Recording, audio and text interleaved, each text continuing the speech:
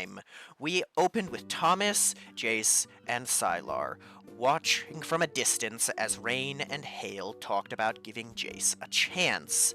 They would see Kreldrick mean mugging Thomas throughout the entire thing and lightly talking shit, but after a significant amount of convincing, Hale was able to get Rain to give Jace a chance. Before they went to watch them on their date, Thomas, Hale, and Sylar went to Pequod's house, and they were actually allowed in to see Pequod after some convincing. It seemed like it raised her spirits, especially to be around Hale, before they were ushered out again and rushed to see their date.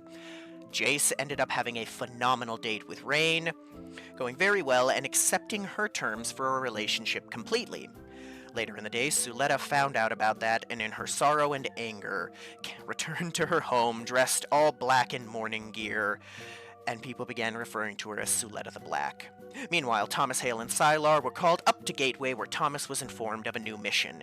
He would be going in solo, airdrop halo jumping in to destroy the mobile nuclear platform that he had failed to destroy on the day he was ambushed.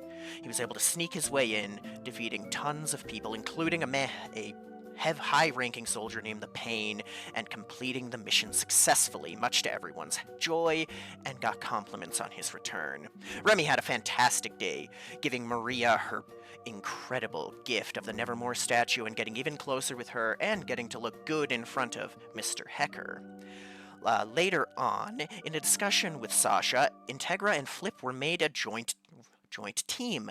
They were informed of their need to be respectful, and despite some discussions throughout the date, they had a very nice time with each other, having a date and the rest of their day, with him even saluting Julius when he dropped her off, which hit Julius very hard. JJ ripped into his daughter over what she had done to Declan, and she decided to go to see her aunt for advice. While looking for advice, Clive and Scar laid into Declan viciously, and he angrily stormed out.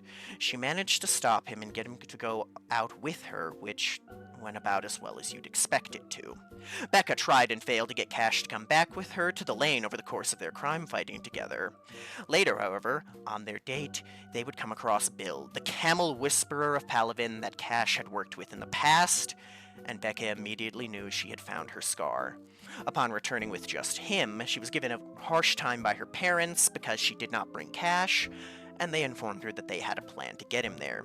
The unit ended up getting lost in Clive's rage, and Clive went into a psychotic belief that they were under attack by Thomas and others. And when Carter and Suletta went to find them, Suletta was brained by Clive and knocked out before Clive himself was knocked out. Later in the day, Thomas and Hale got that information and ended up taking the video home with them, and they had a good time watching it together, and I do believe that is everything. Yep, it sure is. Hale rubbing her head on Thomas's shoulder after an unbridled night of passion. Go. He smiles down at her. He starts to rub the top of her head, and he gives her a kiss on the top of her head. Have I ever told you that I love you? Should have just ran at you naked. I mean, yeah, and I love you too. But I should have just ran at you nude that day. He looks up at the sky. I mean, it's not a sight that I would have minded. Not one bit. That is very true. Dude, with our luck, Grandma and Grandpa would have walked in. Hey, Thomas! Ah! They would have walked in. Grandpa would have probably fainted. No, Grandma would have probably fainted, and then Grandpa would have been like, "Oh, I'm so sorry. We gotta get out of here. I'm sorry." I don't think so. Grandma hitting her head would have driven him into a rage at you. Oh, that is true. He probably would have just tore my face off. Mark! Thud, and then... oh.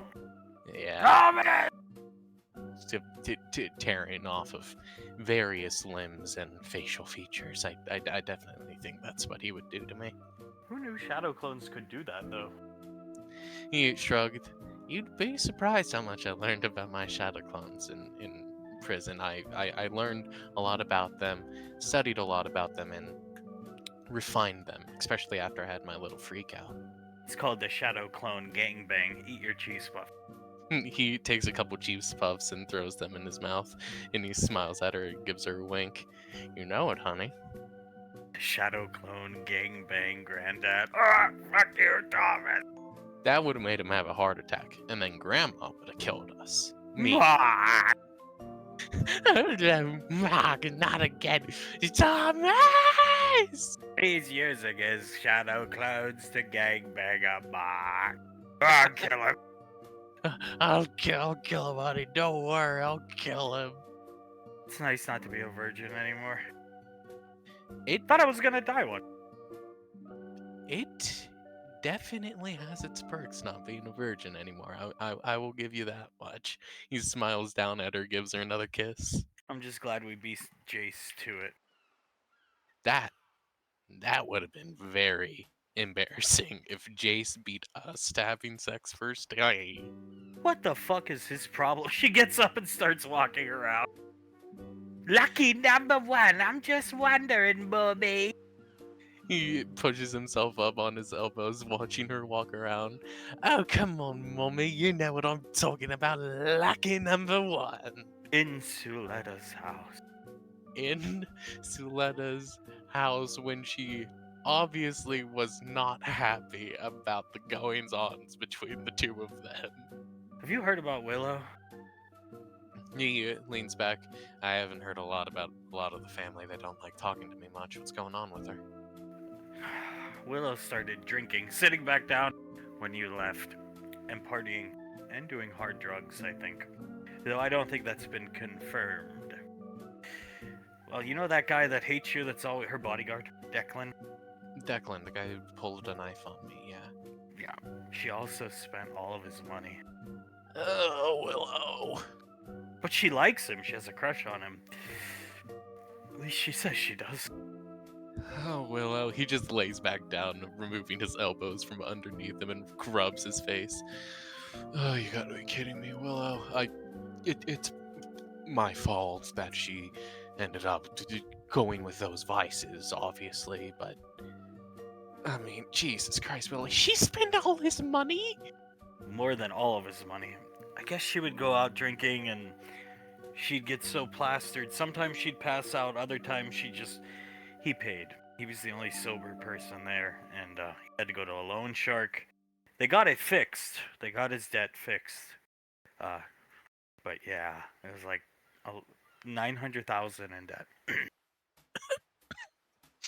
$900,000 credits in debt. Oh my God. And most of it was spent on alcohol, not food. Clive Bay restaurants. He pinches the bridge of his nose and shakes his head. That is disappointing, but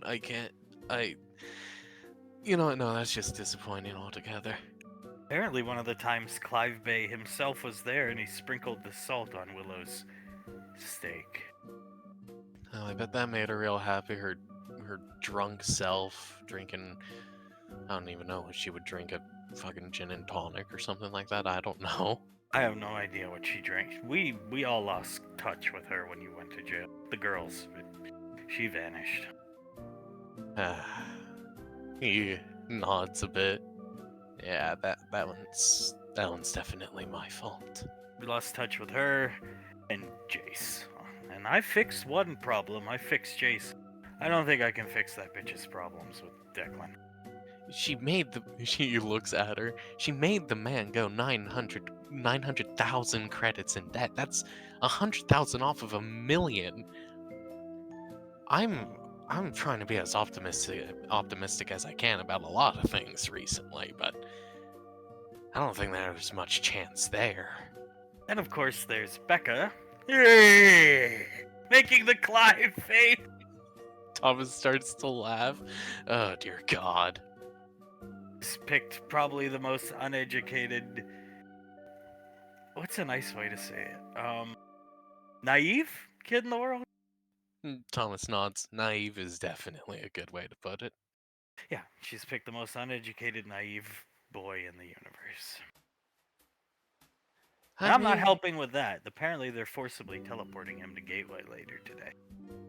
Thomas clicks his tongue. Dear God, please don't let me be called up there when that's going on. Hey! Imitating his face! Oh God, Hale. He closes his eyes. Jesus. She gets up, stands in profile, and puts her hand out. Do you think this is how he's gonna greet your father? Thomas sits up again, looks at her. I really hope not, but odds are, yes, that's how he's gonna greet my father. Then, of course, there's Remy. Remy, yeah. He looks around. I know he's a cop now. He clacks his teeth together. I honestly don't know much about him anymore. He Did I tell you he threw a card at my face and it exploded behind me? No, actually, you didn't. I did. Yeah. No. He did. Yeah. That happened. It cut my cheek. He points to the scar that's still on his cheek, and yeah. I'm not surprised. He was very angry at you that day you got caught. Yeah. And he stayed that way. I mean, he shrugs. I cannot blame him one bit for being angry at me for that. Apparently, he's pulled some type of like hot elf woman, so Aunt Memory Ann told me. She's the detective at Jefferson Parish. Oh, he's aiming high, isn't he? He requested transfer to chase a piece of pussy. He's not as prim and proper as he puts in front. There's a good veneer in front of Remy of prim and proper, but he literally chased a piece of pussy. He's no better than any other guy in that regard. Not that he likes to think he is, though. That's his problem. Not that I think he should forgive you. I think he's gonna hate you forever, and by proxy me. Odds are he's going to hate me forever. I still think he loves you dearly, though, Hale. I hope so. I miss him. And then there's Integra, who apparently has a boyfriend now. Whew. Now that one's probably rough on all fronts for her. He what do you call it? Mean mugged your father twice. Oh God. He somehow knows all of our darkest secrets and fucking hates your dad. And you. Yeah. Oh, Jesus. He scratches his forehead and shakes his head. Man, he looks at her.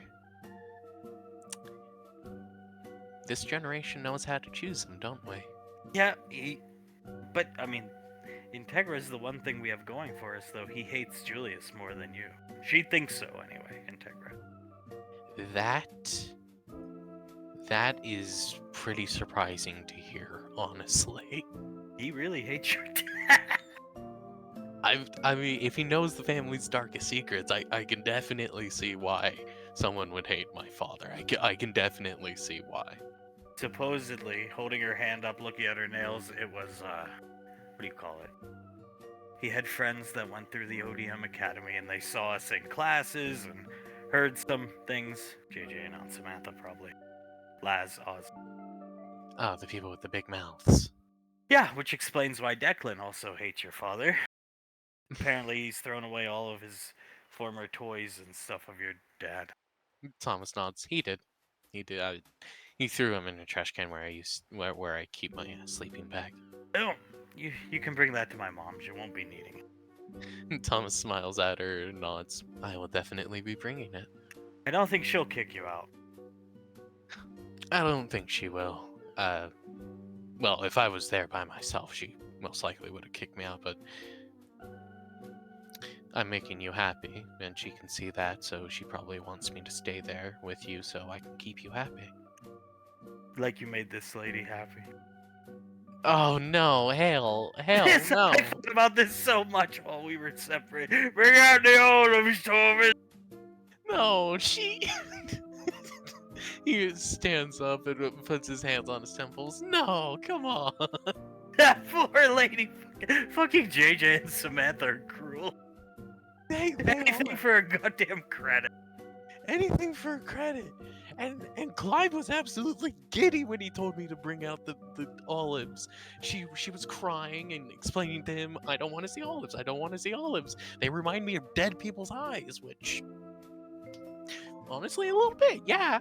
And he was like, okay, you know, fine, Thomas, bring out the olives, with a bravado to him. And then Well, 8-year-old me had to bring out the olives. Well, she wouldn't let go of his hand. So Harry, he, let go of me! so he decided to psychologically torture the poor woman? It's not. This is definitely the worst reaction. That time Integra and I brought out parrots was kind of funny. This was heartbreaking. Look at this woman's face. That is pure fear incarnate. Her eyes completely closed. She's trying to separate herself from the situation so much, and oh god, that poor lady. Bring out the olives, Thomas. Get out there, Thomas. Oh god. They even rubbed my shoulders a little bit and pushed me out there to do it. Anything for a goddamn credit. You know that woman, she suffered a heart attack after leaving the studio. She lived, but, yeah. Thomas sits back down. I did not know about that. It's mostly because Clive had Uncle Scar follow her with the jar of olives out into the parking lot. Well, that would explain it. Then the heart attack happened and Uncle JJ flipped his shit on Clive and yeah. Then they switched to what was that show? Yeah, just fooling about with the ambassador. Oh, the podcast that I've heard about. Yes, don't ever bring it up around Uncle JJ, assuming he lets you near him. Which is very much not likely at all. The podcast, he lost the podcast. Clive gave up on it when he found out you got arrested. Sorry, that's not funny, me being arrested or anything, but I'm assuming it brought in a shit ton of money and everything like that. What was it? Just him and Clive and Scar and JJ just talking about shit? Yeah, you never saw Uncle Scar on screen. He was like off screen, and JJ and Clive were on screen. You know, one really good looking guy, and then fucking butt face Uncle Clive. And then Scar was their, like, quote unquote sound guy, the guy who played the, the sound effects and that kind of shit. Hey! Just fooling about, Thomas. Remember, this is what they were doing when they were trying to kill me. Oh, here. This is exactly when Uncle Clive found out. It's one of my favorite photos. Look at his face. Oh god, yeah, no, that is the face of a man who realized he just wasted 17 years on this kind of shit. Oh god. Oh no, I should have killed him. I should have killed him when I had a chance. JJ, what the fuck is wrong with me? And then apparently Uncle Clive canceled the show and JJ cried. Well, JJ does love credit, so if that thing was a cash cow, which I'm assuming it was, he lost a cash cow, which very much upsets JJ. Now for the real problem. Now that we've went over everybody, I can't fix Willow's problem. Levitating a cheese puff into her mouth. Your mother. Oh, shit. He scratches the side of his head. There's nothing I can do to fix that other than treat you as well as I possibly can and show everyone that I'm loving you, I think. I think maybe me spending time with her can help. But that does not mean you're gonna be allowed near her.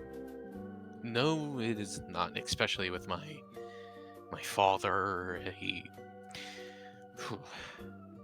He's not gonna let me near her, especially after what I did to her. Well, we can try. At least she's talking though. That is a plus. That is definitely a plus. He smiles at her. You just have that way with people, honey. She needs to see her daughter. Putting her finger up, Integra. Thomas scratches his chin. She needs to see Integra, so yeah. Yeah, no, I get what you're saying. She needs to see the little version of herself who can speak reason, and because she feels guilty about me, which she shouldn't. Integra, on the other hand, well, I think she could talk reason into her mother. I can't talk around the Izzy thing. Hell, most mornings I wake up, I consider dyeing my hair blue. Oh god, please don't do that. I love your orange hair. Hearing that, Please, do not do that. I'd have to kill him if you did. Oh, sorry. Holding Thomas's hand, giving it a kiss. I shouldn't have said that. Thomas stands up. If it's on your mind, you should definitely say it, though, honey. Well, sometimes I think about it. I'd prefer you didn't, darling. Are you two having a good day other than that? He looks over at Thomas with a stern look. Yeah, I got gangbanged. It was fucking awesome. He doubles over, coughing. Excuse me? By Shadow Clone! All by me. All by me. No one else was involved, but my shadow clones can do more than fight and sneak around. Please, I don't need to hear any more. I'd rather not think about the two of you in that position. Preface your words, Hale, because I was about ready to pop your boyfriend. Oh, apparently he'd been practicing in prison, not on other people, just getting his shadow clones ready. Just increasing my capabilities with shadow clones. I wasn't preparing to specifically gangbang Hale with them. You sure it wasn't the most wishful thinking of all time at the time, then? Thomas blinks a couple times. I have no idea what you're implying, Sylar. I wasn't thinking about getting gangbanged back then. I was just trying to make it to the next day. Yes, I am well aware of that, darling. Well, at the very least, the two of you are getting along. And you seem happy. That means that the plan is working. Yeah, but what about lucky number one? She's going to leave him so soon. Don't say it! Please, God, don't say that. Hale worked so hard. What? It's like every discussion you have with him, he just forgets not to say foolish things like that. It's so frustrating. I can't believe it worked, actually. She gave him a chance. I can't believe she, during their date, jumped him so hard like that. She put his hand up underneath her shirt. That make sense to me, though. She said being around Elaine made her fucking horny. There's all these hot guys. And she's not related to any of them, so... Yeah. That is fair. I just am surprised she would so brazenly send the young boy to second base. She said everywhere she looked, everywhere you look on the lane, there's a guy you want to just let fuck your eyeballs out of their sockets. Wow. Oz, JJ, Granddad Hunk, your dad. There's not many women that come into the family that aren't related to, a lot of us. So. And understand from an outsider looking in, what's being said there applies to the women as well. Very true. Very true. That would be true. Yeah, no, you have a point there, Sylar. You have one of the most beautiful families to ever exist. Remember how lucky you are in that regard. Yeah, it's just offset by shit like this. That's all. Oh, it's such a fake smile. And he's not a bad-looking guy, but he's done horrible things. His physical appearance has been tainted by our knowledge of what he's done. Which I keep bringing this photo of him up. They haven't found out he's left the unit yet. It's been like a week and some change. That's. I wonder if they've, as Clive would put it, dealt with him yet, They haven't found out he's left. They don't know, at least so Frederick told me. Well, they're gonna find out soon anyway. I think so. Jace doesn't see it as a problem. Right. So that's on what happens first. Ren breaks up with him, or the unit kills him. I think Uncle Clive slits his throat before he gets laid by Mommy. Call me partial, but the unit's gonna get him. I know what they're capable of. How does he not see this as a problem? Oh, it's not a big deal. Hell, leave me alone. I'm busy in my house. Why do you ask questions to which you already know the answer, dear? It's because he's autistic. That is such a fucking crime. Ego. His ego. He thinks he can handle the world right now because he got a girlfriend. Or at least that's my opinion. Mommy. Oh, he got a mommy. My apologies. That too. It is weird to hear him call her mommy. She likes it, apparently. She is the dominant one in that relationship. Definitely the one who wears the pants. Now that you point it that way, I have seen my fair share of that type of thing from Carter and Memrian. And Jace is a simp, so it works out. I think saying he's a simp is putting it lightly. He's the type of guy to buy her bathwater and then drink it in full and then ask for seconds type of simp. When I was having my talk with her, I was on the back foot for most of that discussion.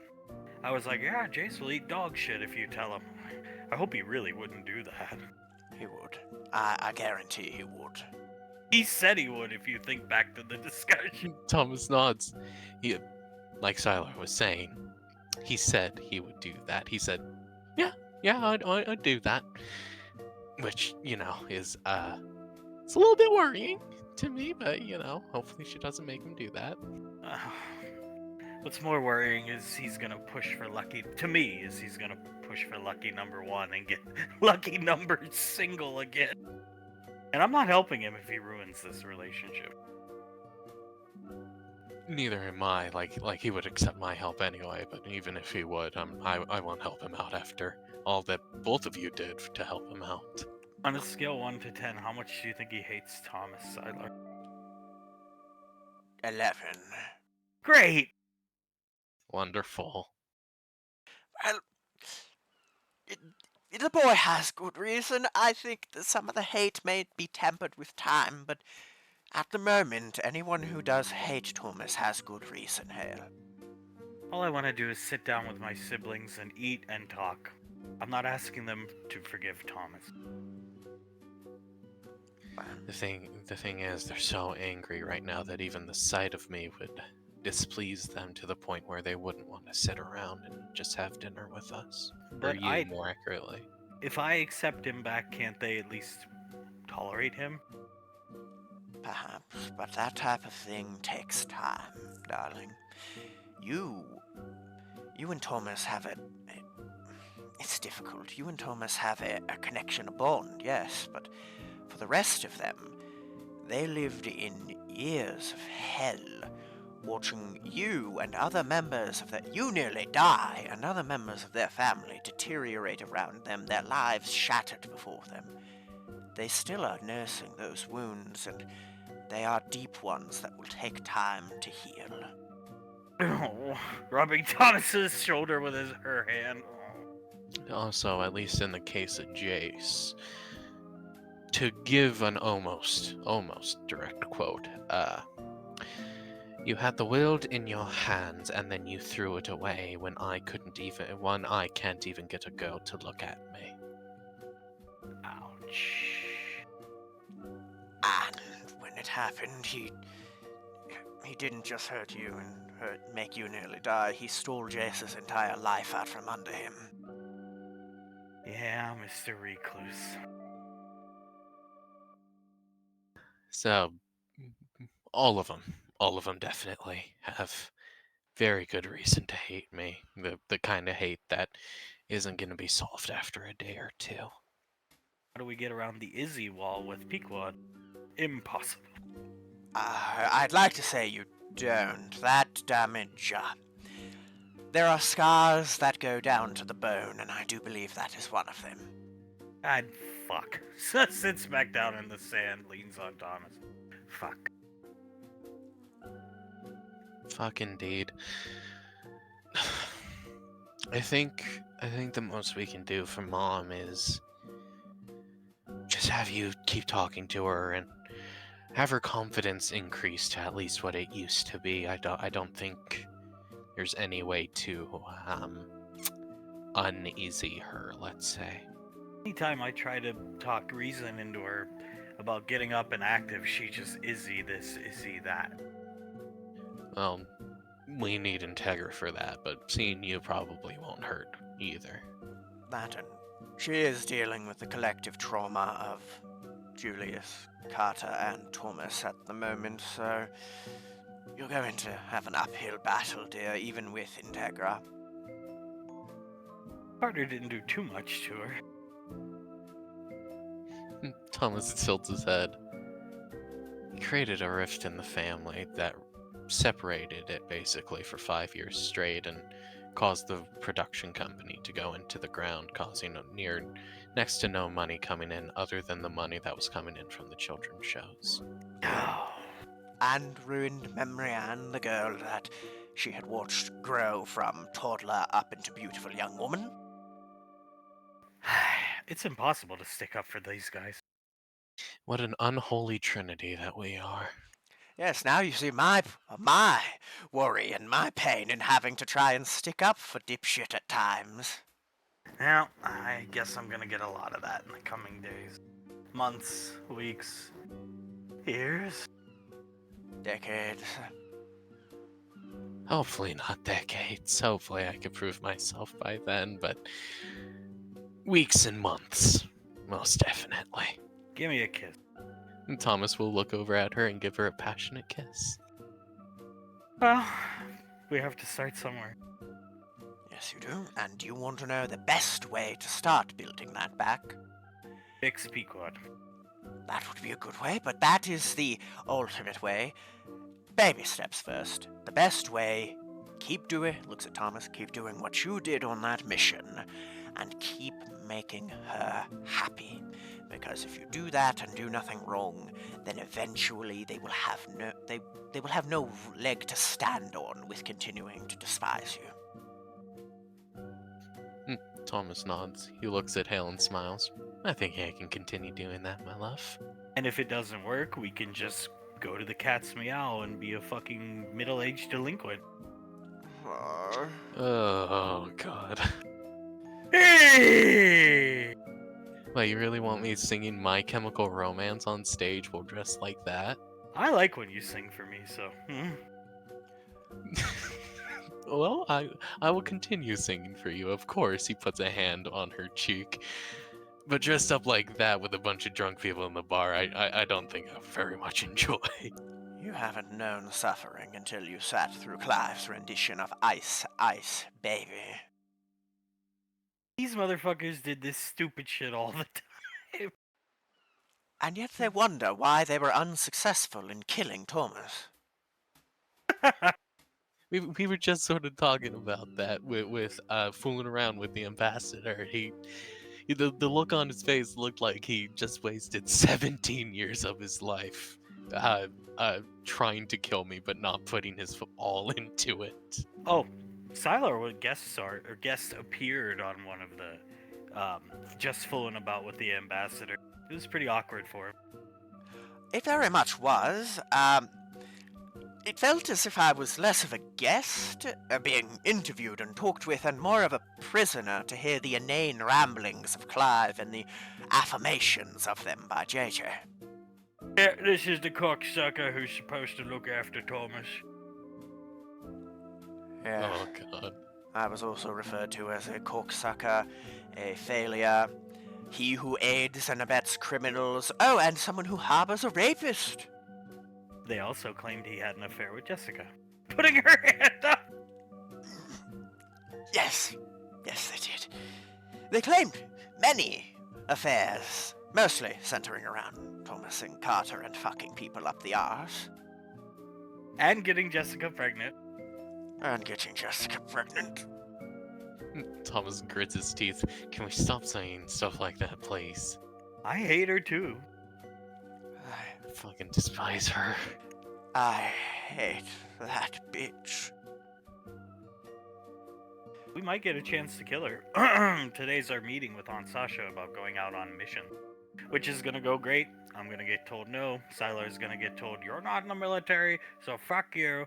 And you're never allowed in the military, so not fuck you, because you're my little niece. And that's it! Leave my office!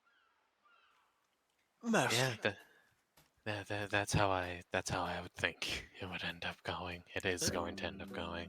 Taking Thomas's hand. This is Thomas's mistake to fix. Jessica! That is true. That is true. But we do have two cards we can play.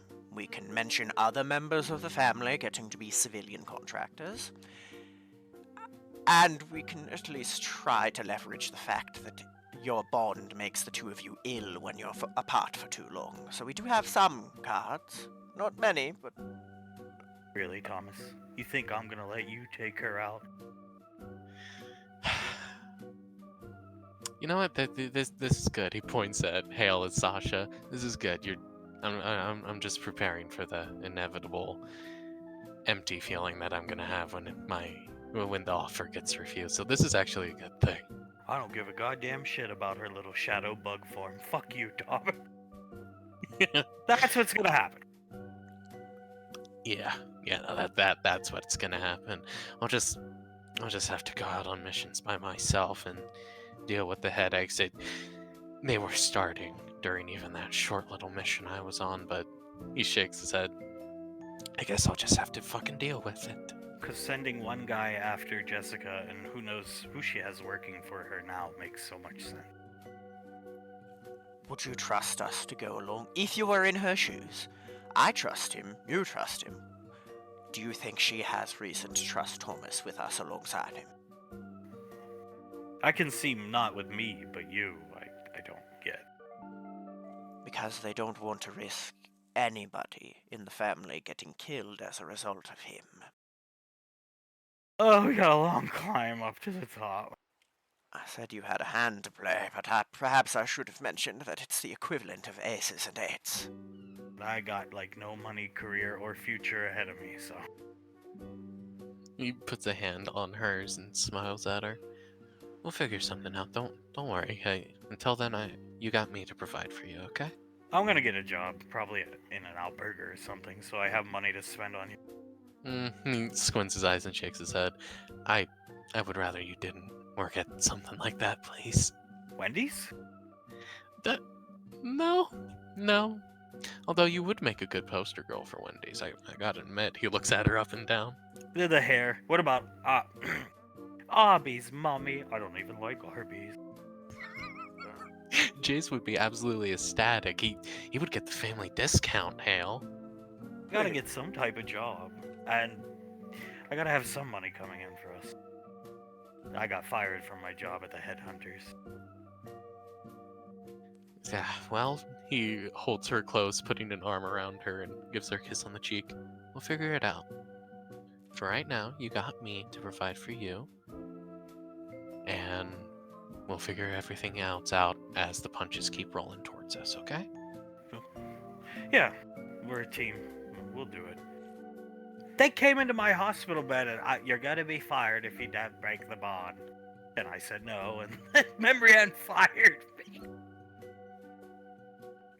And she started crying and blamed Carter for you. Yeah, that sounds like the kind of ultimatum Memory Ann would impose. Hale doesn't know this portion of the lore. Coincidentally, the next day she slipped into Hazel and shanked Grandfather Hunk. So coincidentally, the mental strain of doing it was so much that Hazel appeared on the lane, and Hunk ended up with a shank in his gut about 2 hours later. Oh my god, hand over mouth! Oh dear Jesus. Oh god. Obviously he was okay, but oh fucking hell. Was it a mock moment? Yes, it was. You could hear the wail from across the lane. Oh, poor Grandma. Well, I mean that's fair. She just saw her husband get stabbed in the stomach chest area, so that's fair. Well, I'm up for grabs. I don't have 200 credits to keep on me. And Thomas will look at her. Okay, yeah, no. He reaches into his wallet, pulls 200 credits out for her, just in case. I'd rather myself get shanked than you. You got 200 on you? He looks at his wallet and closes it. No, but again, I'd rather me get shanked than you. The rest is in my account. How much do you have in your account? You're a ranger. You should be making like buku bucks, right? I don't need to Uh, get a great job. That's why I say McDonald's or something. well, he looks out into the distance, then back at her. I'm getting paid less than a normal private. What? Looks at Sila. Part of the deal for him to be allowed a second chance. He is getting a severely reduced pay at the moment. Partially, they don't want him having money to spend on Jessica, you understand. So not only can he not go, nobody can help him on these missions, but they also don't even pay him a fair wage. Right. Thomas shrugs. Uh, it's a it's definitely a fitting punishment, but I'm saving my up as much as I possibly can from the paychecks that I get, what little I do get from them. That's some bullshit, Siler. Pointing at him. I agree. I think the hell of prison, ranger training, everything, I think it's enough on its own to really get the point across. I would say paying him fairly is, well, the bare minimum at this point. I say we confront them today about giving him a raise when we have our meeting where we get told no and to fuck off. That's actually smart, because at least then we can use that as a negotiating tactic, something to fall back on, a concession. That may work. My mom says I don't have to get a job. I can just live for free, but I don't. I need money. For him, squeezing his cheeks. Dumb. He smiles at her. He's gonna grab her cheeks as well and give her a kiss. Maybe I could work at fucking Whataburger. What's that one? What's that really shitty one? Burger King? Yeah, I could work at Burger King. Please stay out of the fast food business, dear. Julius would kill Thomas if he saw you in a fast food uniform. Well, I don't have many credentials, Silar. I understand, but tell me I am incorrect as to how the family would react to you in a Taco Bell uniform. I would hope happy I'm working, trying to provide for my relationship with Thomas. But they'd probably just hurt him. They'd probably just hurt me, Hale.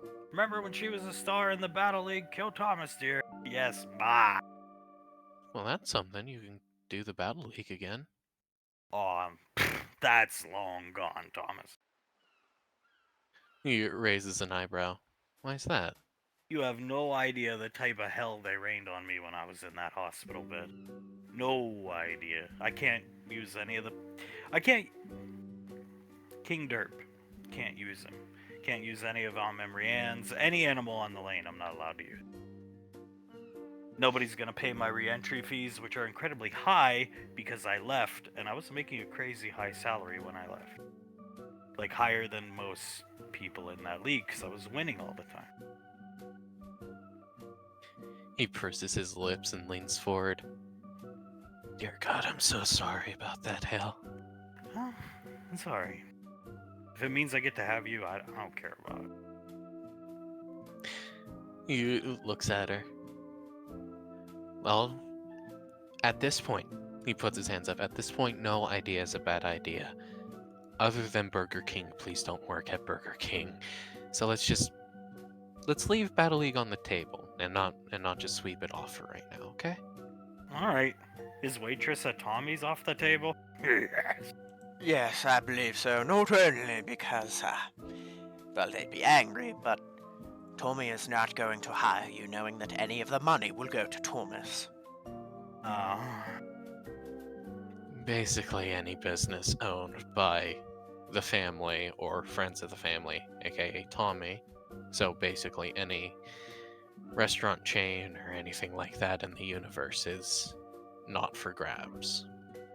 God fucking damn it. Holding Thomas's hand, looking up at the sun. Becca trying to sneak out. She is legitimately tiptoeing her way through, looking around.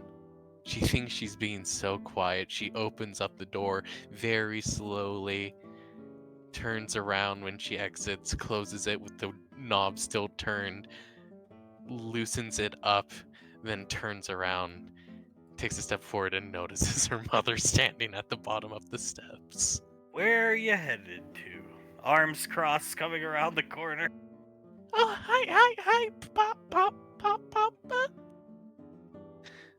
He asked you a question. She walks up the stairs slowly. Where are you heading off to, Rebecca? And she swallows hard, looking up between her two parents.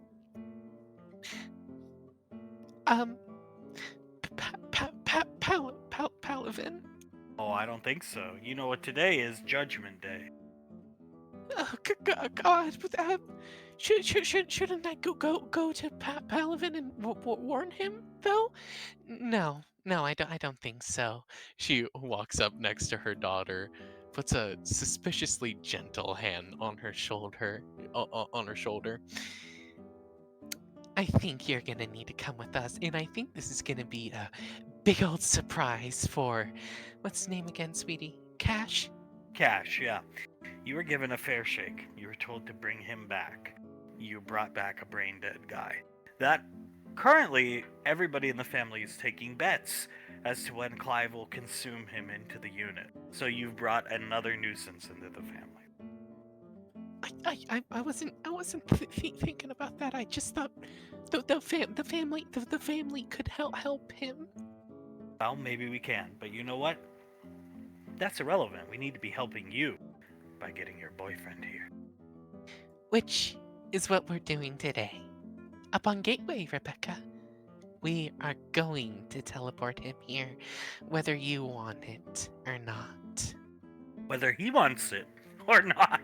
With Big smile on his face. Especially that, whether he wants it or not. Rebecca, she looks down at Becca and smiles a big smile at her. I'll be taking this. Takes her wrist computer off. Oh, she looks at the computer and nods. Yes, sir.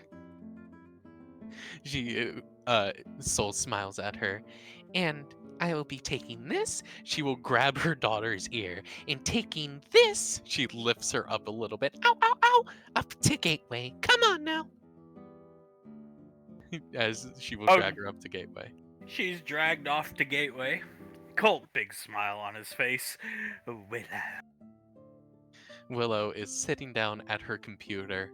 She has like a very, very rudimentary design on her computer, and no, that wouldn't work at all. That wouldn't work. The friction would be too much. Things would break. It wouldn't even be enough power. It wouldn't even be enough power. She deletes what's on her computer.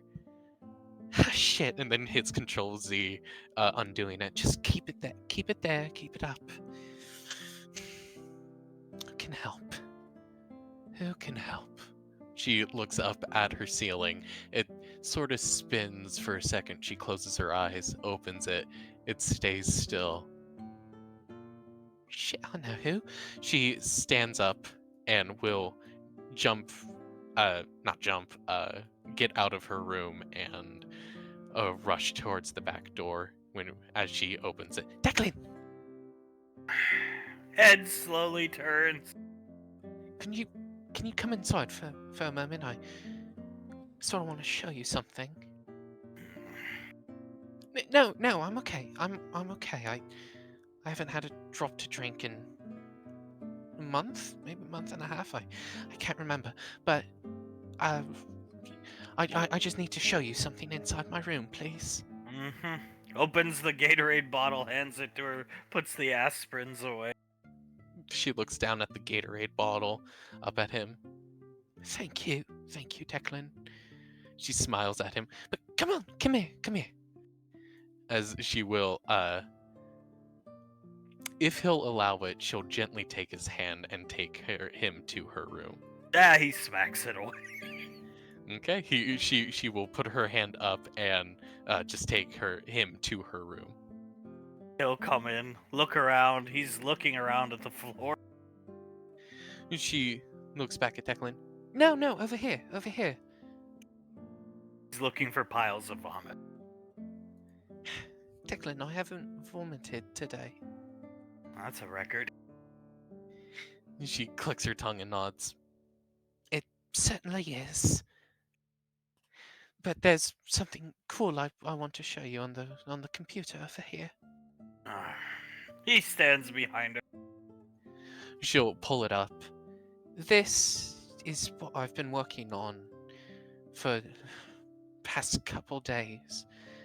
I finally figured out something that I want to try out. She turns around and looks up at him. You know how energy producing requires energy in some way? Way back in the day, they used coal burning, or now they use more clean energy, granted, like nuclear energy and stuff like that. But it still requires power to keep the power suppliers going. You know? Wind farms. Exactly, things like wind farms, yes, or solar farms. She points to her computer. I'm trying to figure out a way to create free energy, some kind of device or building or something like that. I'm not really sure on the terminology right now, but I'm trying to figure out something to create free energy. Didn't think that was possible. In all technicality, it isn't. But I mean, there's always something we can try out, right? I want it to be possible, and I'll put my mind to it 110%, but there's a lot of problems that I'm running into. The current best idea that I have is not very good. It would still require power to power the oscillator, something that spins very quickly to provide energy. But other than that, I'm sort of stuck. I'm running into a lot of problems that won't work, and I'm stuck. So I've been trying to think of who can help me out with this, and Krellin is who's coming to mind right now. Taking his armored glove off, puts it on her forehead. She blinks a couple times. What's wrong? Nothing. Thought you were ill. No, I'm actually. She Starts scanning her with his wrist computer. Talk screen is clean. She looks at him. I'm actually feeling the best that I felt in the past 3 years right now, honestly. Free energy is something that would help people. Forgive me, you don't seem like the type to want to help anybody. She looks at the screen. So I thought you were sick. Or on something. Which I partially still do think you're on. You must be on something. She puts her knees up to her chest and looks at the screen. I've heard stories and I've done research into what's happening on the frontier, Declan. She shakes her head. It's no fucking good. And that's putting it lightly. Wouldn't know, I've been here the past 3 years. She nods. I can't do much. There's only so much that money can take someone or something, especially on the frontier with how it is right now. But something like energy, and a constant stream of it, that would be... She shakes her head. That would be superb, don't you think? Imagine doctors on the frontier who have constant blackouts, never having to worry about it ever again, and how many patients we could save because of it. Or soldiers who are fighting God knows what. Taking off his helmet, sitting down next to her, he has the hugest black eye ever. What the hell happened? Ricky. She turns to him, will go to put her hand on his cheek and then take it away, knowing he does not want to be touched by her. She just stares at it. Oh, God! Oh my God! She'll look around, go over to a little fridge that she has in her room, pull out a couple things of ice, or a bag of peas. She'll pull out a bag of peas, run back over and put it on his eye. Just keep that there. He gave it to me when he called me up to Gateway, and I refused to be paid back.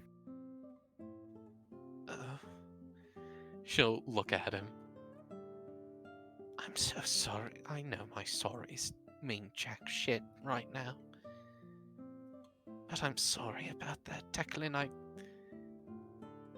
I never should have done that to you, especially not to you. Word of advice, don't raise your voice to your superior officers. Holding the bag of peas over his eye. It's been a week or so. It'll go away soon. She smiles at him and nods. Oh, good. I'm glad that'll go away soon. And that is some good advice. Don't raise your voice to superior officers. Why your Uncle Krellin? He puts the helmet back on with it'll hold the bag of ice in place.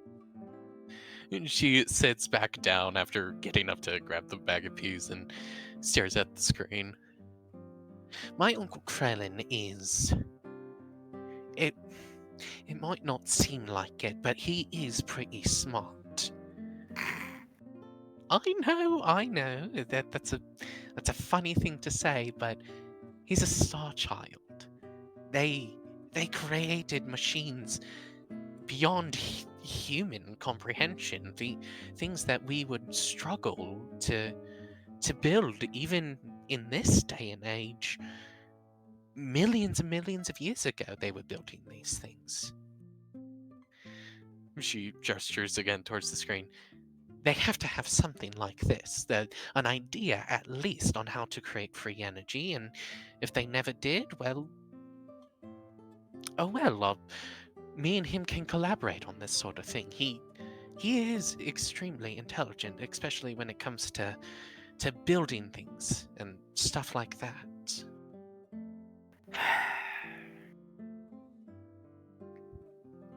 She looks at him, which would mean having to go to Clive's house. Oh, Suletta's house. It's Suletta's house. Don't know if you didn't notice, but Norman isn't a big fan of mine. I did, and I'm also sorry about that. Jesus.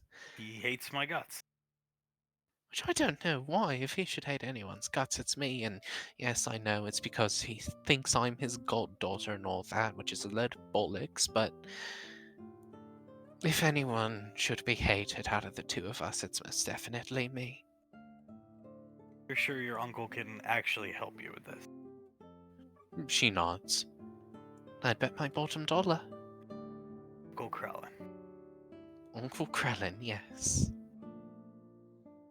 He stares right at her. She stares back at him. She shrugs. Oh god. His Indian face, Declan, come on. Uncle Krellin's gonna help us with this. Yes, Uncle Krellin. He doesn't have a good grasp of human culture or anything like that, but he's intelligent. I'm sorry, how long has he been a part of the EarthGov? The majority of about 40 to 45 years. What exactly was this? Must have happened before my time. It's one of the top rated YouTube videos of all time. This was a little thing that Clive did. It was Unit Cow Live, I believe it was called, and it had, Fredwick, who, well, looked like that. He actually put a shirt on for it, surprisingly enough, and Samuel and He was apparently a Braves fan? apparently, I don't even know if he likes baseball. I don't think anyone on the lane likes professional baseball. Your uncle, I like baseball. Oh, you do? That's why good to know. does your stuck-up garbage family hate baseball? What reason? My grandfather tried to join the Yankees to get steroids because of my idiotic grandmother. You ever see that inning where he did a 3 outs, no hits, he didn't give a hit away type inning? Yeah, He got inducted into the Hall of Fame, but he never showed. It's because that was him joining the Yankees to try to get steroids from a guy named Mortimer, who also inadvertently killed Clive's first wife, but that's a whole other story.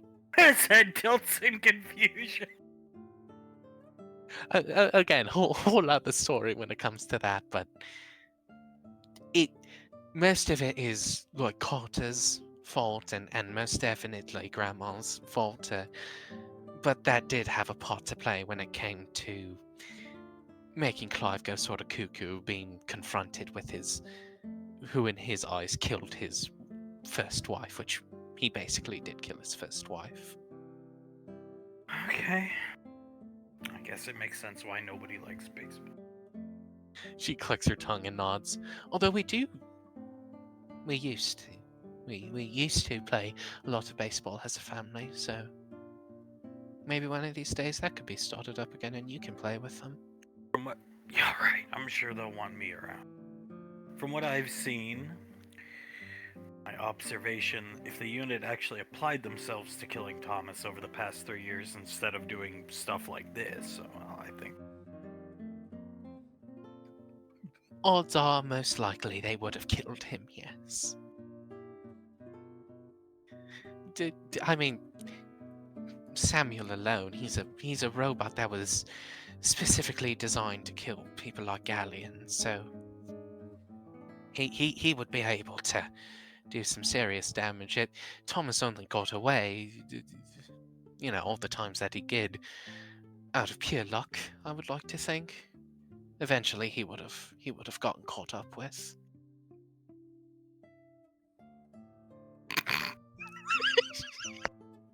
Oh god. That was a...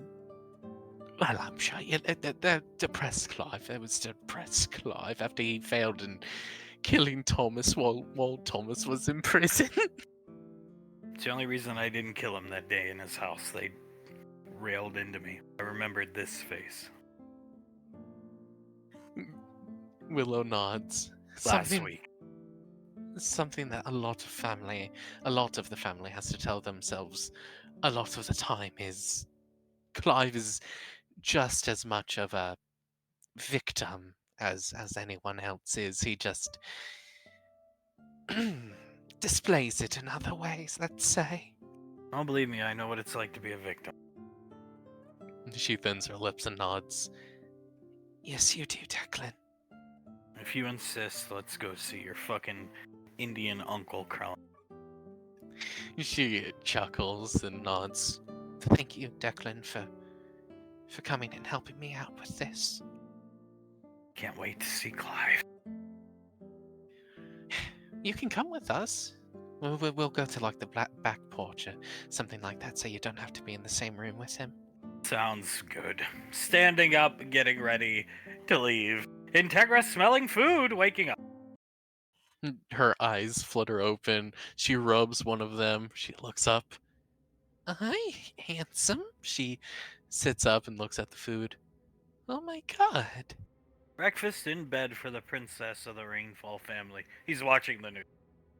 Thank you so much, Flip. She'll get up and pull the breakfast towards herself and start eating some of it. What's going on? She nods her head towards the news. Nah, nothing. Just watching. It's sports. Oh, fair enough. Fair enough. She'll continue eating some of the food and smile at him. This is really good. Thank you. You're welcome. Your wrist computer he picks it up, keeps going off too. I just put it on silent so you can sleep in. You might want to return these. Look, it's going off right now. Oh, Jesus. She'll get her wrist computer and check who's calling and then answer it. It's from an unknown number. You got another boyfriend I ought to know about, Izzy Jr.? No, I don't. She'll answer the unknown number. What the hell going on, Integra? Oh! Uncle Zap, what the hell are you doing? I done here with some of my friends. Need your help with something? What in God's name do you need my help with? I need to get my boys on the lane. Why is he naked? That's a good question, Flip. Flip, or Zap. Zap, why are you naked? Duh, they told me to get naked. Did they tell you why you should get naked? Well, that's the point. Done gonna crucify myself naked on the lane along with these young men to purge the sins of Davine from mankind. But I need your help getting, you know the rules, no outsiders on the lane, cause y'all xenophobic motherfuckers. So I need you to help me get them on the lane. I can't do that. Sorry, Yes, no. yes, you can. This needs to be done. No, it really doesn't need to be done, Uncle Zap. Especially not all these guys. Fine, then I'll just crucify myself outside of Big Ben. Please don't outside of Big Ben. Don't you dare crucify yourself. That doesn't need to happen. You know, I heard from I'm putting Davine on blast, girl. you. Please, God, I don't actually think you need to do it. No, I'm being serious here. I think I heard about like Sunny doing it or something. Oh. I don't know, Sonny, big Davine fan. She blinded by Davine, you know. No, I had a discussion with her uncle. Maybe you should take your meds and then have a discussion with her, something like that. How can I take my meds when Thomas stole them? Tom, did Thomas steal your meds? He does stole. You let him back on the lane. He's stealing from me again. Oh, Stole Mama Land's wedding ring. she looks around. What else did he steal by chance? All my SWOTOR memorabilia. Mama Land's favorite mop. She thins her lips.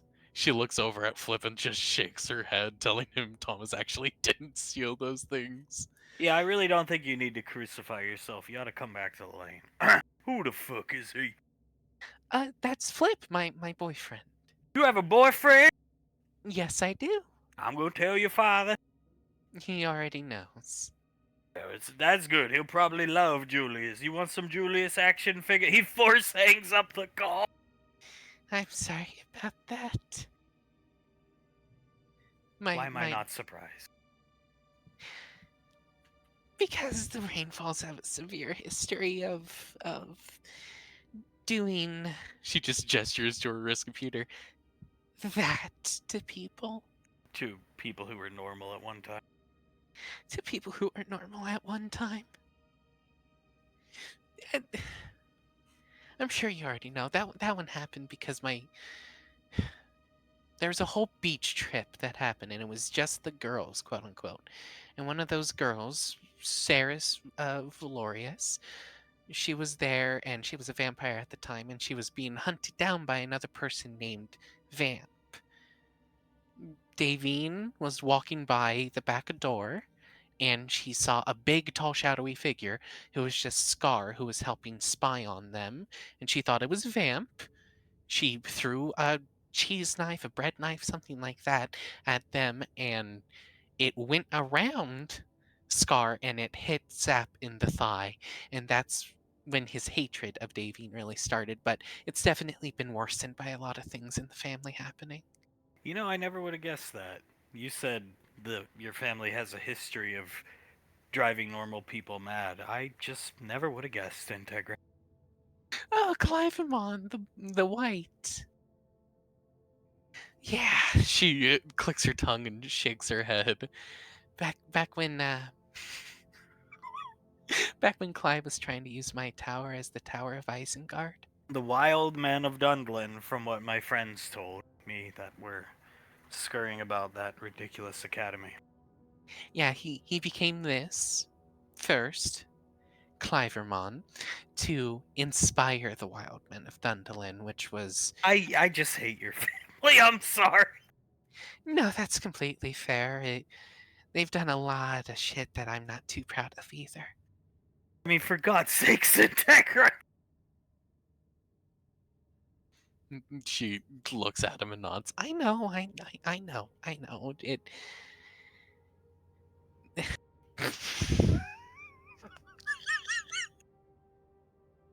For the love of fucking God, Integra!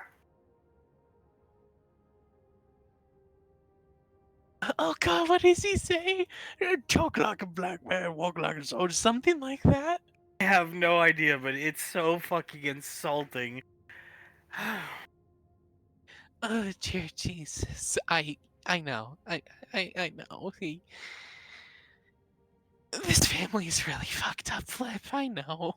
Now I have to be nice to your father. Ugh. I know. She reaches out and takes his hand. Thank you for doing it for me, though. I don't have to be nice. She thins her lips and shrugs. I do, I, I do appreciate it, especially since we're a joint op now, and that contract. She got us good with that contract. She got me good. You didn't lose anything. That is, that is true. You did lose quite a bit more when signing that contract than I did. Yes, I lost my ability to think for myself. That is true. That is true, but she shrugs. That's sort of what happens when you join the military, right? You have to be nice to superior officers even though you don't really like them.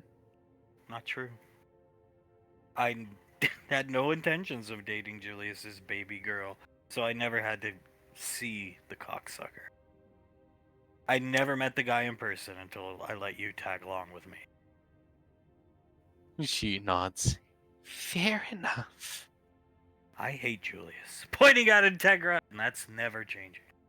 I know, and I'm not gonna ask it to change. Piece of shit. She nods, takes another bite of her food. He certainly is a piece of shit sometimes. Fucking Izzy cockbite. She giggles a little bit and nods. Good way of describing him, honey. Is it true that your mother took your elder sister away from him back then during the Izzy crisis? Oh, yes, it is. That is very true. She took basically she was like a month off of giving birth. Carter and Soul away from him. They were still in her, belly, let's just call it. And then she also took a very young Laz away from him during the whole Izzy debacle. Should have stayed away. Well, if she stayed away, you wouldn't have me right now. That's true. But then there's Thomas. Ugh, Thomas. That I could do without, most certainly. She looks down at her food. I really fucking hate Thomas. I hate your dad. And Thomas. I really just despise Thomas. Whew. She, her head sort of twitches when she thinks about Thomas. Sorry about that, but yes, your feelings are completely valid, Flip. Fucking weasel. Cracking his knuckles thinking about Julia.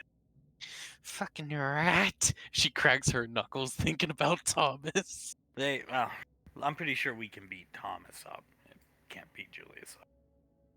We can't beat my father up. No, we can't. Thomas, both of us put together, we might be able to do it. Rat bastard. Is he still living out in the open on the lane? She shakes her head. He moved in with Aunt Icy. Oh, that's... Oh, boy, there's a saying called, keep your pecker hard and the worm will turn. Well, it only turns for cocksuckers like your father and Thomas. The rest of us have to suffer through life. She sighs and nods. Ain't that the fucking truth? She looks at Flip and shakes her head. I don't agree with the decision at all, but apparently it was either that or Hale sleeps outside with Thomas, so Aunt Icy made the best decision she could. It's called manipulation. I'm sure he's a master manipulator. He, back in the day, he was always the quote unquote face of the group, let's call him. He always knew what to say to get what we wanted, that kind of thing. Yeah, well, he doesn't have too much to say anymore. If I ever bump into him, he's catching a bullet in the face. Good. I don't get me wrong, I would feel bad for Hale, but that could Plenty be of single definitely agents out there in the halls. You see them every day in her age range. exactly. That's what I'm saying. Plenty of single guys who are far better than Thomas, but yeah, no, he could catch a bullet in his head, but most definitely, I wouldn't mind you doing that. We have a mission today. She looks at him. Okay, what kind of mission? Death stick dealers, drug ring. Right, so take down the drug ring, and I assume we're hitting the main infrastructure of it and not just one of the outlying groups. It's a small ring, like 7 guys, maybe 5. Apparently they're linked to Jessica. She bought from them. At least that's the intel the towns has. So we're gonna go kill them. Who isn't linked to that bitch at this point? Your entire family is, whether you like it or not. Oh, don't I know it, Flip? Don't I know it? She looks at the plate. I'll get to kill people who are directly helping Jessica out. Knowingly or not, they were helping her out somehow, some way, and I'll get to kill them. Yep, and then Thomas will leave your sister, and he'll go find Jessica and have sex with her. And then we'll go kill Thomas. We can find him quite easily. Kill Thomas and then Jessica as well when he goes to do that. Ugly bitch. Fucking ugly bitch with some small fucking tits. Does she have small tits? The pictures in the news the day that Thomas got caught, it was Thomas Rainfall has been caught, and then Jessica, I don't even know her last name. Jessica is still at large, and it showed a picture of her and flat as a board. Oh, see, I just gagged when I looked at her. Like her face. Her face was really ugly. The like scrunched up nose and the sort of scowl. Her teeth were yellow. She was not good looking. Makes sense. Fitting for your brother, Thomas, that is. Fitting for him indeed. Of course, the day will come taking a piece of bacon where your sister has blue hair. Flip, if that happens, he's dead. Yeah, right. Your family's let him get away with everything. Meanwhile, I stand up for my beliefs in front of your father, and I don't care that I did, and I get caught in a trap. No. Flip. She leans forward. You don't get me. He's dead. I kill him. It doesn't matter if my father does it or anyone else. I'm putting an explosive round in his brain. If you did that, maybe I'd consider coming to the lane and sharing space with your father. Oh, Jesus, honey. She reaches forward and rubs his back. I love bacon, but your father just makes me lose my appetite just thinking about him. I know, but I'll definitely have to keep that in mind. Put an explosive round in Thomas's head so you can come to the lane. Finish your breakfast and let's go. Yes, sir. She'll start eating her food. Arms crossed! This is fucking pathetic. Absolutely pathetic. Oh my god, I feel so bad for Lazuli. 40 fucking years of blood, sweat, and tears we've put into this goddamn academy. And the Marauder one. And this is what it's come to. Fucking Your Celeste. reputation's on the line! I know, but it's being ruined currently by Soletta the Black, who's... Look at that, she's opening her trigonometry book like she's acting like one of the students. Class trying to start her class. Please open your trigonometry books to... She looks over at Soletta. Page 286. We will be covering how to find one point compared to the other while going through a curve, which you will have to know. And she looks back at Soletta the Black again. Dear Jesus. Oh! She drops her book right here. Oh, She looks over, Jace looks over, and then reaches down to pick up the book for her and hand it back. A kick with her boot right to Jace's face. Oh, my leg spasmed. I'm sorry. Taking the book from him. It's no problem at all, Auntie, no problem at all. Oh, coming over with a tissue for Jace. Oh, gets thrown back in his seat with kinesis. I'm okay. I'm okay. I think I have a handkerchief in my pocket. Here, Mommy has one. Aha! Oh, thank you. Thank you, Mommy, very much. Aha! Excuse me, what is the guffawing going on back there? I'm trying to turn to my page in my trigonometry book. This student over here with green hair is causing an issue. Is that so? How about everyone just quiets down and please try to get the leg spasms under control, please? I'll try my best. It's an old war injury. Of course. God, she's so bad at acting. We're in a military school and yet she already has a old war injury. Begin, please. I'm excited to learn. Of course, of course. Let's say that this point on the board is X, while this point on the board is Y.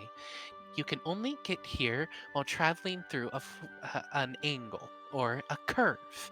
I'm sorry, could you redraw it bigger? I can't see what's on the board. Of course, no. She looks back and her head sort of shakes, grits her teeth a little bit. No problem at all. As she turns to draw, gets up, whacks Jace right over the head with her book and sits down. Oh, Jesus.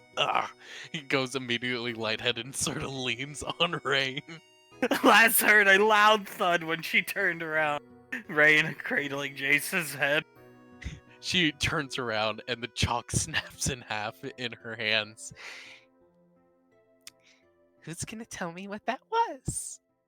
I don't know. I was looking at you drawing on the chalkboard. She will walk over to the side of her desk, lean on it, resting a hip on it. Right. So I must have just imagined the very loud thwack of what sounded to be a book hitting something. It's okay if someone dropped their book or something like that. Please let me know. Yes, please get back to your drawing. Of course. She goes back over. Please, she turns around. Just pay attention and keep a hold of your books. She goes back. You can only travel to point Y on an angle. Moving to hit Jace again. She turns around and throws a piece of chalk at Suletta. Excuse you. I can see you out of my peripheral. I'm allowed to get up and stretch. It's not against class rules. You have a book hanging above Jace's head. Oops. Smacks him over the head again. Ow! Get in there. You just stay here. He comes in. What's going on here, lad? You obviously can see what's going on, Grandpa. Someone here is disrupting class, and it might just very well be your sister. Come on, Suletta. You don't need to be in this class. You're smarter than, what is this, trigonometry 2 or something? Yes, trigonometry 2. Okay, Suletta. Well, you passed this like 900 years ago, so come on. Come have breakfast with me and your sister. Oh, I'm sorry. I can't hear you. Your heart attack is too loud. You know, the one that dumb bitch gave you? Oh, Heart attack? Oh, that's right. Yes. Let show and tell, shall we? Oh, this fucking bitch. Davine is going to walk in. She's going to pull the just one of the hilts off of her sword belt and hit Suletta over the head with it. oh. Mark, catch her. I got her. It's okay. Just doing a little comedy skit here for you today. You okay, Jace? Jason rubbing his forehead. His eyes are a little bit crossed. He shakes his head. I'm good, Granddad. I'm good. That really had, to be honest with you. All right. We're gonna get out of here. Teach your class, honey. Okay. Thank you, Grandpa. I hope you all enjoyed the skit. It didn't. She punches her fist onto the desk. Didn't land as well as we expected it to. Setting Suletta down in a chair. This is ridiculous. You got to be kidding me, Mark. She should be hitting Thomas in the head, not him.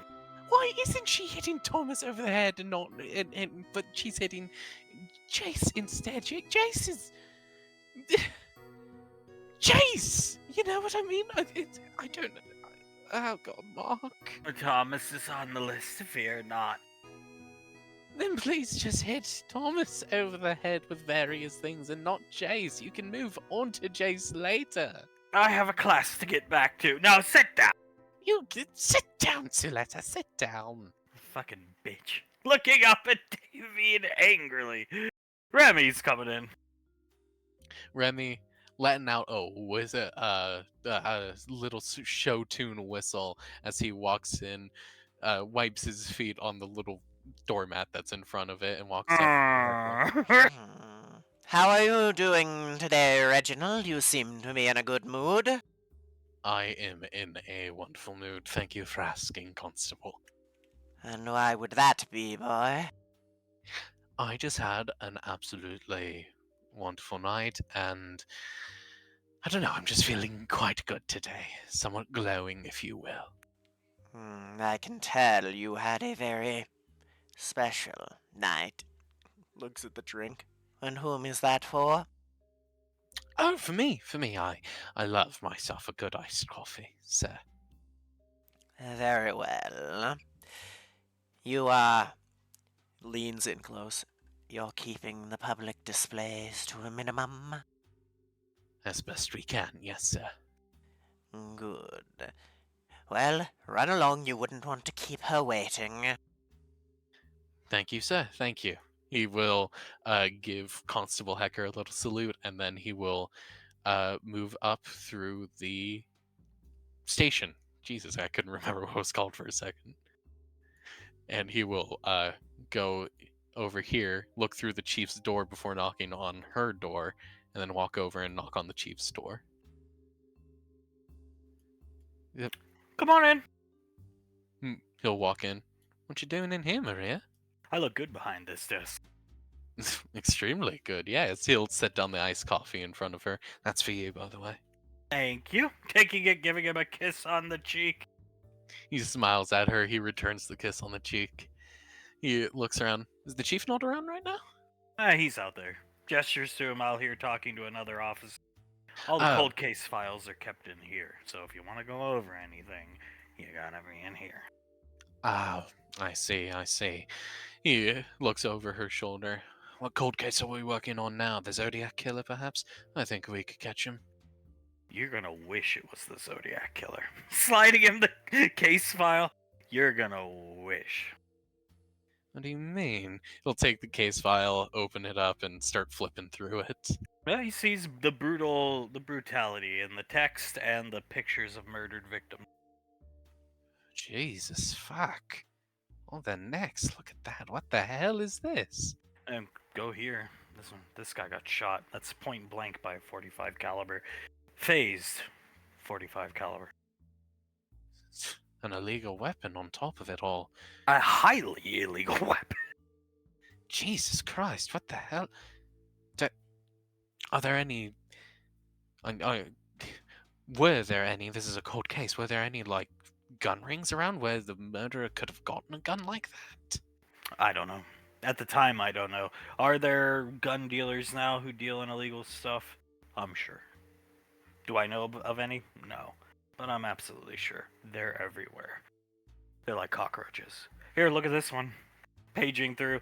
That's a... What is left of that guy's torso? This one actually makes me gag a bit looking at. So I'm not going to look at it. Handing him the picture. What's left of that? That's a 50 caliber round that hit that man's torso. He stares at the picture. His entire left side is gone. Look at this one. Go to 24. 24. He'll flip through it until he gets to 24. It's a shot up burger joint. It's a burger store that's been hosed down by what looks like, well, it's two Uzis, but some type of submachine He looks at the burger joint, then flips to the front of the case, then back to it. And all this is supposed to be one killer. So they say. Yeah, because it's always only ever phased ammunition. And the targets are here. You can see they call him the phone book killer. All the targets. This was our, this was the chief's life work for a while. So all the targets of murder are always killed with phase bullets or their windpipes crushed. And it's acquainted to be one killer because anytime one of these murders happens, so you know how the stoplights all have cameras? Yes, of course. The footage is always scrubbed, like staticked. I've seen this myself about 2 months before you showed up here. Here, she goes to the file. In the middle, broad daylight, four-way intersection.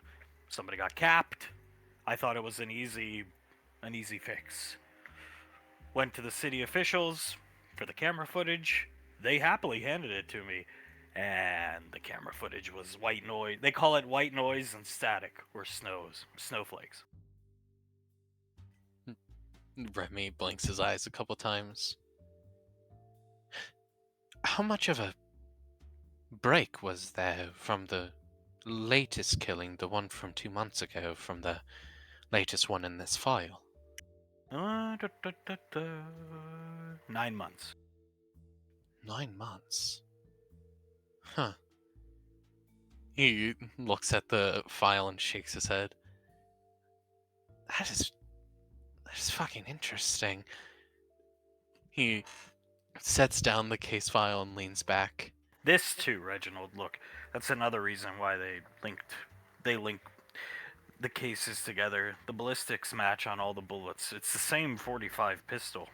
Been doing it for a long time. Remy can see way older case files.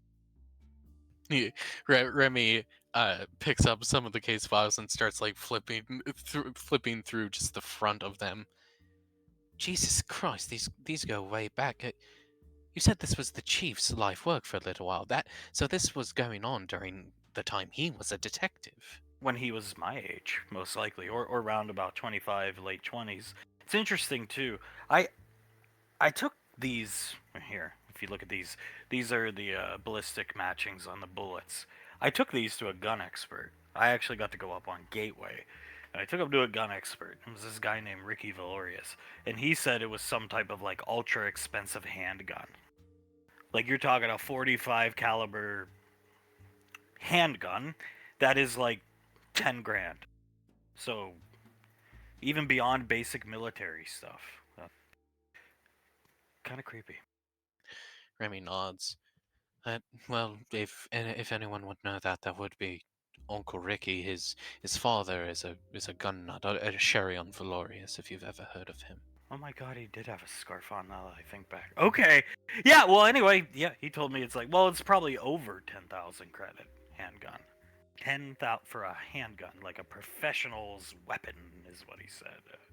I have my notes here I took, but when I was talking to him, but yeah, like a real shooter's gun. What the hell does a real shooter want to do with killing just random women and men? I don't know, but And forgive me for this, but in Jefferson Parish of all places. yeah, Jefferson Parish County. Here and only here. Well, maybe he's abroad. I don't think so though. None of the other counties have had anything even close to this. Remy shakes his head. There's no real. They call him the phone book killer, Reginald. Look right here. That's the chief's old notes. You see that? Sure, yeah, the phone book killer right there. A long time ago, way before our time, there was these things called phone books, like physical yellow books that had everybody's numbers in it. Info booths nowadays, but the chief said it was like he picked names out of a phone book.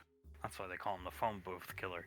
Or info booth killer, but phone book killer has a better ring to it, I suppose. In my opinion, it definitely does. It definitely does. This is a fucking weird case. Just from what little I know of it already, it's somewhat intriguing, to be honest with you. Nothing lines up. Look, if you look at all it's men, women, random age ranges, never children, thank God, but men and women. It kills for sport, I would imagine. The profiling I did here hands her him his her hands Remy her profiling report.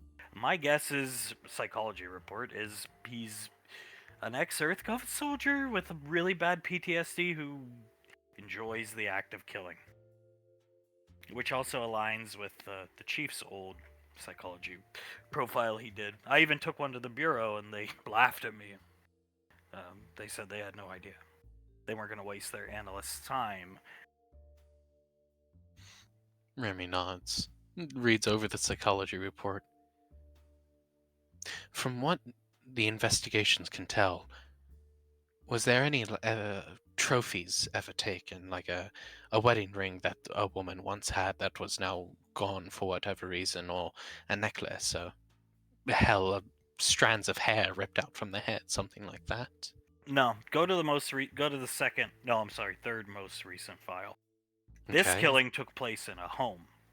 This lady opened her door and got blasted by this person. Nothing was taken. This was before my time, obviously, but the detective in charge at the time nothing was robbed from the premise. She opened the door and got gunned down. 8 rounds to the body, 1 to the head.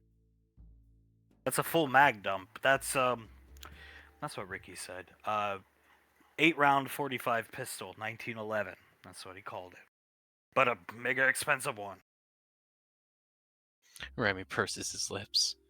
Does seem like he just kills willy-nilly, so Fumble Killer is an apt description of him. Willy-nilly, but look at the dates though. Go through everything. It's like he comes and goes and goes and comes. There's a gap of time, 5 years nothing happened. Now that's a long time ago. But what the hell is he doing? And then the gap from the most recent one to the one before that was 9 months, you said, so maybe it's just sudden attacks of PTSD that causes him to do this sort of thing?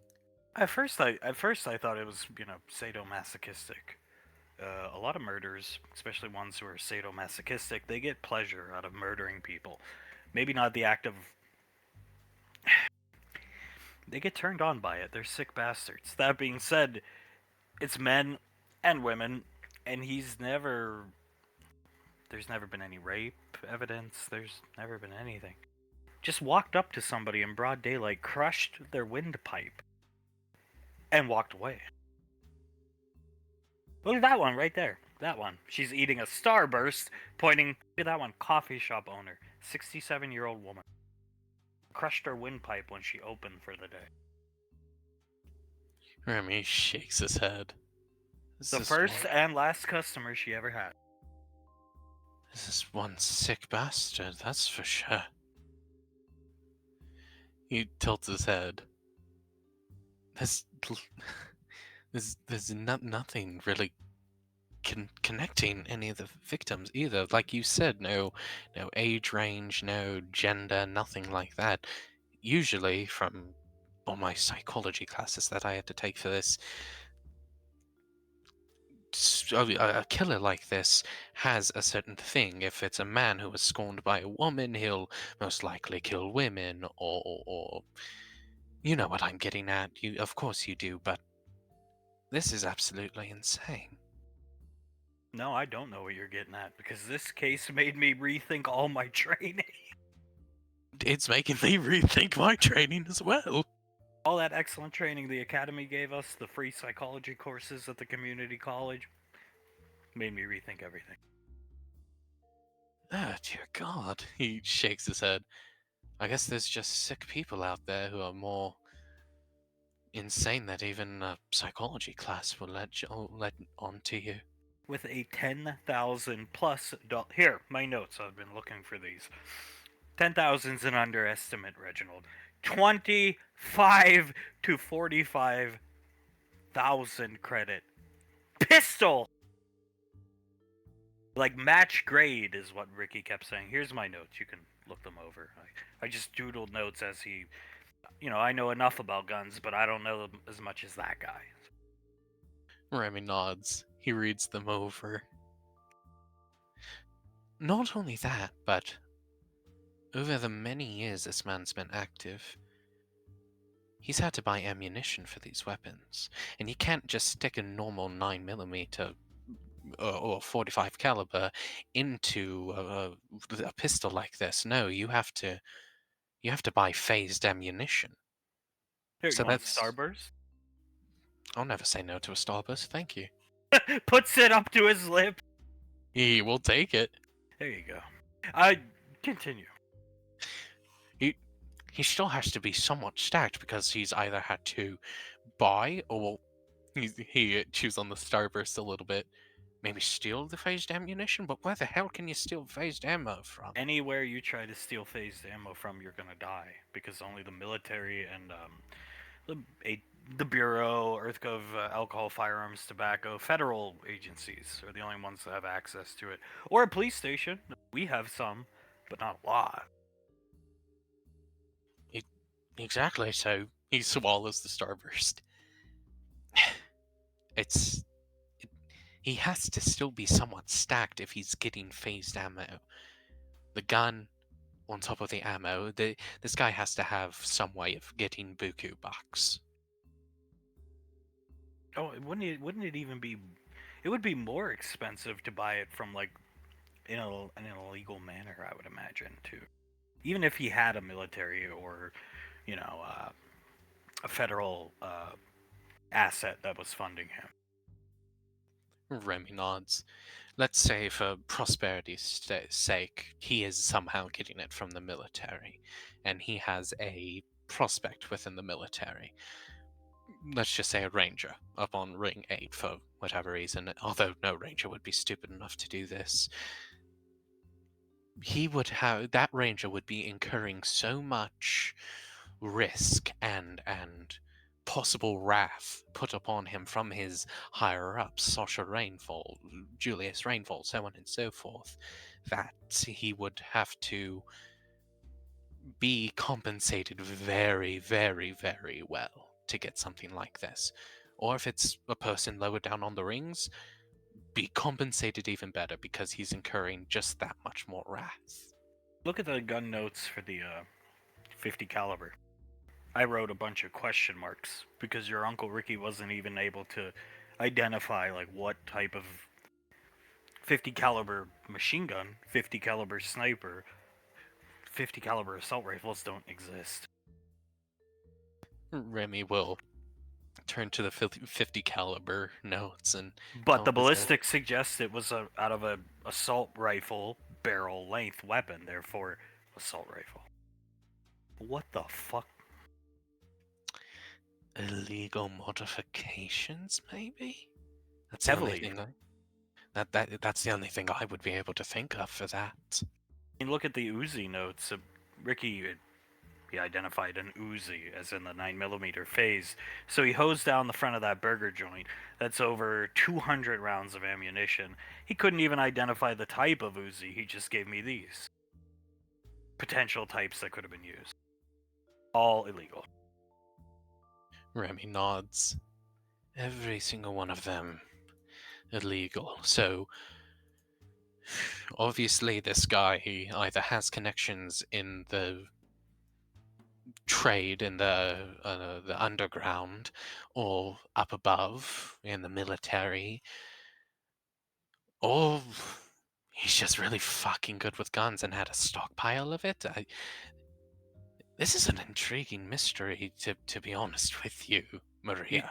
You see how your uncle put 321? 3 stands for 200 credit. 200,000 credit Uzi. You want to guess how much number 2 is?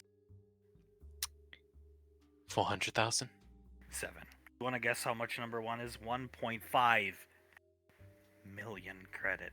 Stupid submachine gun. Remy rolls his lips together. He told me his father doesn't even have something like this. I did not know who his father was at the time, but with your comment earlier, now it makes sense. Remy nods. He shakes his head. What should your handgun cost, Reginald? My handgun, probably 200, maybe 250 credits to be My, manufactured. Mine costs me 500 credits because it's a subcompact, so you pay a little extra. And then my holdout one and my that I keep when we go out um, on my ankle, that was 700. But even smaller, more intricate, makes sense. It might save my life. Who the hell needs a weapon like that? Unless you are an avid collector, an enthusiast. I. That's like buying a musket from the Middle Ages for home protection. I don't. Maybe to show off? Maybe to throw us off? Oh, he's good at showing off, Reginald. He murders people in broad daylight and gets away. He just rolls his shoulders and then shrugs. I got no clue why he would have weapons that expensive. If you're a murderer, usually you want to go with something, somewhat cheaper. Something cheaper, like mine, a your weapon, not something fucking 1.5 million credits. Something disposable. Something disposable, something you won't miss if you have to throw it into a sea or something like that. He bites his bottom lip. 1.5 million credits. At the lower end, 200,000 credits. This guy is insane, like legitimately, clinically insane, I think. I mean, if I didn't know better, I would guess it was Thomas, but unfortunately, I know better, and these killings predate Thomas's unfortunate birth. So Remy actually lets out a chuckle. Hey, let's not rule Thomas out just yet. We might be able to pin this on him. do you know how much joy it would bring me to slap handcuffs on him and then pistol whip him? Do you know how much joy it would bring me watching you do that and me getting to knee him in the groin while you're doing it? Tell me your sister broke up with him. Holds his hand. He shakes his head. No, she did not. But I have all these handsome officers. There's some in her age range here, Reginald. I know, but she didn't break up with him. Maria, I'm sorry, she didn't break up with him. Maybe you can convince your brother Thomas to take up residence in Jefferson Parish, and our ignominious, enigmatic friend here, the phone book killer, can kill him. That would be a damn good idea, but I don't think he would go for it. Of course he wouldn't. He'd have to pay. He would have to pay for his own household and yada yada yada. And he's a little rat. A rat combined with a leech. He likes to leech off of people too. Well, he's gonna leech off your sister and probably spend her life savings if she's got one. And she does. Mm. Oh god, he probably is. If that happens, I would find the phone book killer just to tell him to kill Thomas. Thomas and his crew, eating another starburst. Remy looks down at her. I was part of that crew at one point too. Oh, I was referring to the Jessica crew. Oh, sorry, when he just looks off out of a window and shakes his head. Sorry. Yes, the Jessica crew.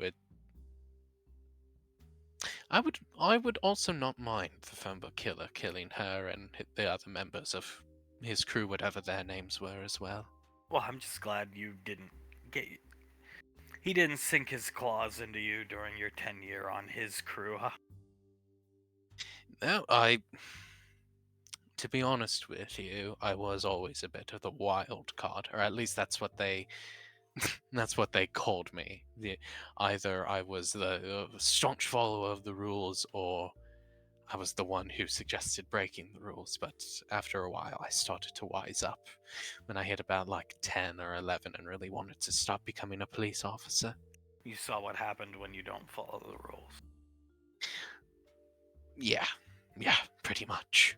Mommy and Daddy could only save you so many times. Extremely, extremely true that. God, that crew. Oh, she gags slightly thinking about the crew.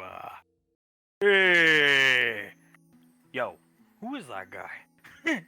Clive seeing Bill for the first time. Uh-oh. Hale looking over at Bill holding Thomas's hand.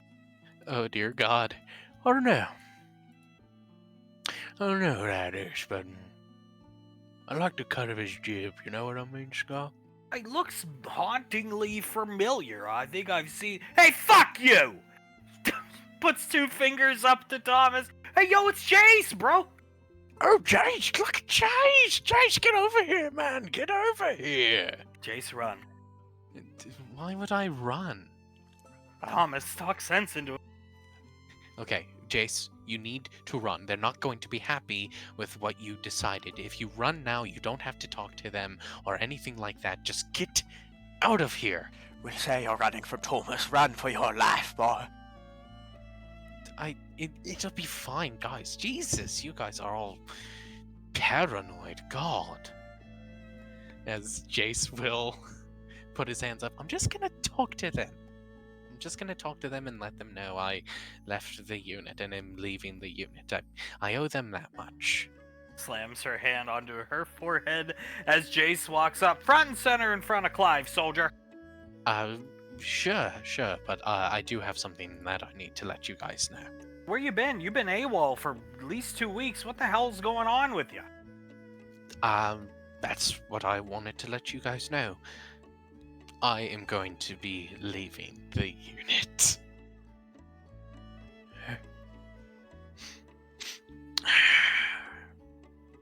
I'm sorry, can you repeat that? I might have gotten some scar's fur in my ears, and well, you see scar hair. His entire head is covered in fur, so why don't you repeat what you just said, boy? Of course, I'm going to be leaving the unit. I only really joined so you guys would give me a chance to talk to Rain, but she went out on a date with me, and we are now together, so thank you for the opportunities, but I am going to be leaving the unit. You don't?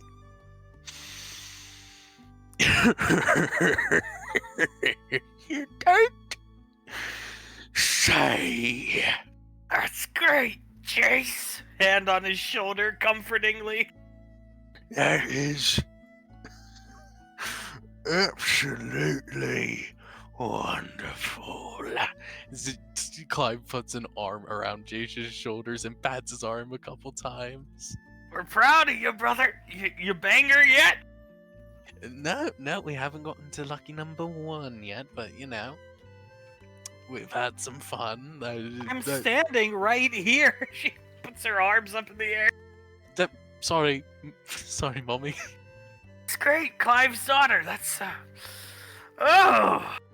That's absolutely. That's absolutely wonderful. You should be proud of yourself. I'm proud of my daughter being with you, Jace. Panting, looking right at Jay. Thank you, thank you guys for the comforting words and such. To be honest with you, I was a little worried that you guys would be angry at me or something, but I'm glad we cleared this up, and I'm glad I was honest with you guys. Who the hell is that? He knows who it is. Oh, that's Bill. He talks to camels. Becca brought him home from Palavin, I believe. Right, Bill. 45 years, Clive's junior beastmaster. Former member of the unit. Former member of the unit, former member of the U41, mate. Put on there on his name. One door opens, another closes, Jason. You're coming with us. You're coming with us! Stands up and salutes. Front and center right now. You're bringing your camel with us, too. Come on, boy. We're going to brag. Jace, one door opens, another closes. You just gotta remember, brother. Don't let a door hit you on the way out, you know what I mean? Thank you for the thank you for the advice, sir. Thank you very much. Yeah, shut the fuck up. As they Sure. disappear, good. Shut up, you son of a bitch. Well, that went fucking terrible. They're gonna kill him. Do something, Thomas. What can I do? He's dug his grave and jumped in it, did a little jig, and then laid down. I'm pretty sure he's seen reason. Their anger was obvious. He hasn't. Jace coming up to mommy. I think that went quite well. Jace! Well! She looked eyes wide, staring at Jace, Tyler, in shock. Jace, I see him rub his face repeatedly. Jace, they were so angry that you could see the steam coming from their ears. They're going to kill you, my boy. Where are you guys getting that from? They said it was fine. Jesus. Rubbing his ears for him. Jace, they were kind of pissed off. You couldn't pick up on that? One door opens, another closes. Just don't let it hit you on the way out. That is what we call a backhanded threat. He doesn't see it. I thought it was just a good piece of advice. Just, you know, an opportunity always presents itself, but you should always keep an eye on the old opportunity as well. That sort of thing. Don't burn any bridges, sort of thing. Setting Jace down on the fountain. I don't think we can talk sense into him. Oh god, let me try. Thomas will walk up to him. Jace, they were pissed off. You know, man, Tyler said it. You could see the steam coming off of them. Clive, you could see his neck muscles bulging, and he's in one of his skinny phases right now. He was so angry at you. It wasn't even funny. And then they went off to grab Bill and took him off elsewhere. That they were really angry at you, buddy. No, they weren't. They were fine with me leaving the unit. Maybe you guys just read into things too much. Well, I tried. He just walks back. Read into things, putting her arms around Thomas from behind. You don't have to believe us, Jace. Just do old Sylar a favor, and if you leave your home, don't do it alone. Well, I live alone, so how will I leave my house if I'm not alone, Sylar? What happened to your head, Jace? Huh? My head? Oh. There's a bulge here, honey. Oh. Yeah, I may or may not have gotten hit in the head by Suletta. Oh, I'm sorry, Jace. With the trigonometry book. That one's rough. Those ones are hardcover, are they not? Yes, they are, and it did not feel too great either. She hit you at home? No, in the classroom. Sorry, Jace. No problem at all. I actually feel the most bad for my mother. She got interrupted quite a few times, and then Grandma had to come in and knock her out when Grandpa couldn't talk sense into Aunt Suletta. I thought about having a talk with Aunt Suletta, but with her, about this, but I've decided she's not gonna listen to me. She's just gonna be like, "Aren't you the woman who took back Thomas?" That's exactly what she says about you right now. Thomas nods. Yeah, no, that talk won't go well at all. That she says Angel. Your mind's been corrupted by Thomas. Go ahead, Thomas. I'm sorry. I hate you. Well, that is completely fair, Rain. She'll also most likely try to set you up with someone else who's not me. Set you up. I know a lot of Marines. No. Okay. She is so desperate right now for this, points at those two, and this not to be happening. I think she would try to set you up with Kreldrick here. I don't even want to think about that. How would that even work? I'm pretty sure he has no idea what his dick's even for. I'm pretty sure he just thinks his dick is a handle that he can use to excavate various fluids from his body that he doesn't even drink from all of these cups. I don't understand it. One thing I know for sure is when the time comes and the bell tolls, I'm gonna beat the fuck out of you, rat boy. Pointing at Thomas! Thomas raises an eyebrow and nods. That would be completely fair, Rain. That would be completely fair. Because we all know and trust in the wisdom of Mommy, don't we, Jace? Picking him up. I do. I trust in the wisdom of Mommy. And Mommy knows you're just setting her up for another heartbreak. So fuck you, Thomas. Flipping Thomas off, walking off with Jace. By the way, I'm not setting you up for another heartbreak. It doesn't matter. You're on the one and done. If you do, I'm done with you. I know. I need to make that known that I'm not setting you up for another heartbreak. I know you're not. I trust you. Trust is a hard thing for people around here, I guess. Looks like it's been horribly violated in the recent past. Oh, I wish I just ran at him naked. He was underage. I was a fool. I wish I just was more intelligent and not an idiot, and I just didn't do stupid things in my life, and I just stayed with the most beautiful girl in the world, because what else did I need? All I had to do was take my shirt off, Sylar. That's not what you had to do. I made the mistake, Hale. He told me a wonderful story. We were sitting right there. And then I let him grow. Hell, it is his choice to have done that. I wish that Thomas had ever listened to anything I tried to teach him. But no, he went out and found a crew to work with, a different one. And that is his mistake, not anything of yours. I suppose. It is. It is 100% my fault that this happened. It's my fault. That's the cut and dry of it. That's the end of the discussion. Let me put it to you. Yes, sir. Let's put it this way. Is Memory Ann at fault for anything Carter did? I don't like to think about how she turned out. But yeah, I guess not. Neither are you when it comes to Thomas. Fair. Thomas smiles at her. Now give me a kiss. Come on. She'll give him a kiss.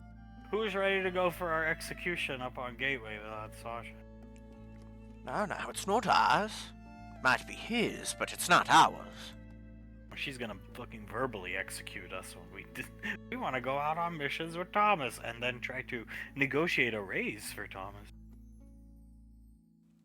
Yeah, this is gonna go great. I just feel so optimistic about it. So optimistic I could just do a little. He does like a little half-hearted jig.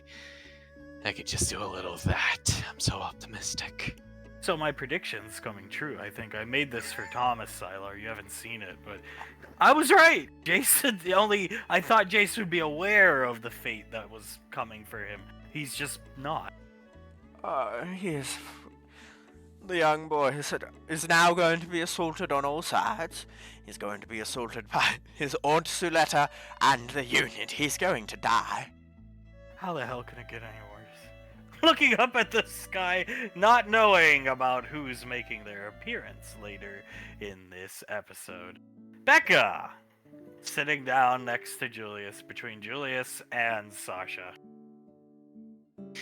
Becca's wringing her hands together, obviously nervous because of all the very important people in the room, all of her parents, grandparents, so on and so forth. We have pictures of him, Becca. Turning around, looking at Becca. We have pictures of him. We're gonna teleport him here. Whether you like it or not. I think it would be. I know it has to happen, but like God damn it, I can't think of a good argument. I have a better argument for you. Wait, Dad, 1 second. Better argument. Ricky goes, finds him, and tases him. Please, sorry, Father, forgive me. Moving back in line. No, you're perfectly fine. This is your daughter, buddy. He looks at Becca, either what your father just said, and you can't think of any good argument because, well, there is no good argument. He needs to meet the family, and if he's not going to leave Palavin to meet us, then we have to bring him here, and this is well, to be honest with you, Becca, this is the least invasive way we could possibly do that. Ricky's paging through all the photos where he's imitating Clive's face perfectly. Go ahead with Becca before Ricky. God, you're right. Please, she looks over at her father. Please don't send Uncle Ricky to tase him. I'll do it. I really will. This guy. Alright, sweetie, you gotta be honest with Uncle Ricky here. If you had to guess how smart your boyfriend is, how smart would you say on a scale of 1 to Jace? She shakes her head. Not very. Maybe like a. Oh, I feel bad for saying this. Maybe like four. Hey, I see imitating Clive. Go ahead. And on a scale. Damn it, Nicole. On a scale of military training from. I don't know, from Mama Len to Aunt Sasha, where would you place him? Closer to Mama Lay. He has no training. Wonderful. And he's malnourished. Don't forget that, Ricky. And that. So let's put it in a way that's a bit more tactical here. We gotta bring him here, because if he keeps doing what he's doing, with no training, lacking in actual equipment, you said he took it, right? He stole it, right? She nods. He stole it. So he's lacking in equipment, he doesn't have any formal training on using the equipment, he's malnourished, he's undereducated. Do you know what the end-all be-all for that kid in his line of work is gonna be if we don't help him? She rolls her lips together and nods. Not something very good, sir. Not good at all. I mean, he looks over at Soul and Colt. I'm pretty sure I was more competent when I first entered the Headhunters, and that's saying something. I'm pretty sure fucking Elizabeth was more competent. I can't say much for us when we all first went to the Headhunters, but I can say we all at least went through basic. The thing is, everything we're pointing out about this kid can be fixed by us. Training, gear, malnourishment, because he can eat good food here on Gateway, and with the family, Rebecca. Rebecca looks down at the floor and nods. I would like to see him get some more food in him. And education, which is the most important of all of what my son just brought up and Ricky brought up. He can be educated for free by Laz, Suletta, you name it. Soul nods. You are smart, Rebecca. In a lot of ways, you're stupid, just like your mom, but you are intelligent. You're not as intelligent as Aunt Suletta and Aunt Laz, though. That's just the thick and thin of it. He needs someone like Aunt Laz and Aunt Suletta, and not someone like you, sweetie, although you are apparently helping him, which is another thing that I would like to ask him about. I mean, Laz did recently get her special education degree. Yeah. Julius just looks up at Nicole when she says that and slowly sips out of the Arby's cup. It's true. She just got the special education. It doesn't mean I'm not saying I'm gonna sit down. She says that. Julius covers his mouth and hides a legitimate chuckle, which is pretty rare nowadays. Oh, you know he's gotta ride the short bus if he's doing that. Fuck all of you who are telling yourself he doesn't. Pointing around the room. Talon's like... I mean... God damn it. Yeah, he probably does. I was gonna say he's smart for choosing her, but I think that might outweigh it. No, that in my mind kind of outweighs it. Looking at the Clive smiling, and he's a handsome young boy though, and with the family's help, he can do a lot with his life. He's got balls doing what he's doing. That alone is enough to earn at least some respect from me out the gate. He's got balls not coming back when Becca says my parents want to meet you. He knows your mom is the Moon Maiden, right? He does. Yeah, he does.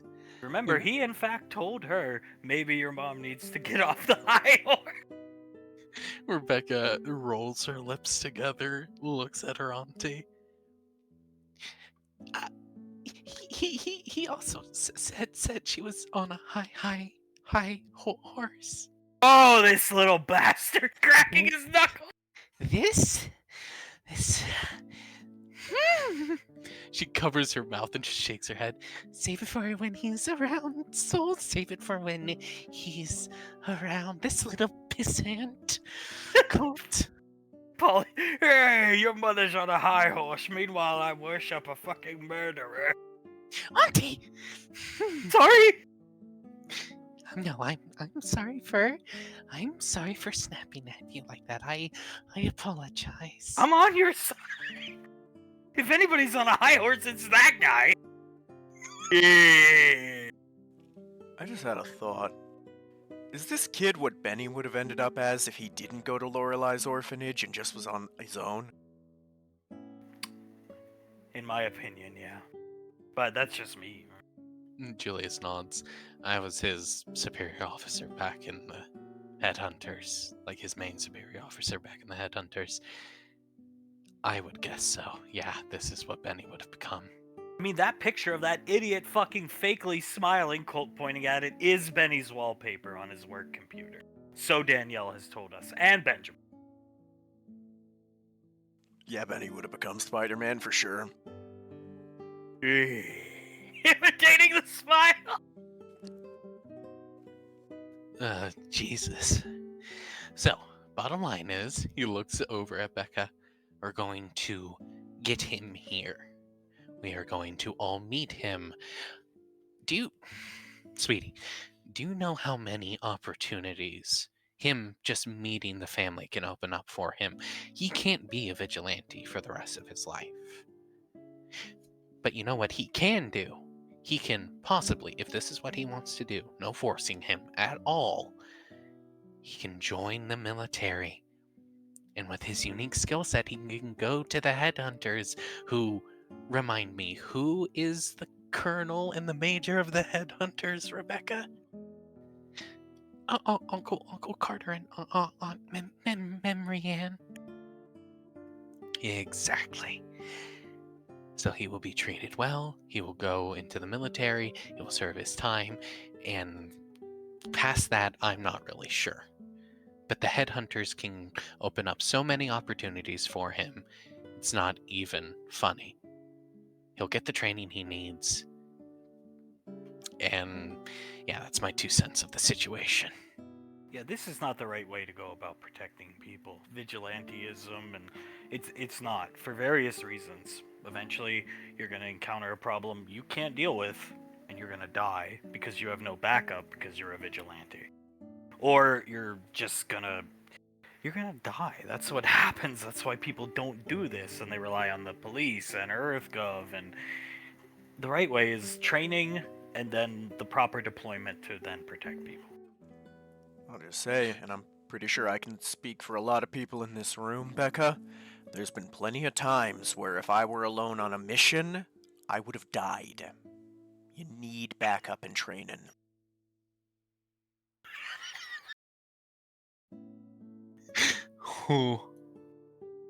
He will look at all of them. Fucking smell it with the weasel. He will walk over right up to Julius, look down at the Arby's cup, back up at him. Hi, Crowdrick. And just take the Arby's cup out of Julius's hands. He will walk over here. Excuse me. Oh, you want to sit, honey? Yeah, I want to sit. Sure. She'll get up for him. There you go, honey. He'll sit down. As he sits down, immediately just stares right at Julius. Everybody's looking over at Krelger. He can I've sort of- walk? Yes, Ricky, he can walk. I've sort of forgot what I was angry about. What the hell just happened? What brings you up to Gateway today, honey?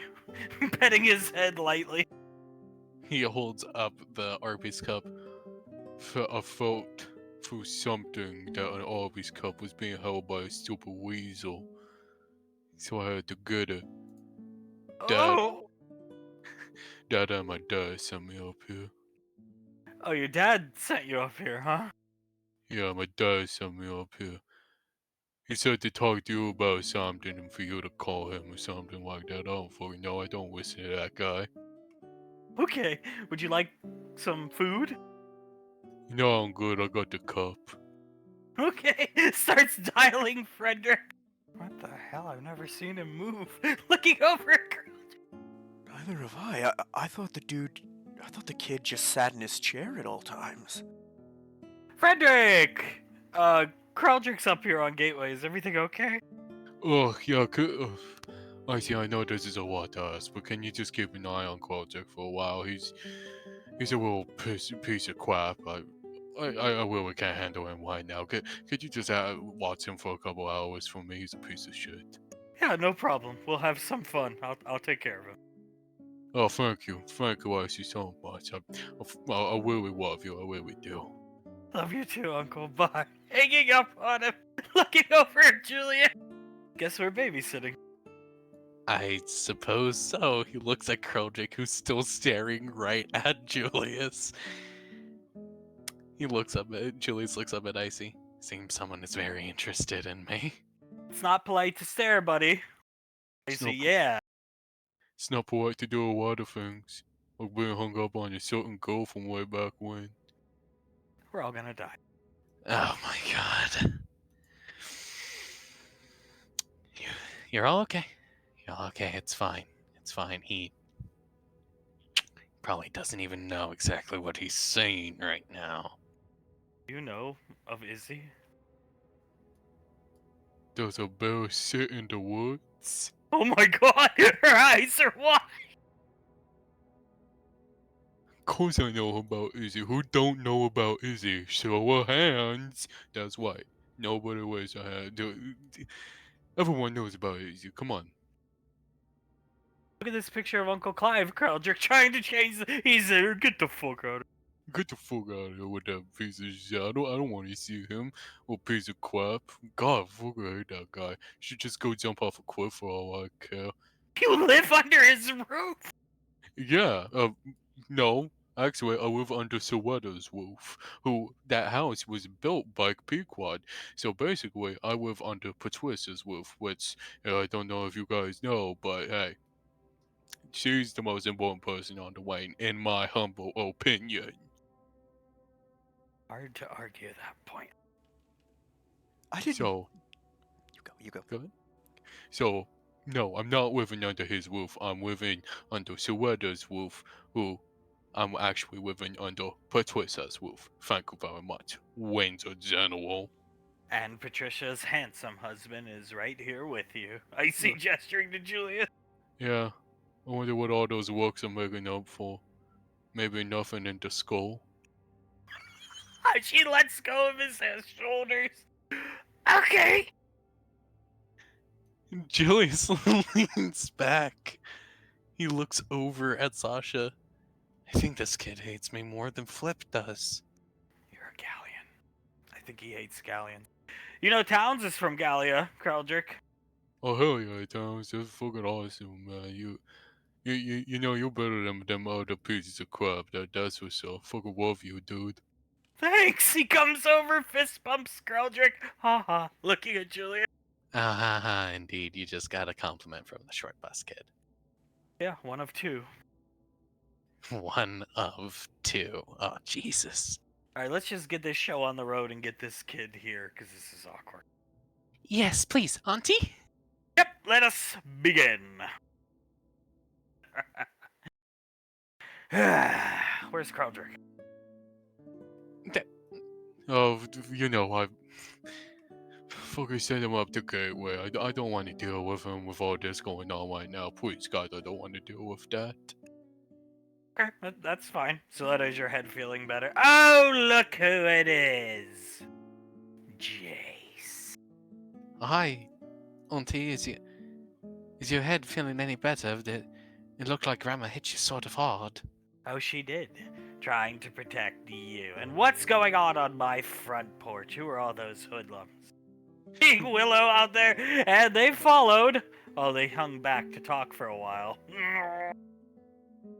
Oh, it's well, Thomas and Hale. They were following after us when we were walking. When we left the plaza, they were there talking with us, and then we left the plaza and they followed after us. I'm not sure what Willow and Declan are doing here, Auntie. Willow's having to stand between Declan and Thomas, otherwise he's gonna attack Thomas. Thomas is just he's staring forward. His head is staring forward, but he's using his peripheral vision just to keep an eye on Declan, just in case. The knife coming out of this thing on his armor. Thank you, Willow. If he makes a move, let me know. I'll telekinesis him away. The only good rat's a dead rat. Willow turns around, looks at Declan. Please put the knife away. I won't be able to talk to Uncle Krellin if you stab Thomas right now. What do you mean? Get out of the way. No, I'm not going to get out of the way. Besides, you really want to kill Thomas with Hale around? They're obviously together, and she's obviously happy for whatever reason. That's why I want to kill you. Looking over at Thomas. Thomas just sighs, looks at Declan. I'm just trying to make her happy, man. Please. I just want to be doing better, and I'm doing better right now. I just want to prove to the family that I am a better person than I once was. Is that a Battle League sticker of me on his shoulder? Yes, yes, it is. That's why he hates me as much as he does. He was a huge fan of yours, and then you left the Battle League because of me. Great. Out of respect for me, can you leave Thomas alone?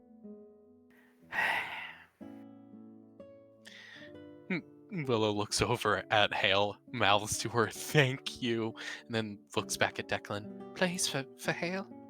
Puts the knife away. Lucky piece of fucking garbage. Thomas nods. I've been called worse.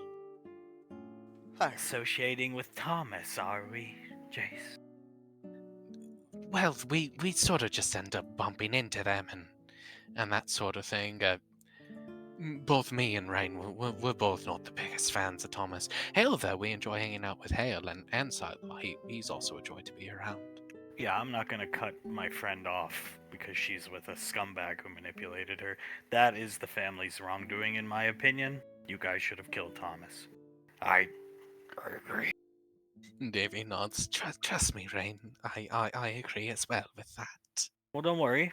When he does it again, I'm gonna kill him. I'm done waiting for you to move. That's my daughter. Oh, God. That is quite comforting to hear, Rain. Thank you very much for saying that. Thank you. Get in line. Ooh, intimidated by Samuel. Davy looks over at Samuel and leans back. Oh, Jesus, he can be a bit intimidating at times, can't he, Rain?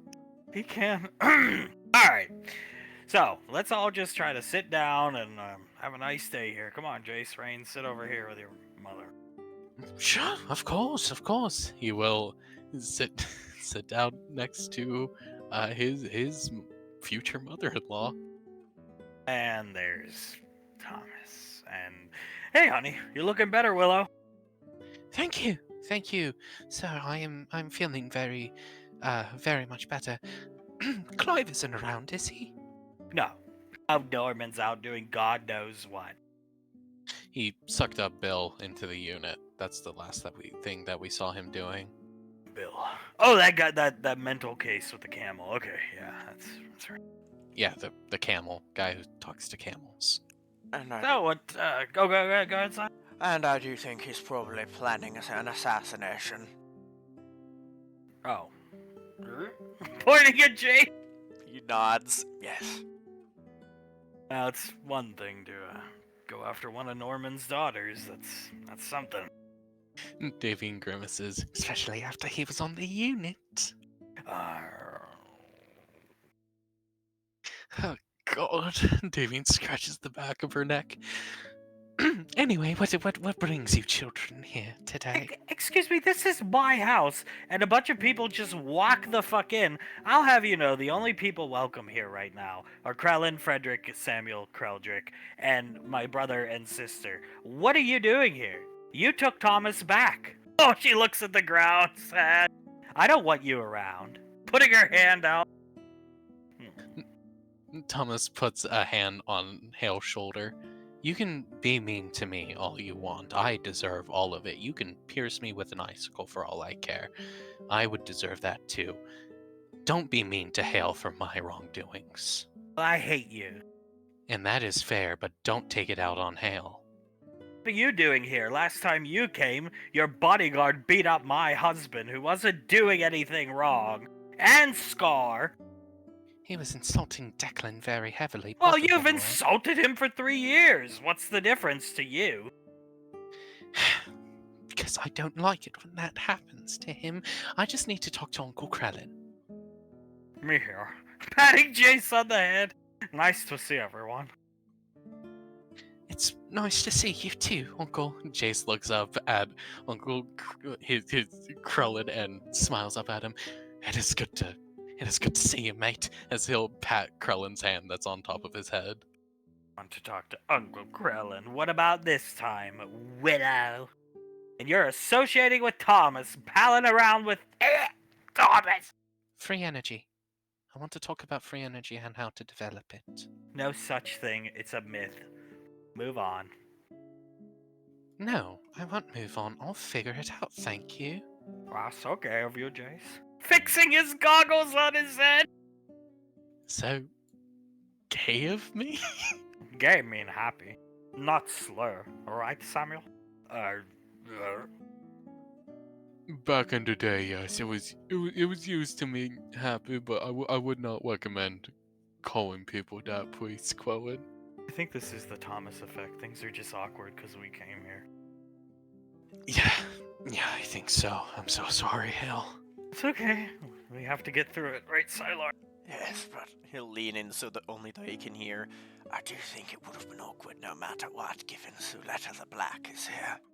That's a fair point. And I hate this stupid doll. Throwing it away! Throwing it over here with Jasper. Oh my god. Child abuse. What the hell? She just threw Noah across the room. Well, she deserves it for taking Thomas back. I hate Thomas. I know, sister, I know. We all hate Thomas. We all truly despise him, sister. He freely just walks into my abode, slithered his way into Nicole's house, using her only daughter as a shield. It's despicable.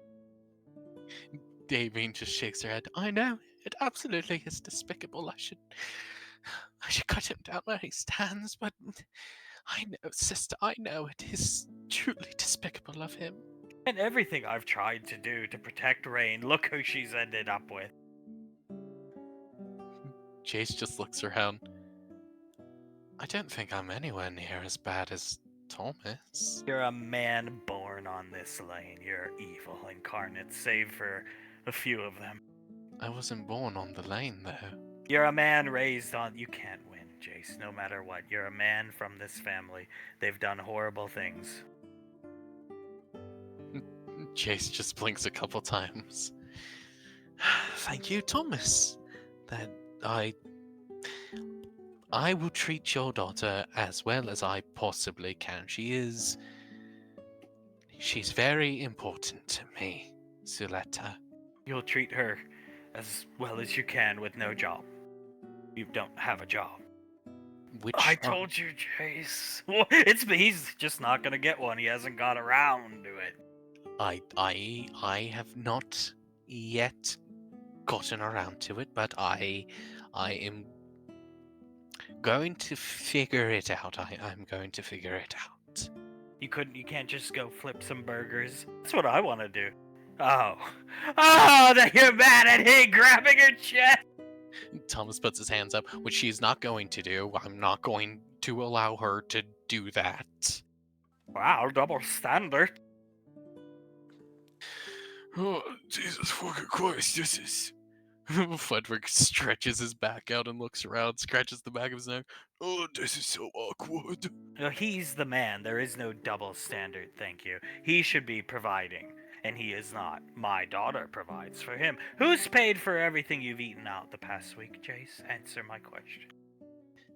Rain has. I thought so. Clapping her hands together, the closet door swinging open, knocking Declan into Thomas. They stumble back this way. Meow, meow, meow. Coming out looking at everyone. Thomas peeks around Declan. What the fuck is that? It's a fucking cat. Piece of shit. I fucking hate cat. Meow, meow, meow. Jumping up on the bookshelf. Meow, meow, meow, meow. Tilting her head, looking around. Thomas squints his eyes. Hold on. Can you feel any magic coming off of it? Intense amounts of magical energy. Xylar can feel it. Hale's eyes are wide, staring at the cat, putting Willow behind. Hale, get behind me. All of you get behind me. That cat is super powerful. What is that? Oh, it's my contingency plan. You see, the one thing Rainfall males are good at is picking beautiful women, good girls, and taking advantage of them. I plan for every contingency. I've survived Archfiends, Max Tech, the UIR, Xenomorphs, nothing can stop me. Davey blinks a couple times. So what does this contingency plan entail, dear sister? This, as the cat jumps here and jumps on Jace and starts attacking him. Oh my god! Ah! Krellin's screaming in horror as Jace is carried into the pantry. Did that cat just use kinesis? Hell, coming over. Yes, it's a magical cat. Thomas will now get in front of everyone, facing this way, just putting his arms out in front of everyone. That fucking cat is insane. It closed the pantry door and locked it. This is... Krellin, get in there and get that. I'm not going near that fucking thing. What? You scared of that cat? Go ahead, Frederick, see what happened. I'm good. That cat just used double fucking kinesis. I'm good on that. Alright, Xylar, get in there and get it off Jace. I do not want to go anywhere near that. You'll be fine. Go ahead. Sire, that thing made... You're a spellcaster. You can speak to it. Just get it going. He will go closer. Cat, I'm going to need you to get off of Jace now. The door's swinging open. Hale and Thomas and everybody can see in. Meow, meow, meow. Turns and looks at Xylar. Would you like to die too? In Xylar's head. No, I would not. But you need to get off the boy. You can't murder him. Meow. Stepping closer. You better back up. He's gonna back up. Meow, meow, meow, meow, meow, meow, meow, meow, meow, meow, meow, meow, meow, meow, meow. Jumping on the counter, licking her paw. In ancient times, Anovians dined on furbolgs. They were considered a delicacy. What? Looking in the room shot. What did she just say? Jumping on Xylar! Oh no, get it off of me! It's got running up using kinesis. Crush it, Hale! Kill it now!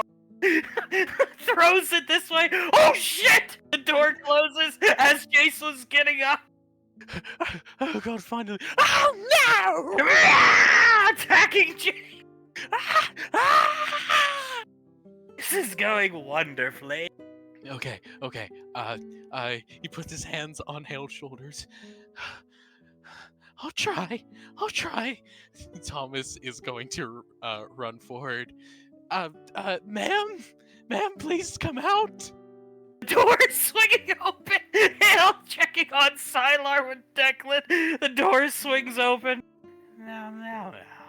It's on top of Jace, its claw about to slash Jace's throat. Looks over at Thomas. I'm the one you want, right? I'm Thomas. I'm the criminal here. I'm the rat. Cats catch rats, right? So catch me, come on. Meow, meow, meow. Meow, meow, meow, meow. Meow, meow, meow, meow. Jumps over here. Actually, teleports, like phase teleports like a wizard. Meow, meow, meow, meow, meow, meow, meow, meow. I do enjoy a good chase, but there's no sport in hunting a short bus rat. Eyes glow, blasting Thomas into the garage. God, as he gets sent through the wall. That's enough, you piece of shit! Meow. Looks so scared and hungry. Get him, Mock. Alright, everybody calm down. Everybody calm down. Go sit with your goddamn sister. Meow. Meow. Throws its paw up at Krellin in disgust. It's next to Ray. Runs in to check on Jace and Thomas, because Thomas has already gotten up. What the hell is that cat? A demon. I was trying to tell you, that thing may very well be a stronger spellcaster than I am, Hunk. It's definitely stronger than me, I think. Are you okay, Jay? I'm okay. Oh, he touches his face. It is completely covered in scratch marks that are really deep. Here, I can heal them. Oh, thank you, Hal. That cat just really fucked me up. You're good? Coming over, healing Thomas. Oh, I'm fine. I'm fine. Focus on Jace. Jesus. He's good. He's good. Where the hell did she get that cat? I don't know, but it is far more powerful than me. I'm sorry, Jace. I didn't mean to throw it back at you. It's fine. It's fine. People make decisions in the heat of battle that aren't some tactically sound. Oh my god, that cat is terrifying. Eklund and Willow helping Sylar sit down. Jace sitting down. Meow. Staring at Jace. Oh. Jace leans back a bit, looking at the cat, and leans a bit more on Mommy. May I introduce you to Mrs. Snuffles, my newest pet?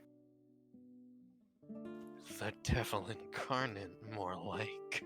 She's a gift from the ancient Enovians. Hale's aunt. You know, the one who lives out there with them and is in charge of their people and culture now. I went to her and asked her for some help acquiring a guardian creature for the lane. And they gave you a demon? They gave me something you'll wish you never saw, Jace. I sort of do wish I never saw it at this point. So wait, I'm sorry. You went to the ancient Enovians for this thing to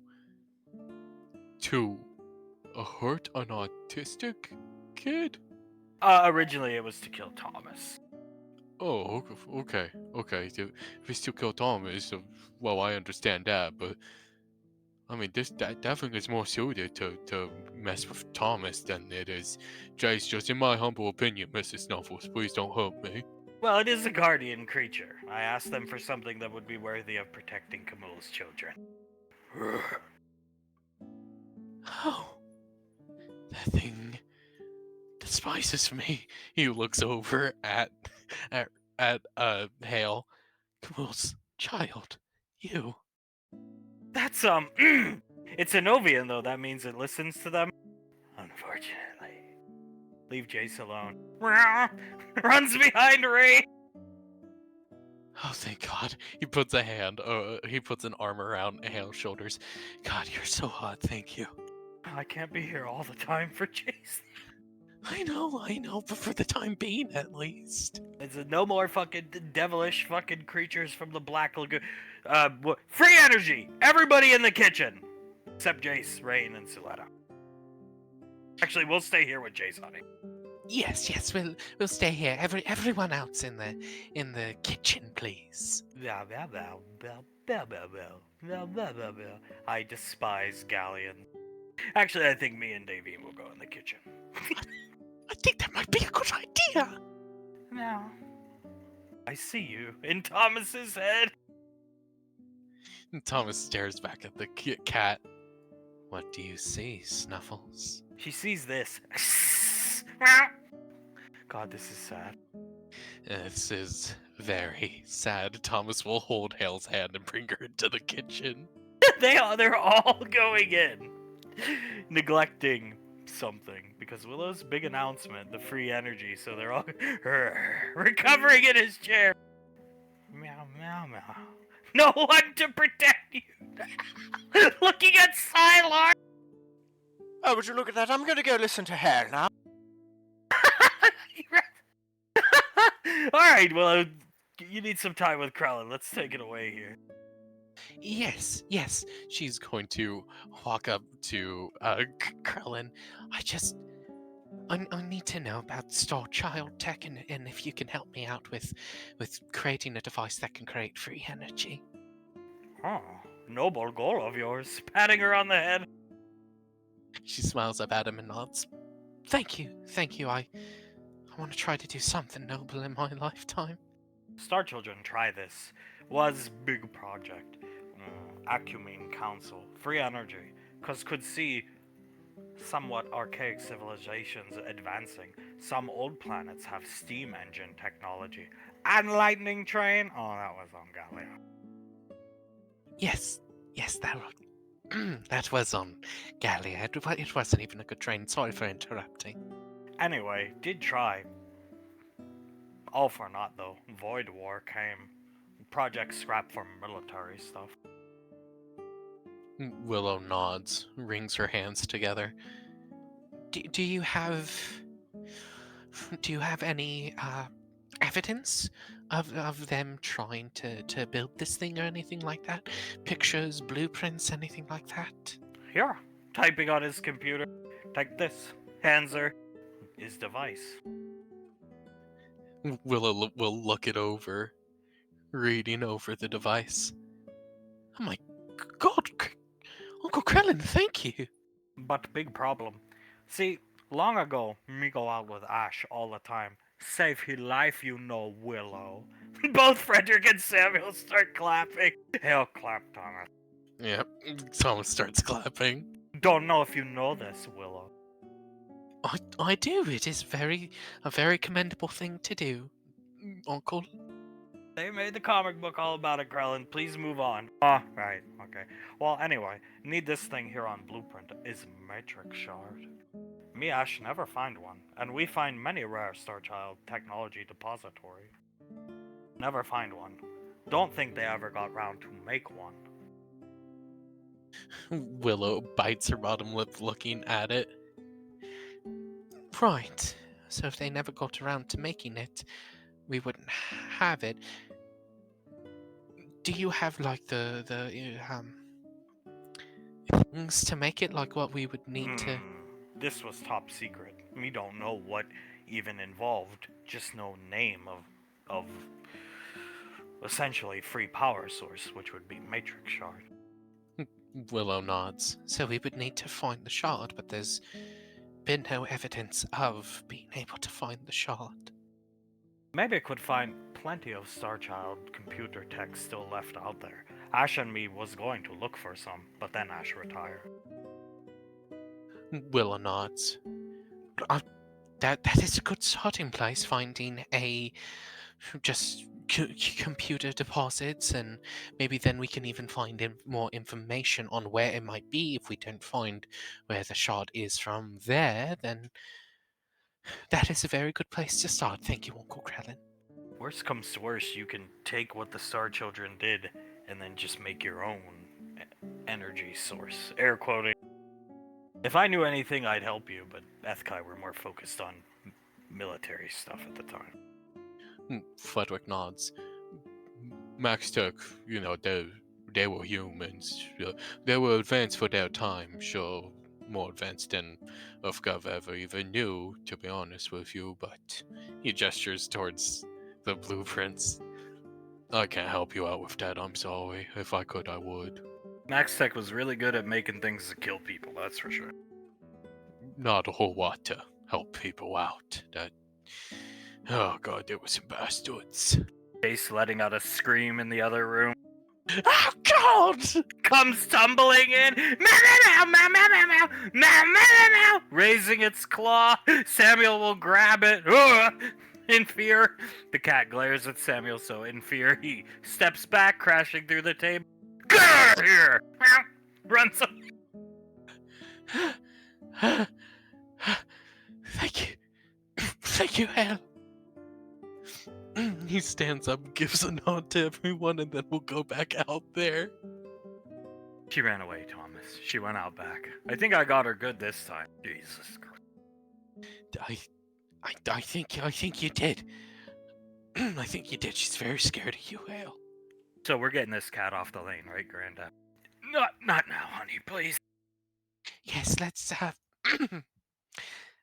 don't think this is very much something we could focus on right now, Hale. I'm so sorry, sweetie. Look. Jace knew what he was getting into when he wanted to date her daughter. I'm sure somebody told him the next couple weeks were gonna be hell. I did, but I didn't think Demon Cat would come to fruition. We didn't think a literal spawn of hell was going to make an appearance here. But you know what? You never leave anything up to grabs when it comes to goddamn Suletta. What were you gonna say, Silo? I was going to say that I assumed that the hell would be limited to things like trigonometry textbooks to the head, not a cat who would be one of the strongest spellcasters on any given military platoon. Well, lucky for us, it's afraid of Hale, and then it'll be afraid of Nicole and probably Julius and people like that. And the dad voice worked, albeit she was only like stunned for a few seconds. But yeah. Davy nods. The dad voice is a last chance measure if all other countermeasures aren't in place. Let's use the dad voice as a last chance type thing. Demon fucking cat. Referring to blueprints, though, you can build the device that produces free energy. You can use modern stuff. Willow looks it over. You can find most of these things in any given house. Granted, inside the walls of the house, but you can find a lot of these things in any given house. Wanted to be made effective for less civilized, more archaic cultures. Mostly metal. Willow nods. No, I can definitely see that. Besides, metal is a very conductive material, so that conduction would no doubt help out with the electricity that it will eventually cause after it transfers into energy.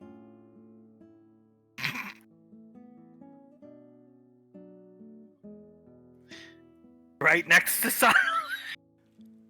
Hell, help me! Putting his claw on his chest.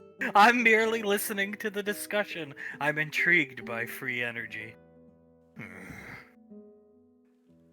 This thing is terrifying, Hale. What it's doing is gathering information. Shooing him off, he comes over here. It's listening and plotting. Meow, meow, meow, meow.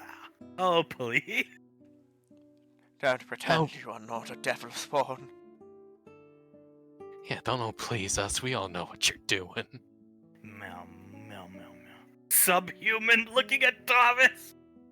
Oh, I've been called worse. You could do better. Meow, meow, meow, meow, meow, meow, meow. Meow. Throwing with kinesis a carrot, hitting Thomas in the head. Ow. Ow. Thomas stumbles a bit. She threw that really hard. God. You better get out of here. Stupid fucking cat. You, baby, you get scared when Thomas's girlfriend yell at you? Yell at her. Yell. Get out of here. Meow. Walks outside. Stupid fucking cat, Declan. Putting his arm around Declan. Defeated by girl, Thomas almost killed. I don't think it's a really good idea to make that kind of comment to the cat because Hale will eventually have to leave, Uncle Krellin. We'll be fine. Don't worry about it. Okay, if you're sure, Uncle Krellin. Stay here, Fudwick. Going outside. Oh, this isn't gonna end well at all. May not an Ovian, but Miss Starchild. Miss Supreme. The cat taking him off, screaming, jumping on his face. And there goes that. Yeah, there goes the fence, too. Alright, I don't want to ask Thomas for help. Thomas, can you and Hale come with us? Yeah, we can come with you, no problem. Come on, Sylar. He's not going. I'm not going. I love you, Hale, but I am not going out there when that thing is out. Thomas! Why is he screaming Thomas's name? Because he wants me to save him, maybe? I don't know. Let's go. You got your free energy stuff. I want to get away from that cat. Yeah, no problem. Let's go. Have fun, kids. Everybody, have fun. The portal being summoned. What's Becca doing? Becca is very nervous. She's almost sweating bullets, staring at the portal out over to her auntie and then her mother, and she clears her throat. How long does it you usually take, auntie? She looks over at Sasha. Not very long. Look, pointing to the portal. She sees a roof and Cash walking around the roof. Huh? He looks confused at first and steps through the portal. Close it. The soul will close the portal. Gotcha. I see under her breath as he appears in the office, the portal behind him disappearing. Hello, I suppose you are Cash? Never seen anybody walk through the portal. Usually we then use kinesis to pull them through. Ooh. Hey, Becca! Ignore his soul! What the hell? Hi, Cash. She stands Gives up. her a kiss! She returns the kiss. Oh, God. Oh my god. Where am I? You're on Gateway, son. Oh, You're- Julius! Rainfall! Julius thins his lips, nods. Julius Rainfall indeed. You might want to turn around though. I think there's someone who wants to talk to you, buddy. Yeah, in a minute. Gesturing his hand over his shoulder at the Moon Maiden. Sasha, Rainfall, Ricky, Valorious, awesome! Nice to meet you, kid. I see C's soul start to shake a little bit. Excuse me? Cash, that's your name. There's somebody who needs to talk to you. Huh? Icy points over to Soul. Oh, Nicole Rainfall runs over! Her soul's eyes starts twitching. Oh, this little piece of crap! Soul's gonna walk up to him and take his mask off. Ah! The mask forcibly being removed. You, young man, when someone wants to talk to you, you go up and talk to them. Those are the rules, young man, okay? Who do you think you are, lady? Ruler of the universe or something? I am the Moon Maiden, the Primarch, and the woman who gave birth to the daughter you are now dating. Ow! Squeezing his shoulder with his hand very hard. Okay, I get it now. Nice to meet you. I'm Soul Rainfall. Can you let go of my shoulder? I'm sorry. He'll let go. Yeah. Stands in profile, puts his hand out to Soul. Oh my fucking god. Oh, Quadrix you a snack. Looking over. What the fuck? Huh?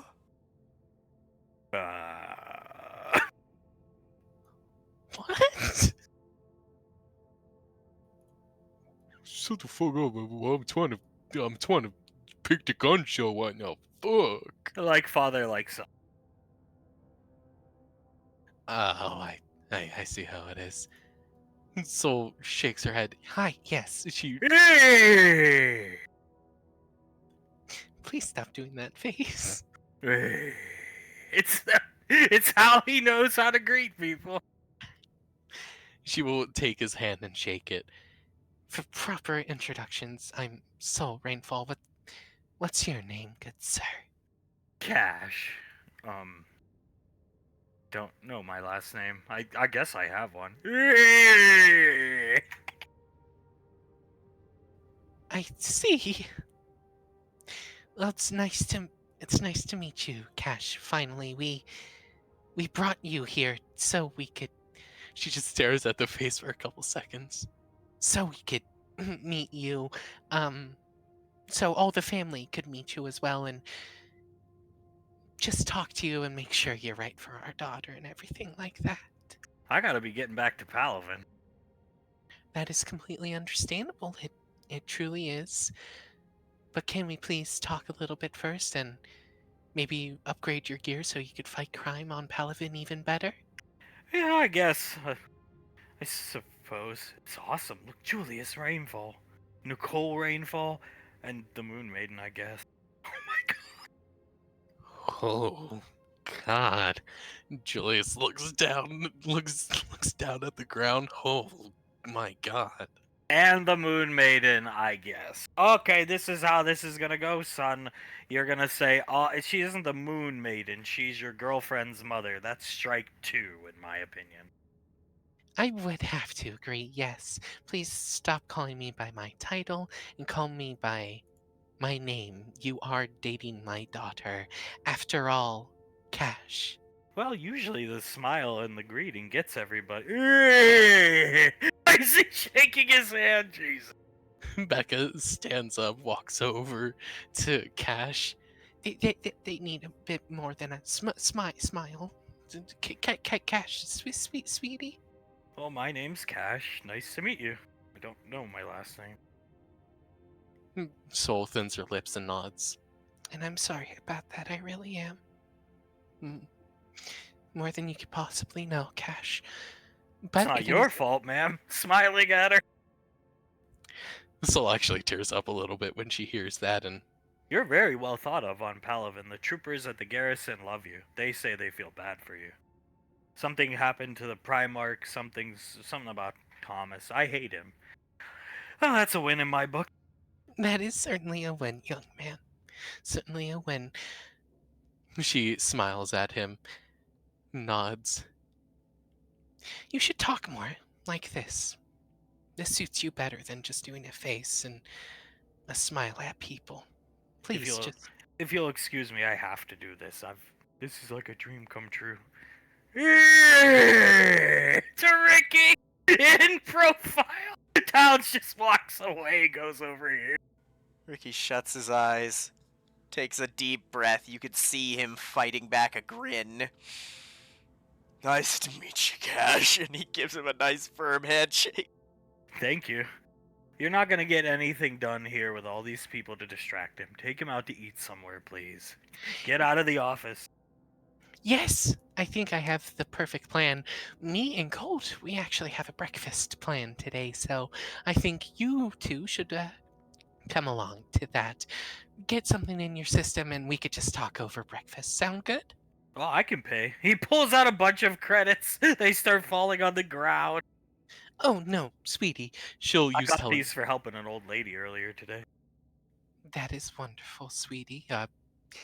You're a kind soul, aren't you? But she will telekinesis up the credits up to his hands.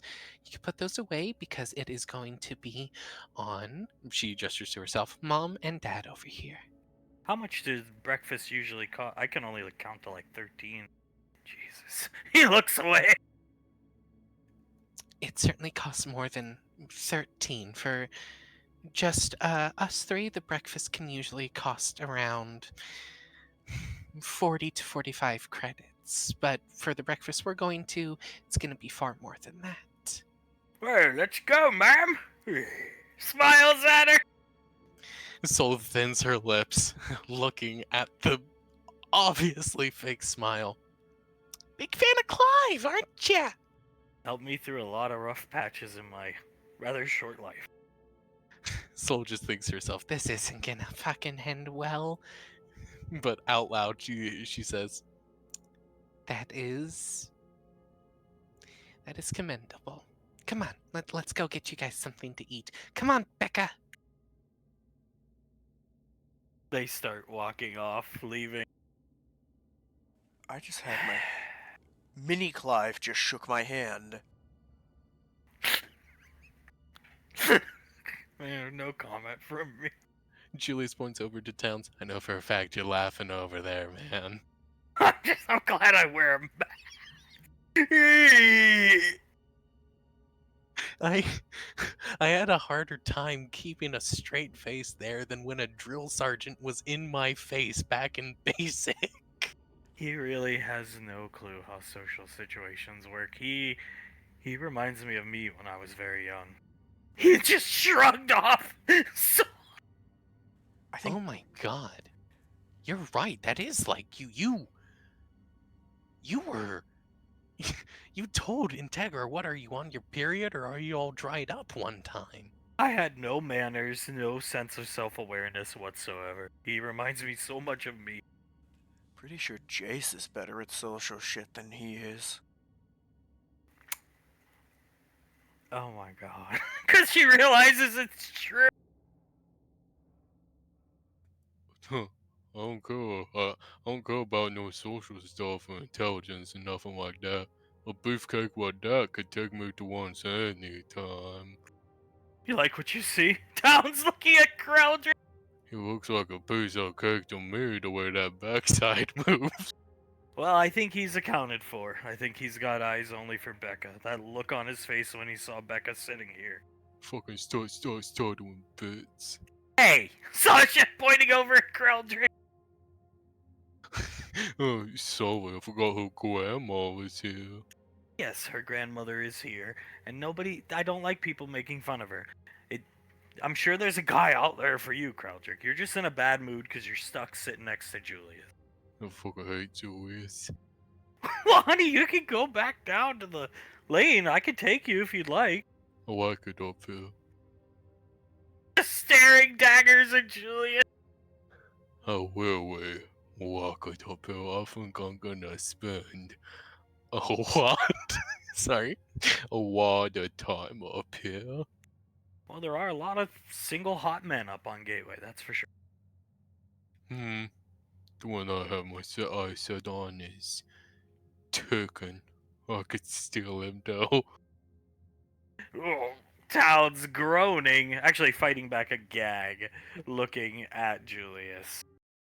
As down here, Remy's got some questions about the case with the chief, who's just talking to Constable Hecker. They're having a good day. Remy will walk up to the chief and Constable Hecker. Excuse me, sir. Reginald, yep. He will hold up the case. I'm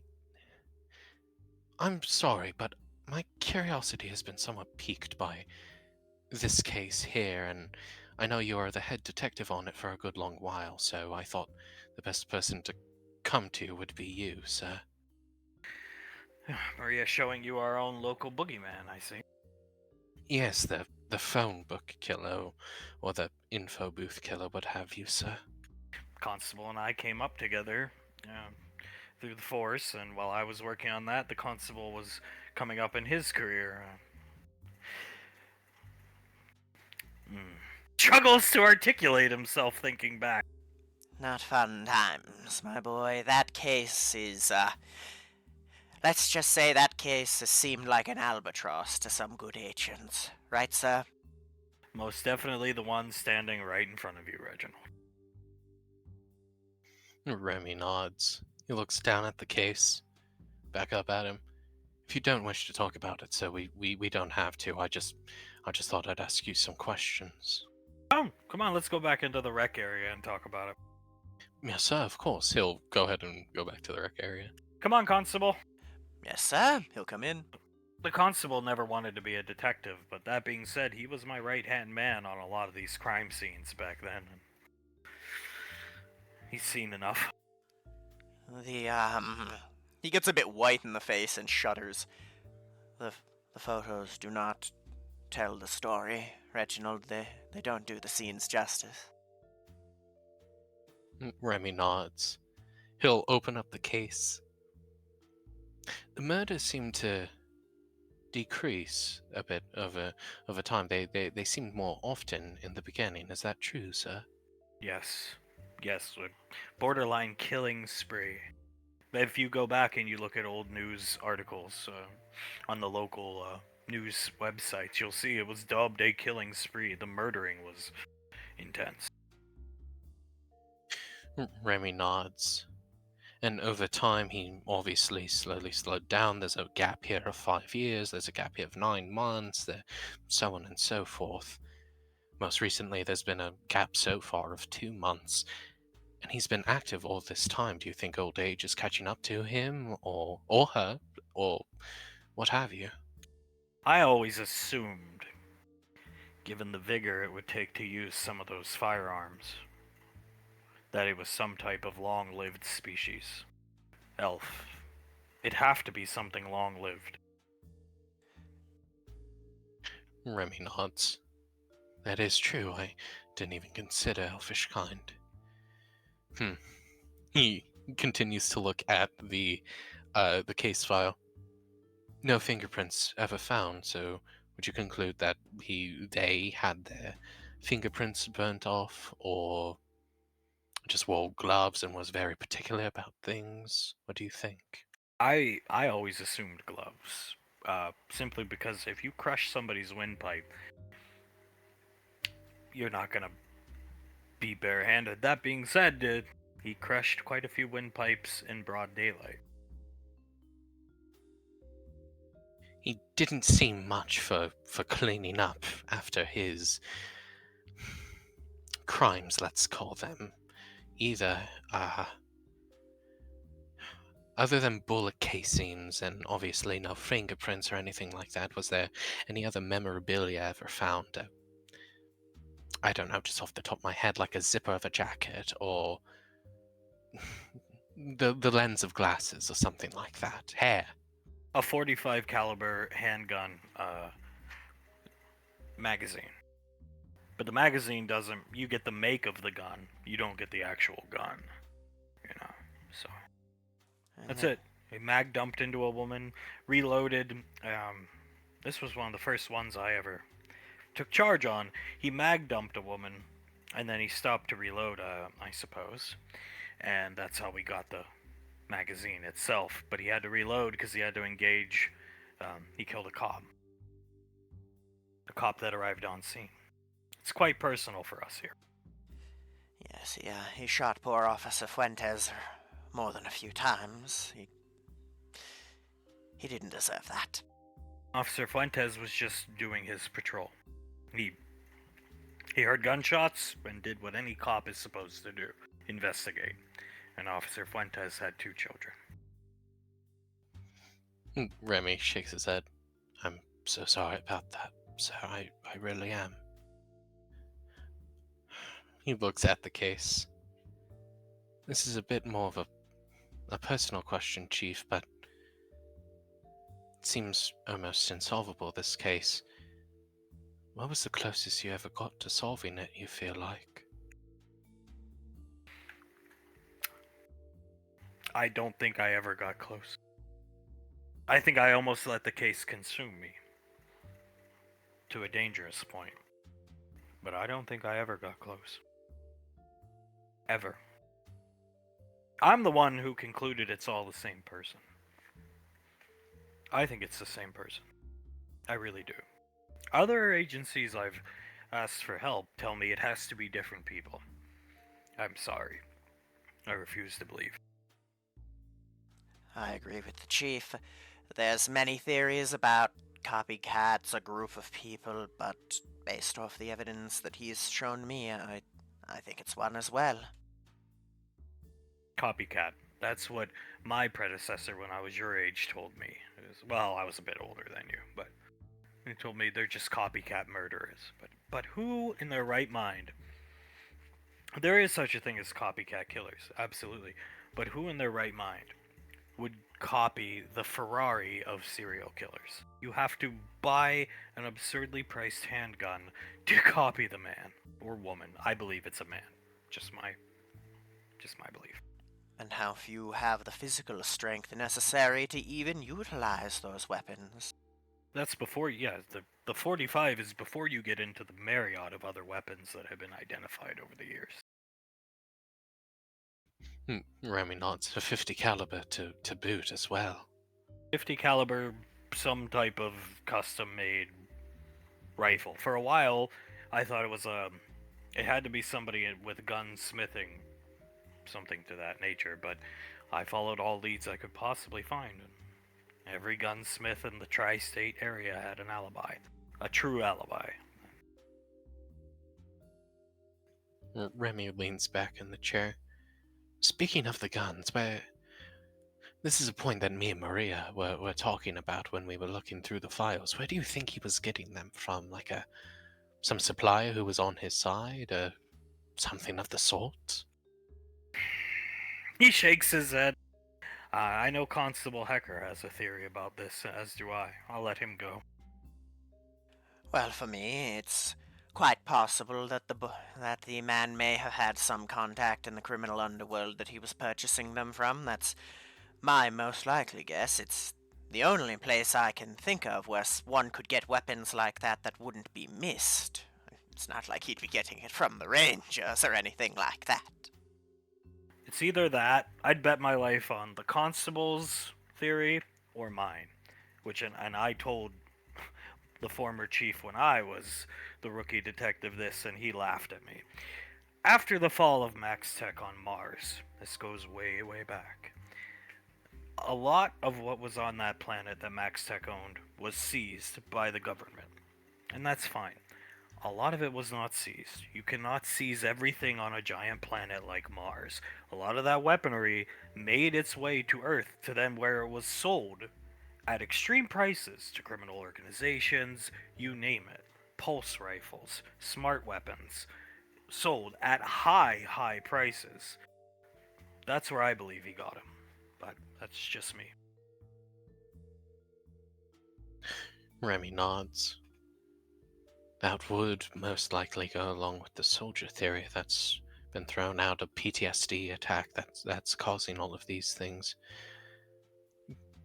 To know how to use these weapons, you would need to know how to, well, use these weapons. You would have to be a soldier of some kind, and what better soldier is there than someone who was around for the fall of Max Tech, you know? The thing that's often overlooked, the guns are the premium. Everybody focuses on the guns. Maria, most definitely.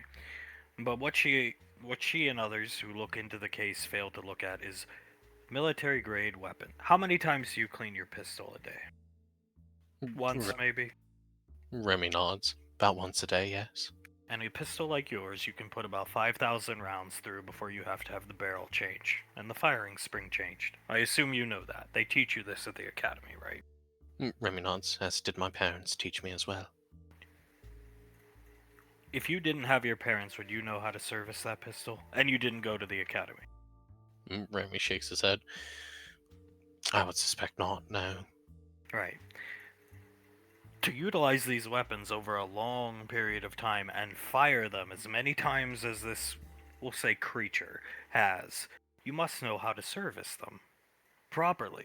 These are fine-tuned military pieces of tech. Even the pistol is military grade, at least so we think. So you have to have some background in either smithing or professional usage. One of the two. These weapons are fine-tuned instruments. They have to be maintained. Remy nods. He strokes his chin. Especially weapons that cost as much as these ones do. Upwards of 1.5 million is what Ricky said to one of the SMG possibilities. I always thought acquiring phased ammunition was not hard 40 years ago. It became illegal 20 years ago. And I was very pleased with that federal ruling. We all were. It makes our life easier. That being said, I always assumed he was buying the ammunition local, which explains the brutality of crushing one's windpipe. He didn't have any ammo, or he was low on ammo, went for a windpipe. And when he could have ammo, he went back to the efficient route, which is shoot and move. I mean, he never even used the suppressor. Broad daylight, unsuppressed Uzi 9mm phased ammunition gunfire. Only to vanish without a trace. So it's not a professional assassin, and if it is, then they have a huge ego. Like a tremendous ego. Because they're not afraid to get caught. Well, that's also a thing there. A professional assassin would assassinate people who deserve to be assassinated, not a 67-year-old grandma who just opened a coffee shop. I always believed whoever they were, had a way, and the constable and I believe this, and we presented it to our former boss, and we were laughed out of his office. Not a good day. But we always believed that he had some way of listening in on police communications. Now, our stuff 40 years ago was not heavily encrypted. With the advancements in technology, our radios 20 years ago were heavily encrypted, heavily. But it seemed like anytime somebody got roundabout mile and a half close to the guy, you either ended up shot, like Fuentes, or gone. We would set up roadblocks in the vicinity. We tried everything, and every time he just was ahead of us by a few steps. It's the only explanation. Nobody is that lucky. No, especially Jefferson Parish is large, granted, but compared to somewhere, I'm sure you've been to New York, or compared to a true mega metropolitan area, come on. There's only so many highways and exit ramps in and out. Remy nods. He must have a scanner of some kind then to... A military grade one, to be able to hack into police frequencies. Again, we presented it all to our boss, and he laughed at us at the time. So. Said we had seen far too many movies. Conspiratory. I think that's what he called us. Yeah, I mean, conspiracy theorists. That's what he called us. Remy strokes his chin. I think you too are far more on the money than your old chief had the brains to see, sir. Well, there is a reason I replaced the man. Remy chuckles. Military-grade scanner. How high quality of one would need to exist to break through our current encryptions? You're talking. I know things get sold illegally from the military. There's bad eggs in every batch. I understand, but something like that, something so specialized. I mean, I doubt they just leave those lying around on Gateway. You're talking millions. It would have to be millions of credits. The risk involved in trying to smuggle it out of wherever it's kept. This is a specialized piece of technology, not a Dell laptop. And even then, they're rather large. And what is he doing? Wearing it on his back as a backpack? Just a theory I had. We could be wrong, but he slipped out of our net so many times. In my opinion, he must have been listening into something, because I watched. He put his hand on the chief's shoulder. The best detective I've ever seen chase him for years, and, well, like he said, never got close enough. I mean, we thought magic might be involved, but we even used a thermal scanning tech at our choke points and checkpoints, and nobody's walking out invisible. And the Bureau even got involved, taking readings, from the mana plane around the murder sites, and no magic. So, if it's not a wizard, and it's not, then it's gotta be something long-lived. That's why I always thought an elf, but Remy nods. Or something like a dwarf. I know they have a long lifespan as well. Dwarf is up there. It was up there on our list. Shorter in stature. I mean, gunning somebody in broad daylight. But Dwarf, the one thing about Dwarf that we X'd out early on is he's choking grown men and women. Look at the height on some of the victims. One of the victims is 6'8". 6'8", 240 pounds. He was a former Division A football player. He was an athlete, choked to death. Meaning not only long-lived, but one of the larger of the long-lived races, which narrows it down to what, Chief? 2? Maybe 3 races he could be? 3, but my bet was always elf. I don't... Elves are smart. They're cunning. Some of my best officers that have come through here and gone on to federal jobs were elf kind. It's that or it's an alien. Remy lets out a bit of a chuckle. In the back of his He jumps a little bit when he thinks about that and clears his throat. My apologies. Oh, it's a strange case, to be sure. I figured Maria would spook you with the boogeyman at some point. She most certainly did. I just have one last question, Chief. I, for the life of me, can't really pinpoint any semblance of why he would kill only these people. It does seem like he just picked them randomly out of a phone booth. A phone book, I should say. Do you have any idea why he chose these people? Look at the names. The names. He'll Every start. initial is R, and then first name R, last name R. Every Ah, single one. There's not one anomaly. ah. That is interesting.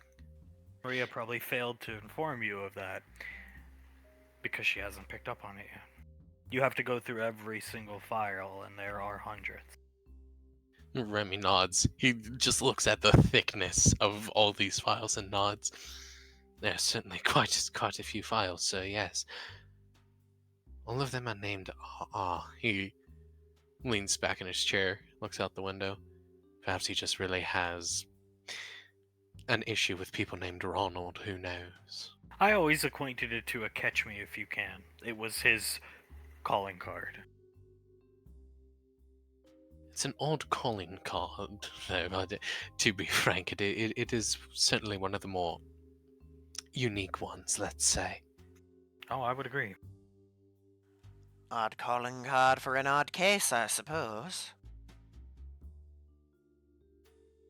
He nods. Well, sir, I apologize for taking up so much of your time, but thank you for answering my questions that I've given you today. No, it's a good thing you do, because odds are he will strike again in your time here. If you plan to have a long career with Maria, or oh boy. If you plan to have a long relationship with Maria and then career here, this will rear its ugly head again.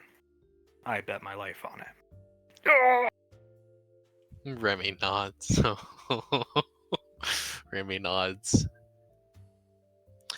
Also, if he ever does rear his ugly mug around these parts, I'll make sure to catch him before he can get hands on anyone else. How are things going with Maria? Quite well, sir. Very much quite well. I don't know if you know this. I'm sure you saw into the office with but I gave her her white whale of collectibles, a signed Nevermore statue with my aunt's signature on it. Taking good care of her then? Oh, I'm doing my absolute best. And he looks at Constable. I was just keeping up the facade, so that iced coffee for her this morning was in fact for her and not me. Good boy. You've passed that little test, and you're taking care of her. I think we may have someone good on our hands, Chief. I think we do. Here. Pulling out 2 tickets, hand me that case file and the case files, multiple, and I'll put them back where they belong. You take these. Remy will hand the case file to him and then take the 2 tickets. There's a local fair I told you about a while back. I believe that fair kicks off in 30 minutes. He looks at his wrist computer watch, and I do believe my star detective needs to walk a beat through the fair and have a good time with my rookie cop. Remy nods. You never know what kinds of goings-ons there are at a festival, sir. Cheap nachos and corn dogs.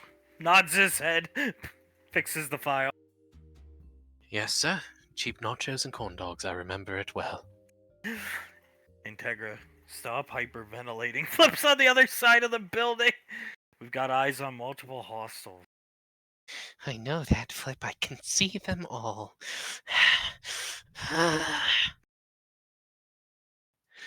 She will crack her neck. Are we going in or are we going in? Come on. We're going in. Just relax. Let me come up with a plan. She sees Thomas standing here. Fuck a plan.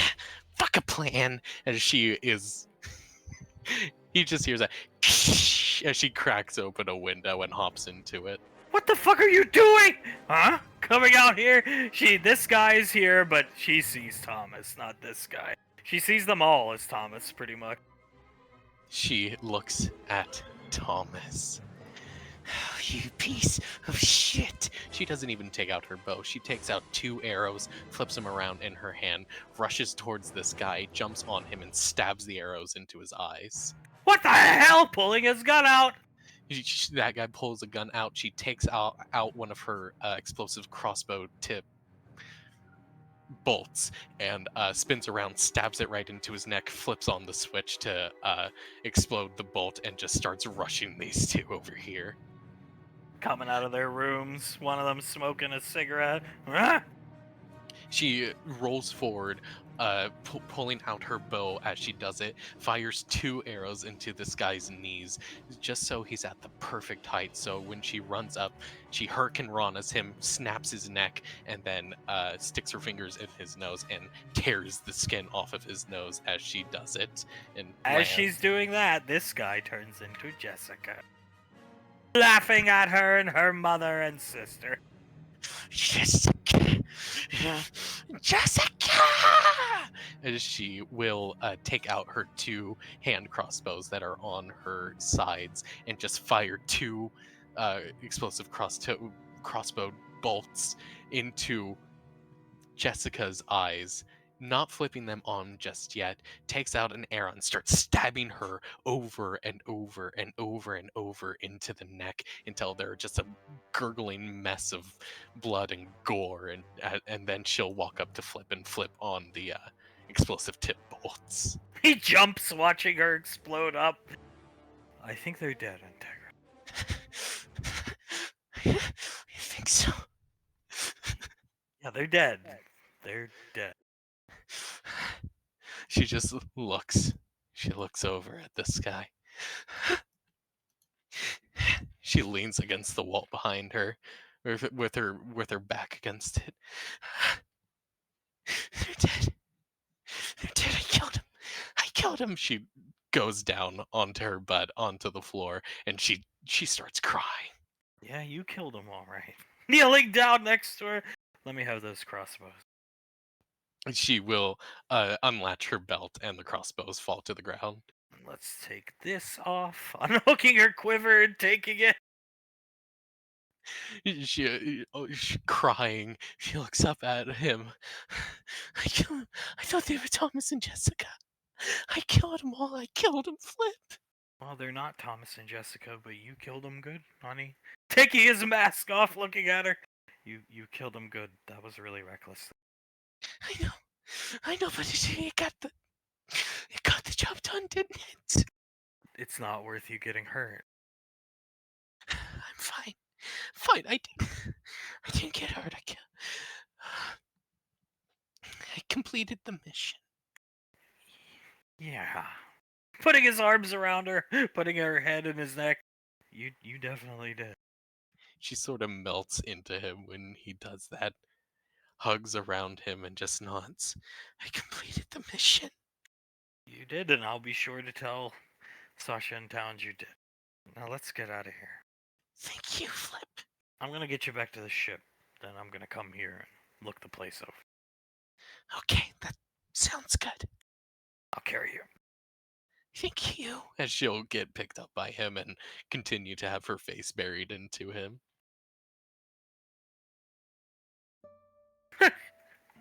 There, she's already started building. Declan's over here with a sledgehammer breaking the ground. There's a loud droning drilling noise as she down into the the ground, holding down the bolts for this device. She takes off some safety glasses and will walk over here. Everything going okay over there, Declan? You sure your parents are gonna be alright with this? Holding the sledgehammer, looking at her. She looks around.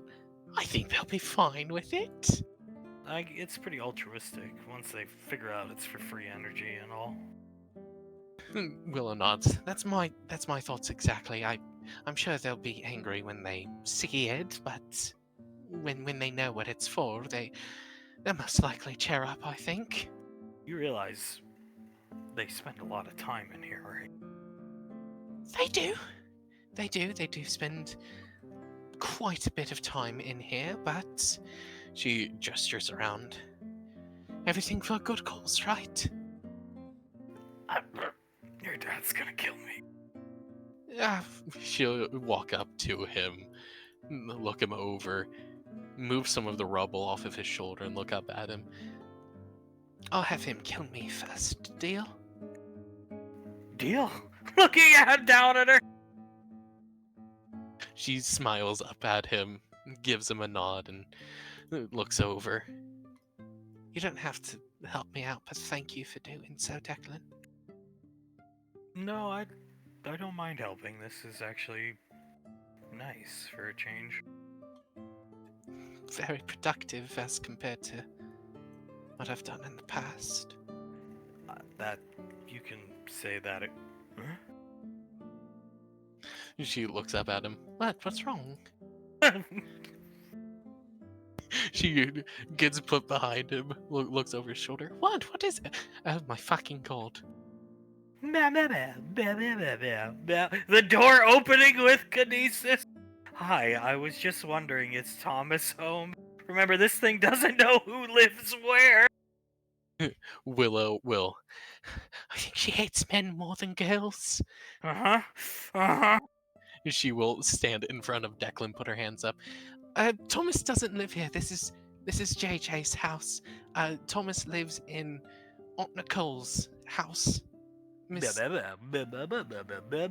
Who is this Aunt Nicole? Jumping up on her newly constructed device. She puts her hands out. Aunt Nicole is... Shifting in front of her. Aunt Nicole is the time deity, Mrs. Snuffles. Yeah? Yes. Shocked.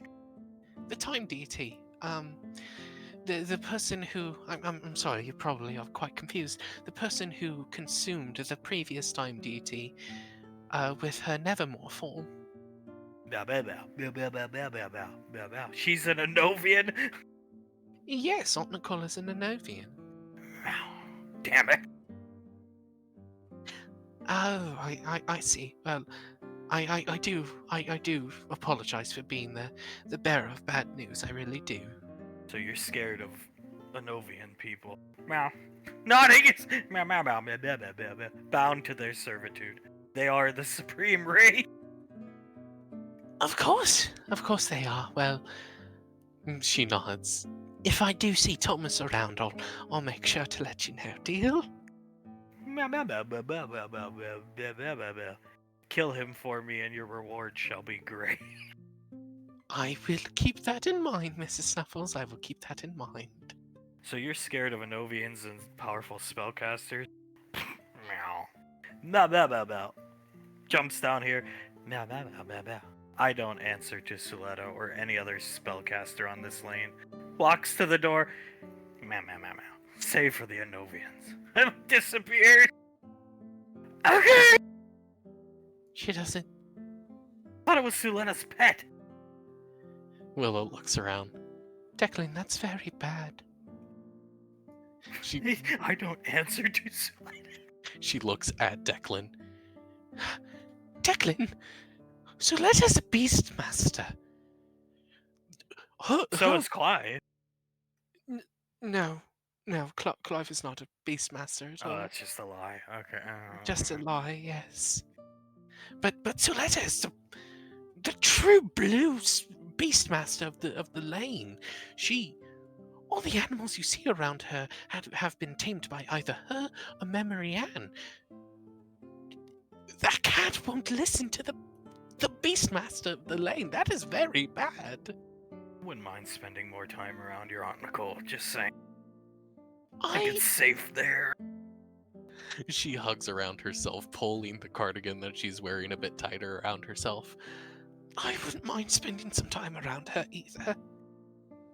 Thomas would move in with the one person on this lane. One of two people. Oh, they're both in the... Thomas! He's one lucky little rat, isn't he? He, so angered, goes over, picks up his sledgehammer, and starts destroying the floor.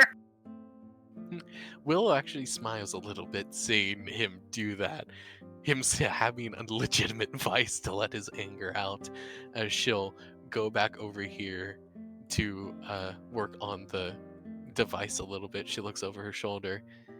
When you're done with that, please destroy over here a bit more too, please. On my way. Thank you very much, Declan.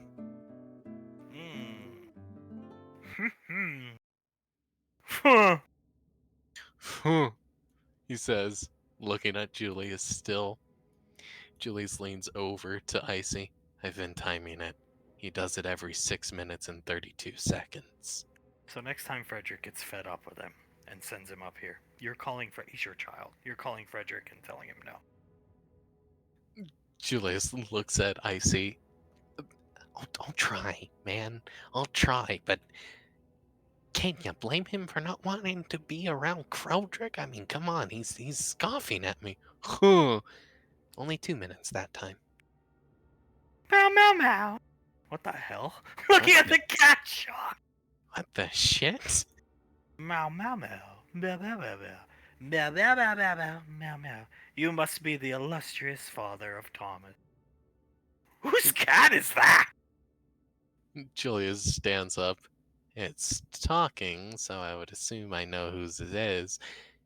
Yes, I wouldn't call it an illustrious title, but sadly I am his father. Meow, meow, meow, meow, meow, meow, meow. Well, I'm a new addition to the little scarf around her neck. I'm a new addition to the family. Uh-huh. Looking down at the cat.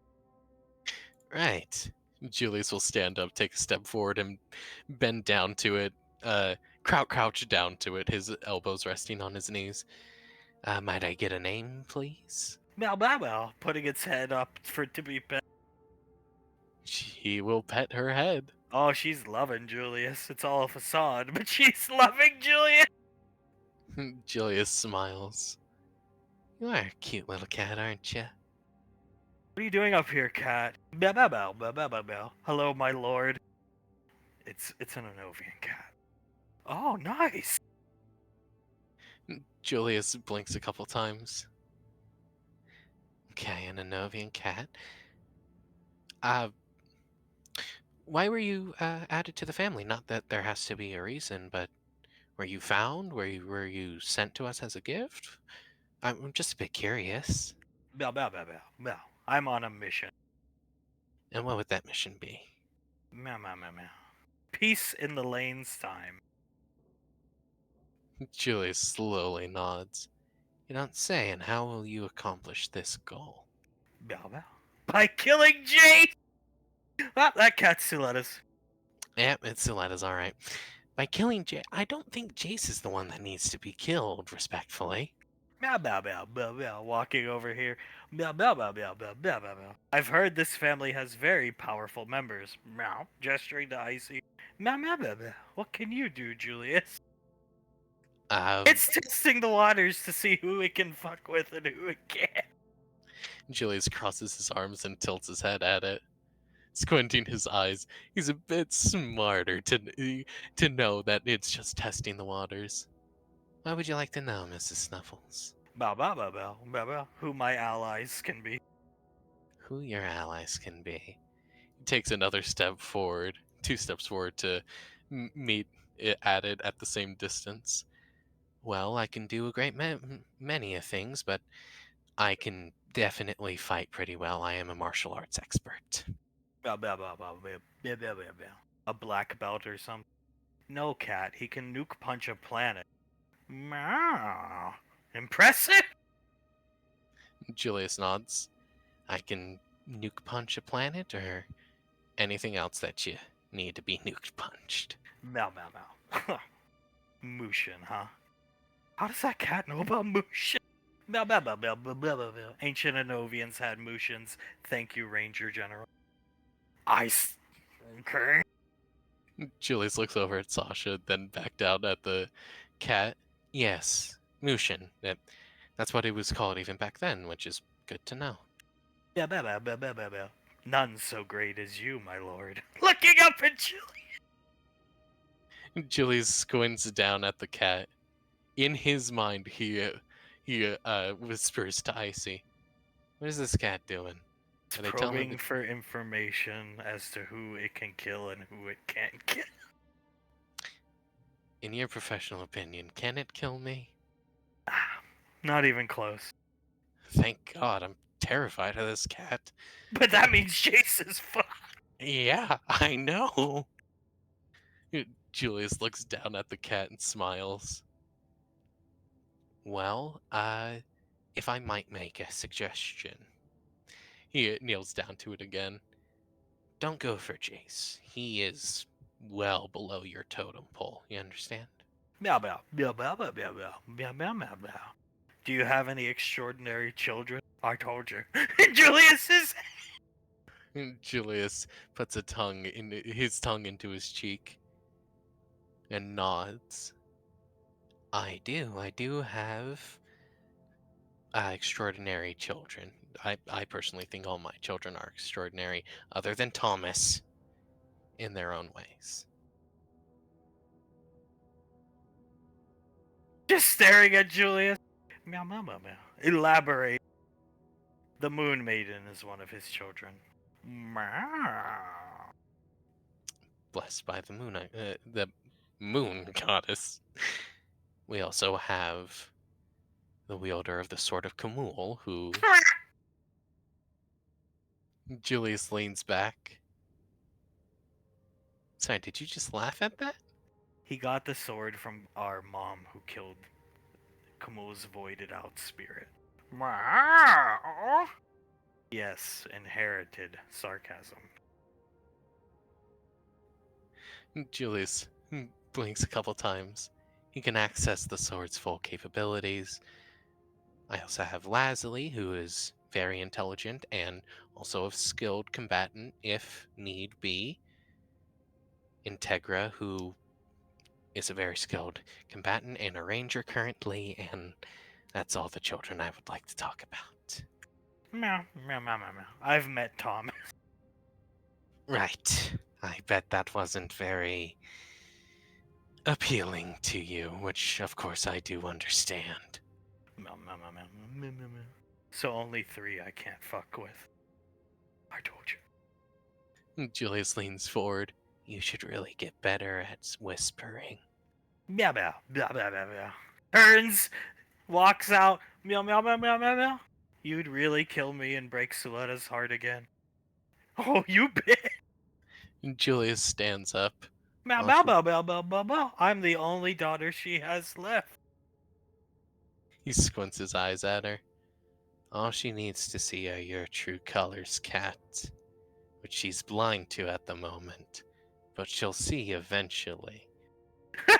Meow, coming through the tele. Ah! Seeing the cat, Sylar.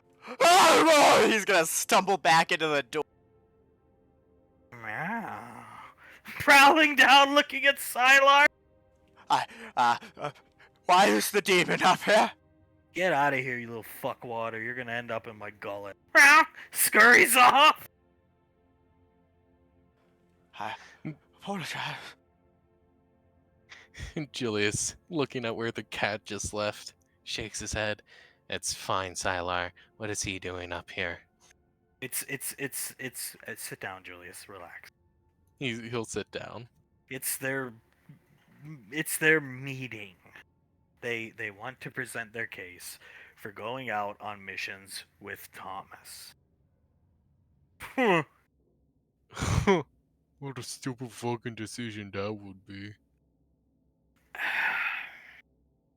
You know, How about we just cut to the chase? No, you're not going out with Thomas. Pointing at Hale. You're not going. He's untrustworthy. He's evil. No. And you're too important to the family. You're not going. Get out of the office. Goodbye. Have a good day. See you later. Thank you, Ricky. He's just confused. Why thank me? Fuck you, Thomas. Get out of my office. It's my office.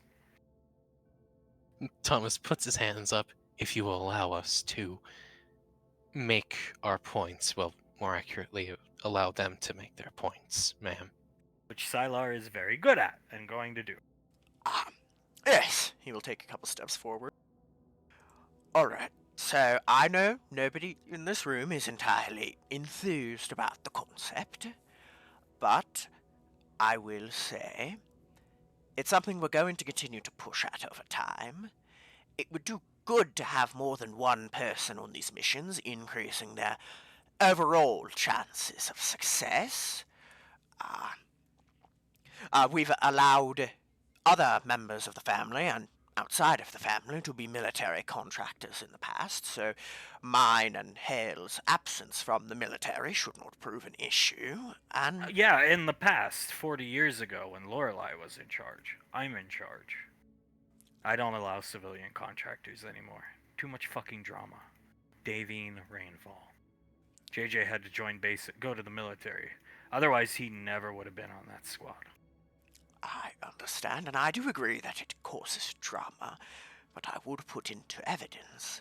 The drama is normally caused by galleons, and as you can see, the two military people offering that here are not galleon, madam. Looking at Sylar, then Hale. Okay, fine.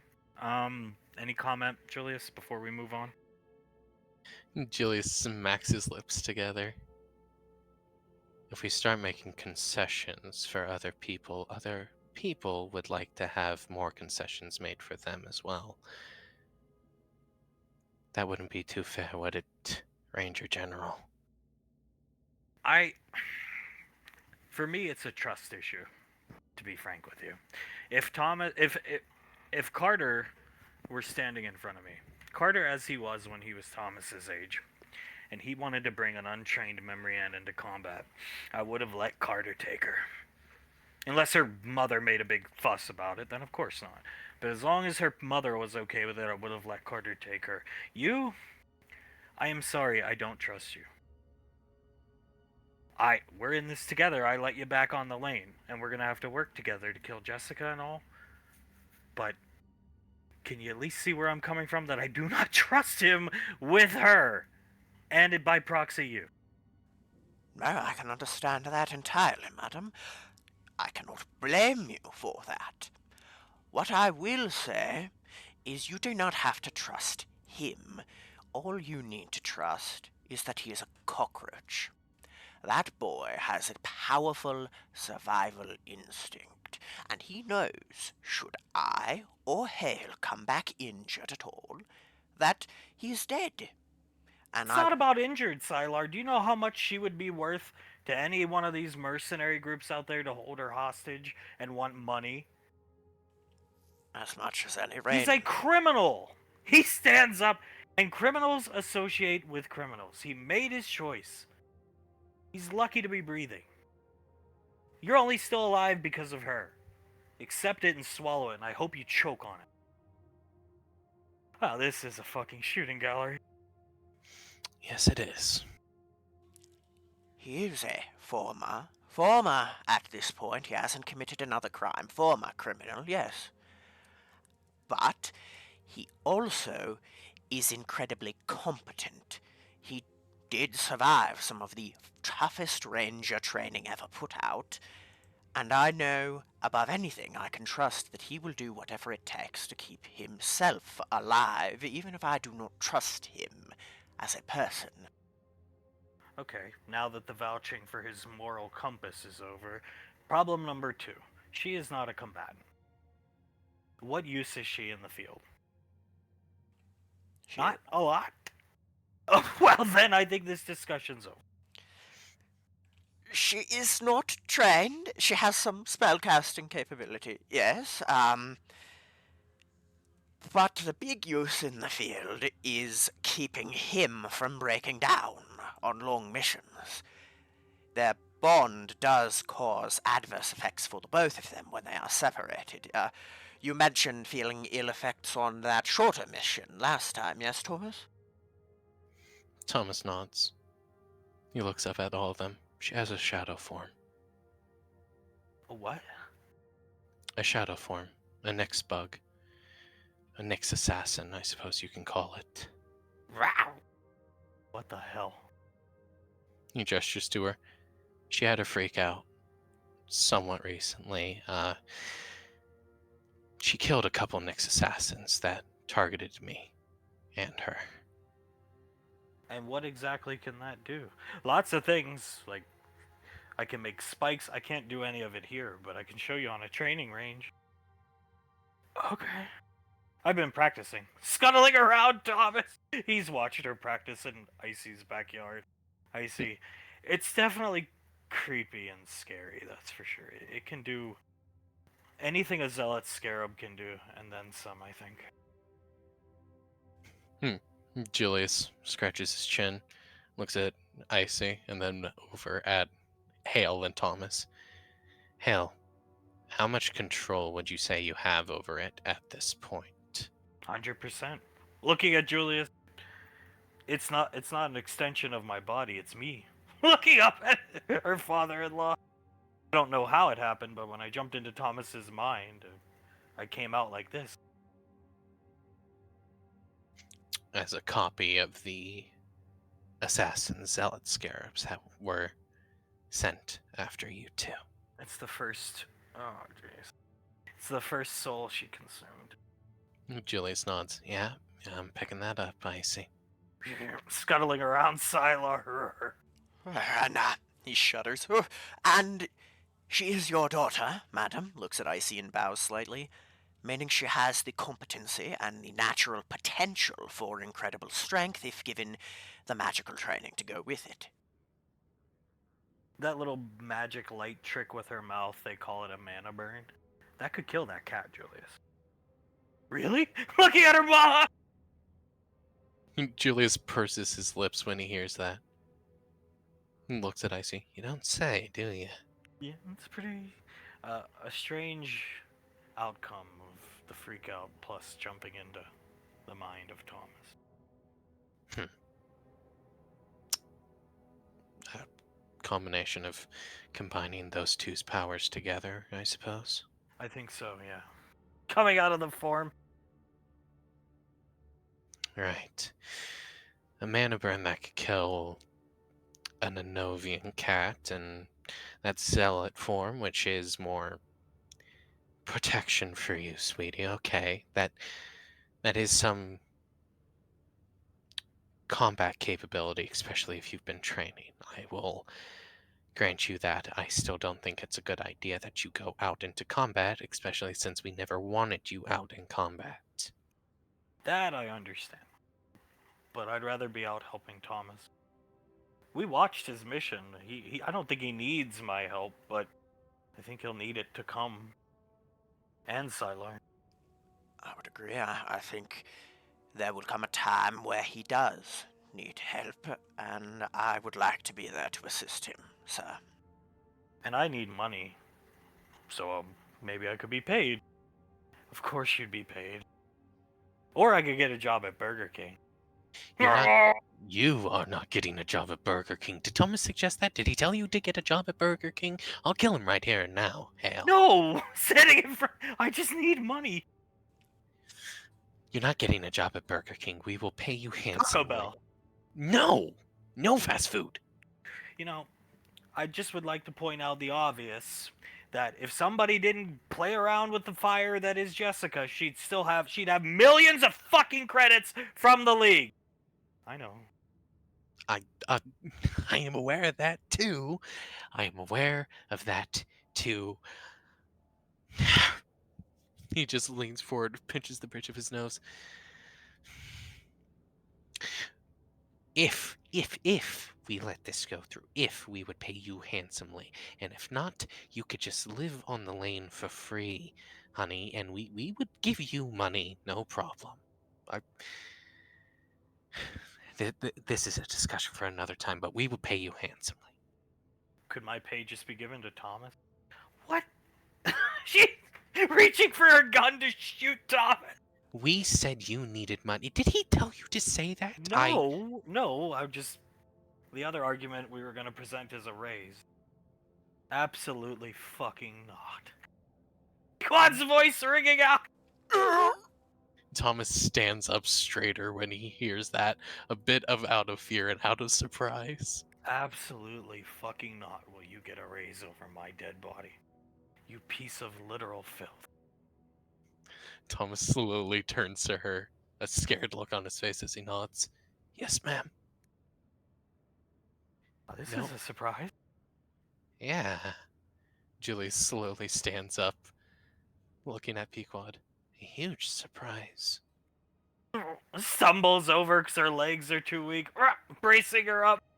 I Ju- needed to talk to Julius about bringing Izzy back.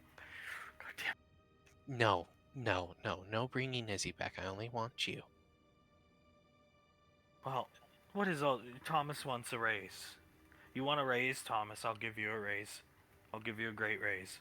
I'll have Nicole raise the ground beneath you and swallow you alive. Thomas nods. No raise necessary, ma'am. No raise necessary. I'll have my dragons raise any planet you run and hide on. I don't care how many people die, innocent or guilty. Yes, ma'am. I understand, ma'am.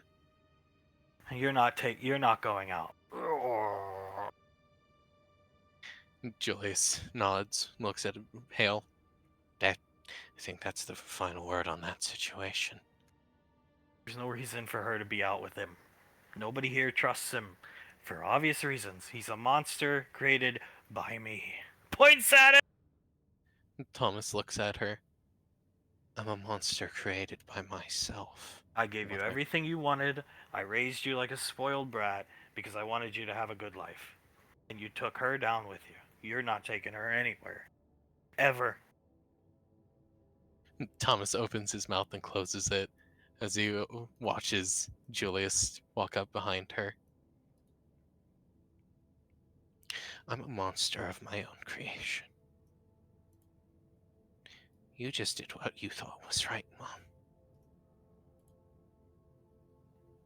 He tries to make eye contact with her, then looks down at the ground.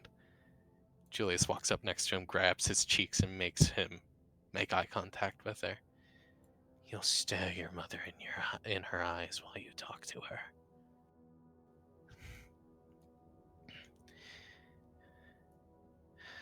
I know I've made so many mistakes, but they are all my own. All of them. Don't blame yourself for it. This is all some ploy of yours to get her out there and feed her to Jessica and your crew.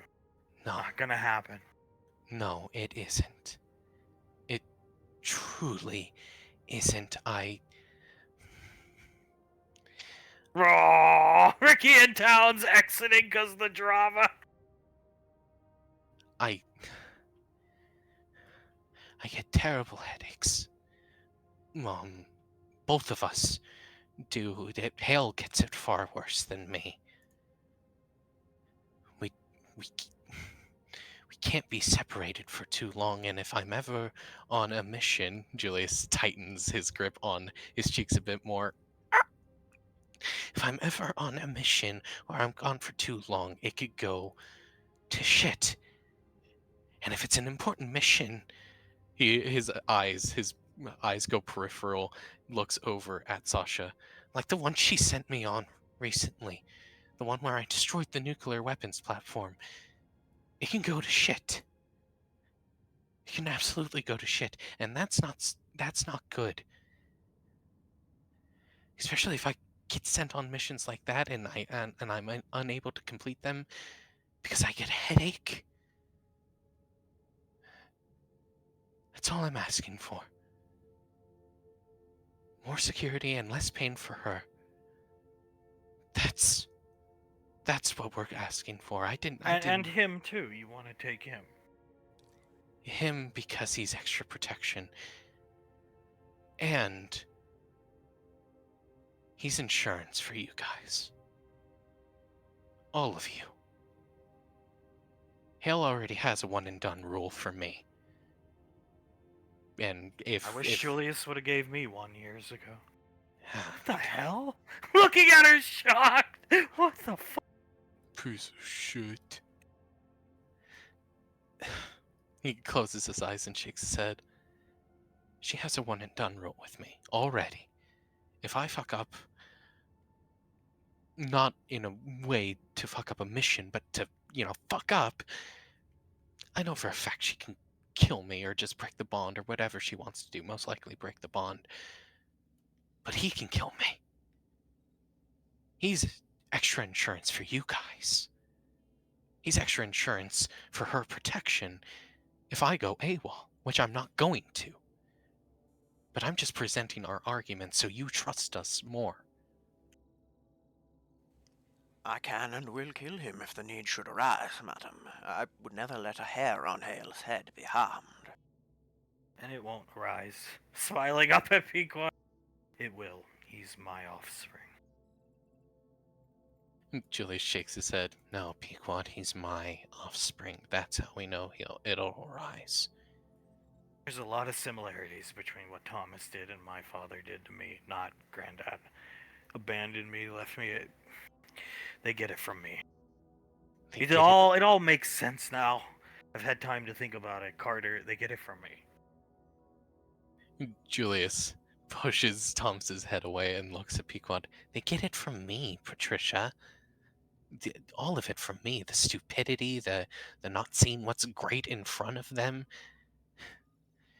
being hung up on some goal or statue of some sort. I don't fucking know. Or a girl, like I was. They get it from me, Patricia, not you. And I need money. And I want to be with the guy I love. And if that means we go out and we fight, Rainfalls have done it forever. And I think the three of us moving here make a really good team, personally.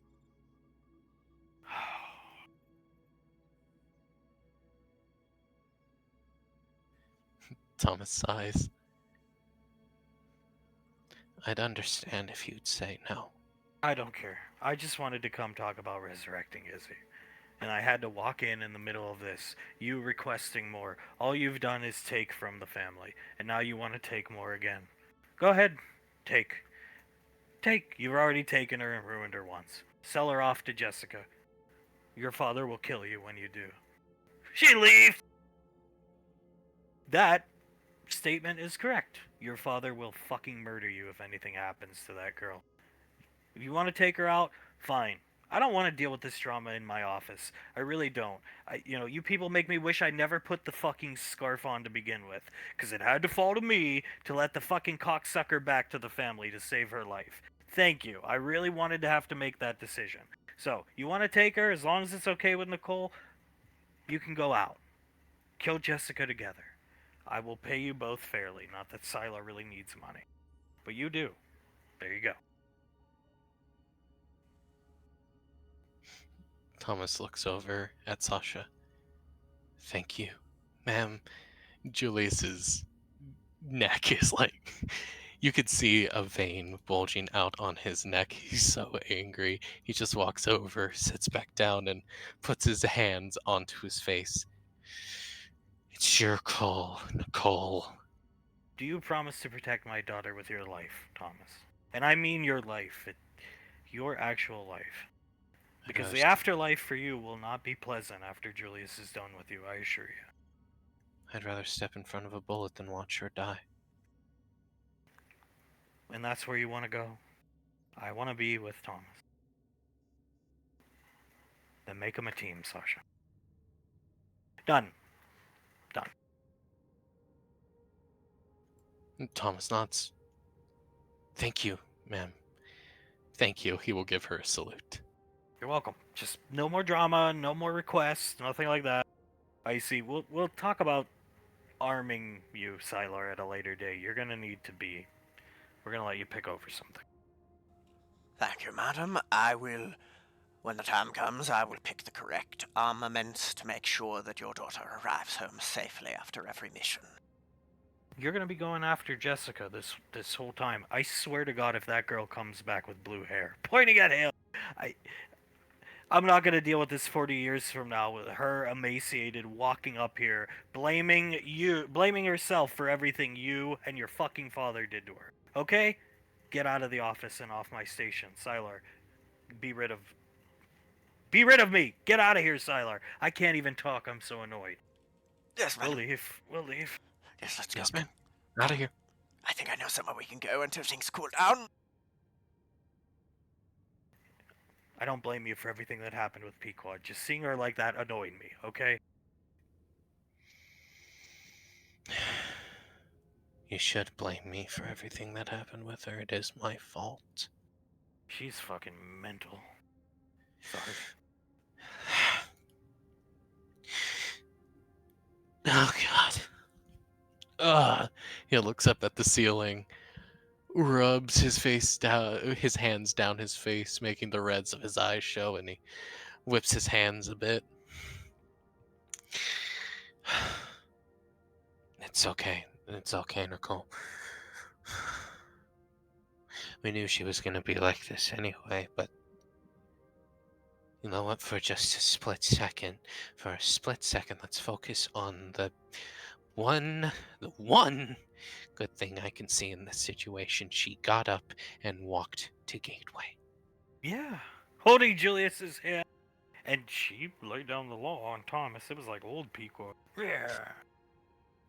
Julius tears up a little bit, looks away. Shit. It was like old Pequod. I hate Thomas. Eating her food? We all fucking do, Samantha. Thank you. All of us despise the little cockbite. JJ nods. I think that right there is an understatement. Despise. A complete understatement. Loathe. Yes. That is a good way to put it. Hey, cowgirl. Sam turning. Oh. What the fuck? Sam? She nods towards everyone. B squad has a whole meet my boyfriend Cash. What are you doing? I'm. Why are you standing in profile? Carter knows what's going on. He just stares at Cash standing in profile. Marianne, what the fuck? He's a fan of father. Yeah, I know he's a fan of father, but I didn't think he'd actually do this. I think this is. I've heard he's rather uneducated.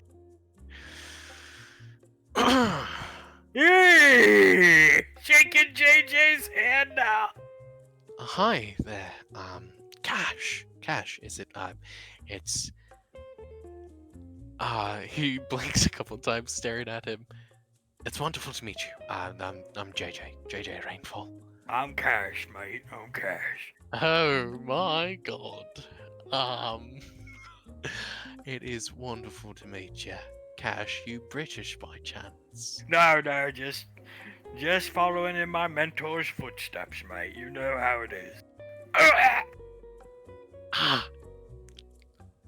Ow!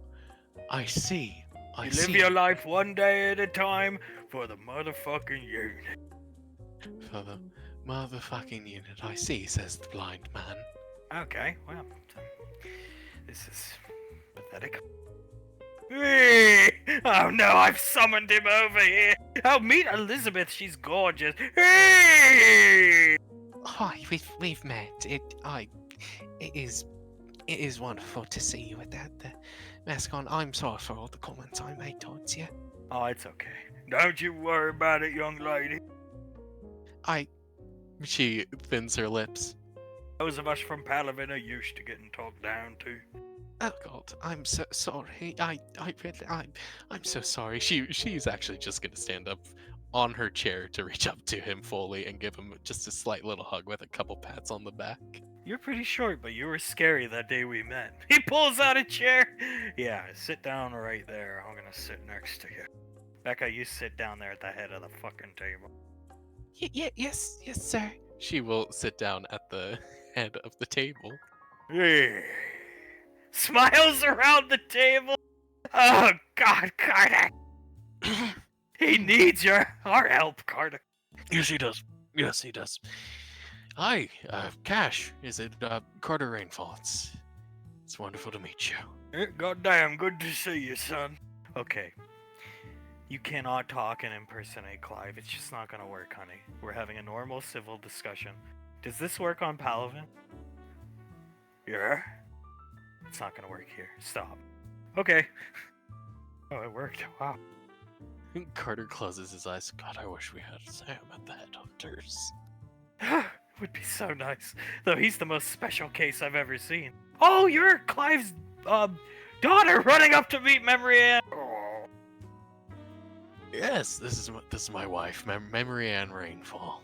Oh, delighted.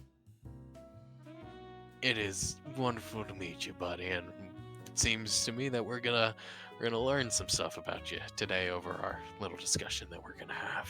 So on Palavin, you greet people like that, and what happens? They get excited. This is how we greet here in the Milky Way. You put your hand out, maybe flutter your eyes a bit, and say, "Hi, my name is Cash. What's your last name?" Don't know it. Nice to meet you. And then you shake hands. She sits down. Okay, sits down. Soul looks down at the table again, just down at the table when he says that he doesn't know his last name and shakes her head. I'm sure we can find out your last name, partner. I get by with that one. Hey, stop it! Benny yelling at Carter nods. Yeah, no. We'll figure out your last name eventually, kiddo. We'll figure it out eventually. He just smacks his lips, looking at Cash. I didn't expect him to be this bad, Marianne. Oh, he is far worse than Benjamin. Sorry, Elizabeth. No, it's fine. He is. She looks at Benny and shrugs. I could see a young me behind, or even with the mask on when we saw him on Palavin. Yeah, that's for sure. She scratches the side of her head and leans forward.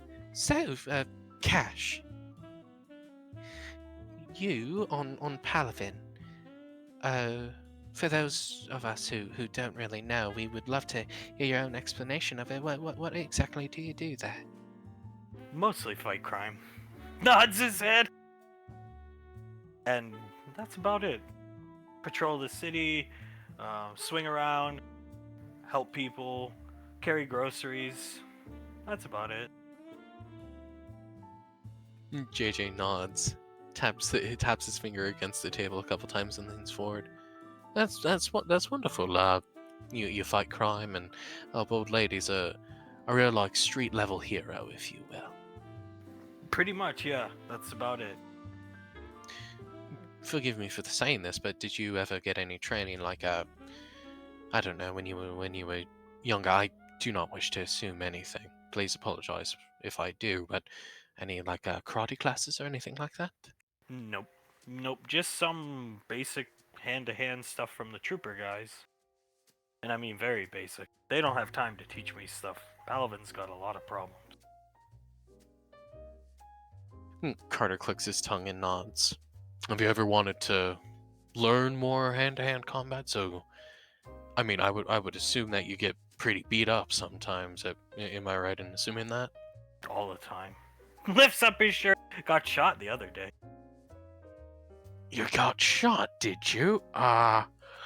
Carter bites his knuckle a little bit. Soul looks over at Cash. Do you need me to heal it, sweetie? Is it already healed? Oh, the troopers took care of me. They have a battle wizard from the Rangers. Rangers, Cash. Dear God. Looking at JJ and then so.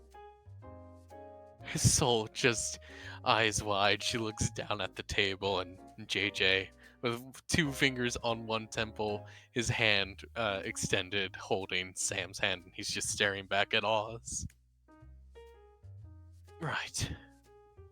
Well, if you know more hand-to-hand combat, then that would mean you being able to protect yourself better, and you wouldn't have things like being shot or being roughed up just, by a couple fists as often. So maybe we could help you out with that, teach you some things hand to hand. We know a very good teacher. If there was time, I'm not too worried about it. But you could die. Mhm. Shit happens. That's the saying on Palavin. I wouldn't mind if you learn some hand combat, Cash. I ain't got time for that, honey. Carter cracks his neck a little bit and scratches the side of his head. You like Palavin? It's your home. Is that where you were born? Mm-hmm. Yep. So tell me something. Were you alive? You were a child when bad things happened. Are you listening to me? Oh, sorry. He's looking at some playing card. Elizabeth leans forward. I'm the head of Snarf's workshop. What playing card are you looking at? Oh, these are my prized possessions. Of course they Right. There's the limited edition versions. No way, no. These are just reprints. Right, of course. Do you want the limited edition versions? No. He shakes his head. I got these the first time I ever helped somebody, so they're special to me. This is my favorite. Of course it is. Stormin Cliven. Yeah. Rebecca nods. That's it, sweetie. And Scar. Mm-hmm. For Frederick. Frederick! He puts his finger up! Frederick? Yeah? Krellin. He says. Right on? Sam? Sound it out, Sam. Oh. You'll. Samuel. Yeah, Samuel. This is the best one. That's a man who can take on any challenge in life. And I try to model myself after him. She starts crying. Carter leans forward a little bit. Oh, my man, I'm a little sick to my stomach. He is a man who can take on anything, rubbing Carter's stomach. But the men at this table are far better at it, trust me. They just don't get the press because they're former operators. Surgeons? No, military operators. Like classified stuff. JJ nods. We used to work for the military, and we were in special groups that did very secretive things. We were known as B Squad. Goddamn B Squad's got nothing on me in the unit, mate. He just keeps crying. Oh God, Samantha. JJ reaches over and hugs around Samantha, rubs her shoulders for her. Elizabeth leaning over to Benny, whispering in his ear, God, if Clive got his hands on Cash, Clive would probably jizz all over himself by how excited he was by having someone who worshipped him. He's already indoctrinated. Looking at it. I didn't even know you could get indoctrinated by not even joining without actually joining the unit. So what brings you to Gateway? I was teleported here. Oh. Yes, we teleported him here so he could meet the family and we could all get a good read on him and everything like that. Just a friendly meeting. I really didn't want to come. Becca tried to get me to come, but I told her I had other things to do. Well, if your girlfriend says my parents want to meet you, you need to meet them. I see that now. Looking down at Saul. Saul nods. It's a good rule of advice, Cash, and Colt will tell you this as well, as I'm sure any man at this table would say as well. It's most of the time a good idea to listen to your significant other. Well, I mean, it's not like I didn't want to meet you. I just have other things to do.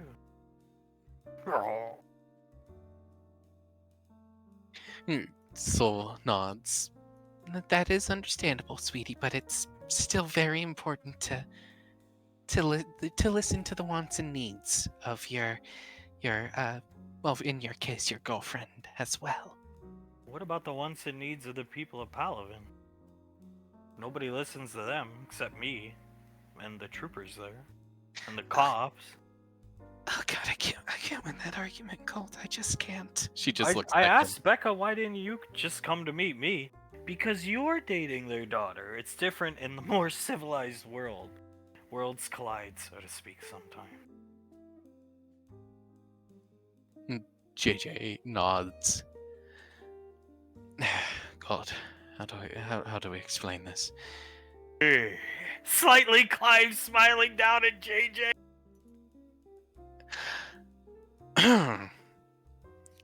All right.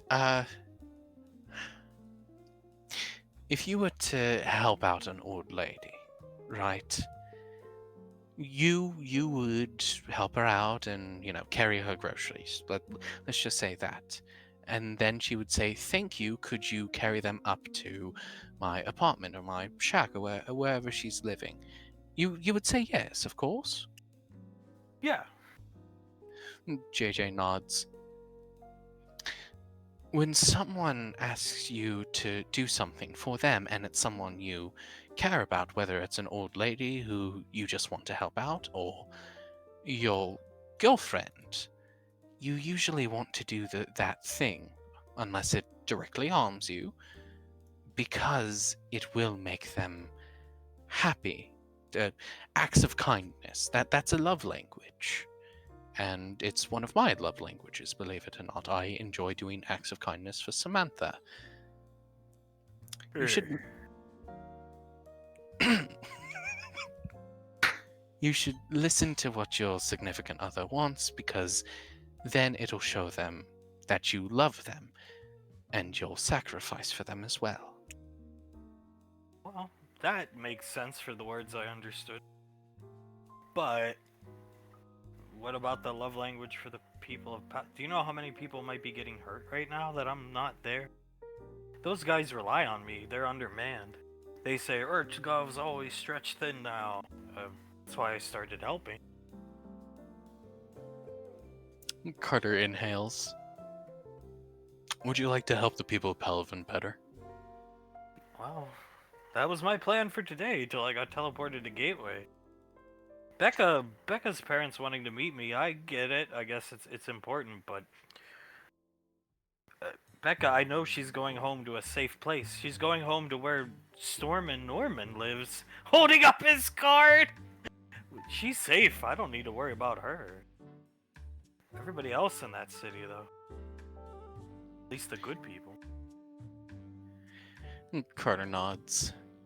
He leans back. Okay. You met Sol and Colt, which is very important. He's nodding his head, smiling like Norman in this picture when he does that sound. Right. Carter just smacks his lips a couple times. I think Clive would very much enjoy that you help out those in need. I think he definitely would. But I think he also cares a lot about the love and joy of his granddaughter. A goddaughter. His beautiful goddaughter there.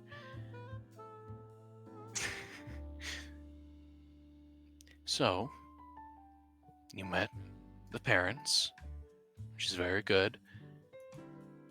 You, I would like to think, made Rebecca happy by meeting her parents, finally, and meeting some more of her family. There is more to meet, but we're good for right now.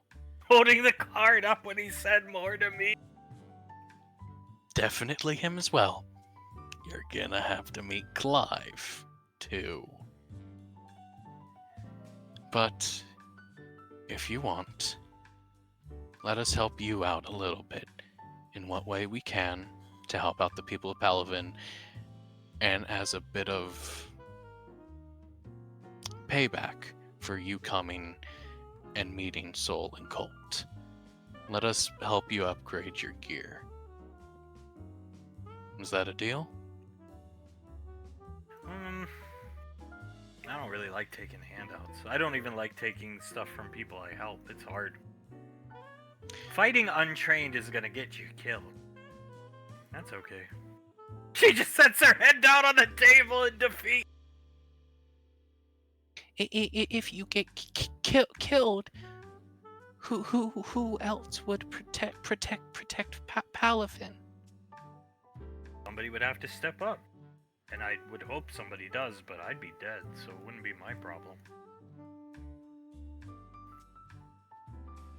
Carter sighs. Children from the frontier, built different.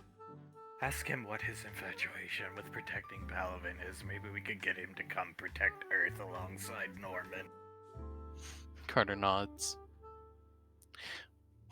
Can I ask something a bit personal, Cash? He just looks down at his lap, shakes his head.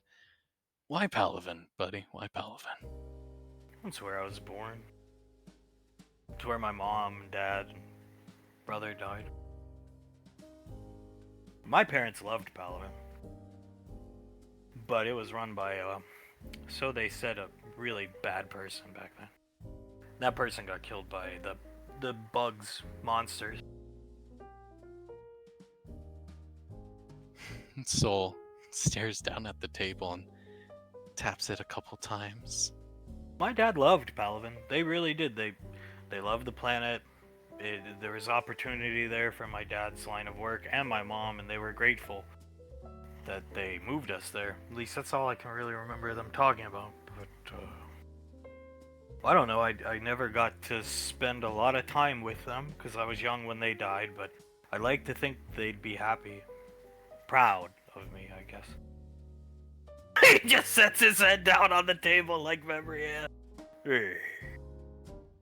Elizabeth just leans back in her chair, looks up at the ceiling. Soul has started to tear up now. Putting her arm around him. I'm sure they are. Carter nods. He'll actually stand up, walk around, and join Sam, putting a hand on his shoulder.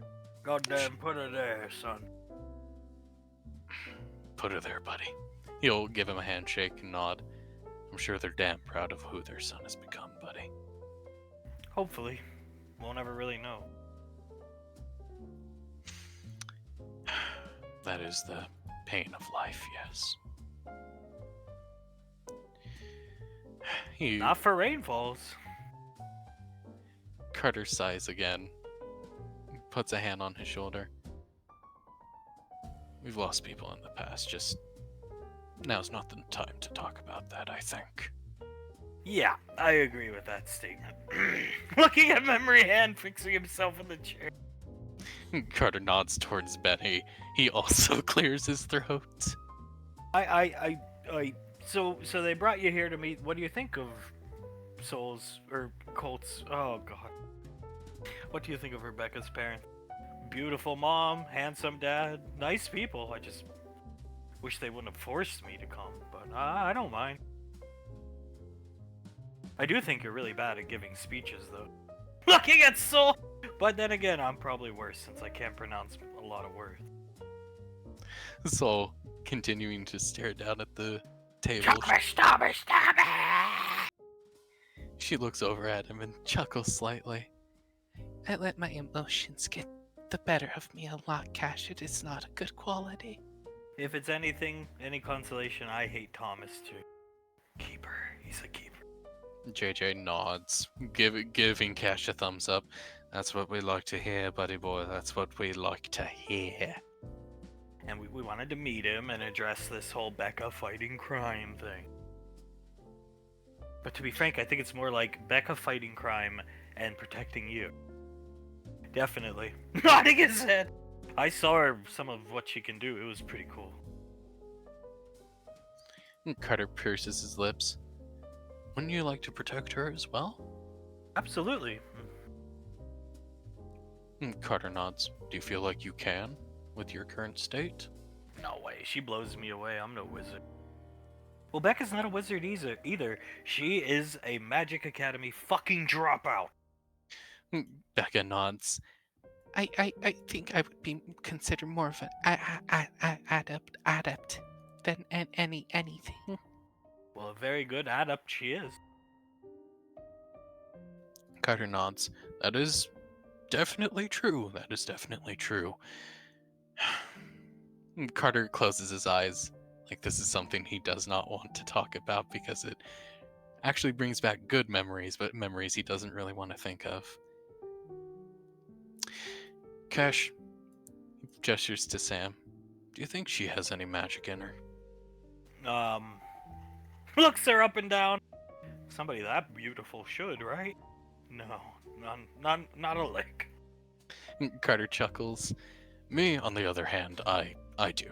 I do have quite a bit of magic. Not as much as I could have had, but another story for another time. Yeah, but you can summon a dragon. I can. But I couldn't back in the day. Back in the day of B Squad. Let's be honest here, I was a bit of a fuck up. More than a bit of a fuck up. A huge fuck up. Carter shakes his head, and even though I had magic, and I had my big sword, and I had this and that, you know what person here at this table saved my ass more times than I could possibly count? Moon Maiden? No. This woman right here. This woman with no magic. This woman who went headfirst into battle, not thinking about what would happen to herself, just wanting to protect us. She saved my ass. More often than I can count, she saved Soul's ass.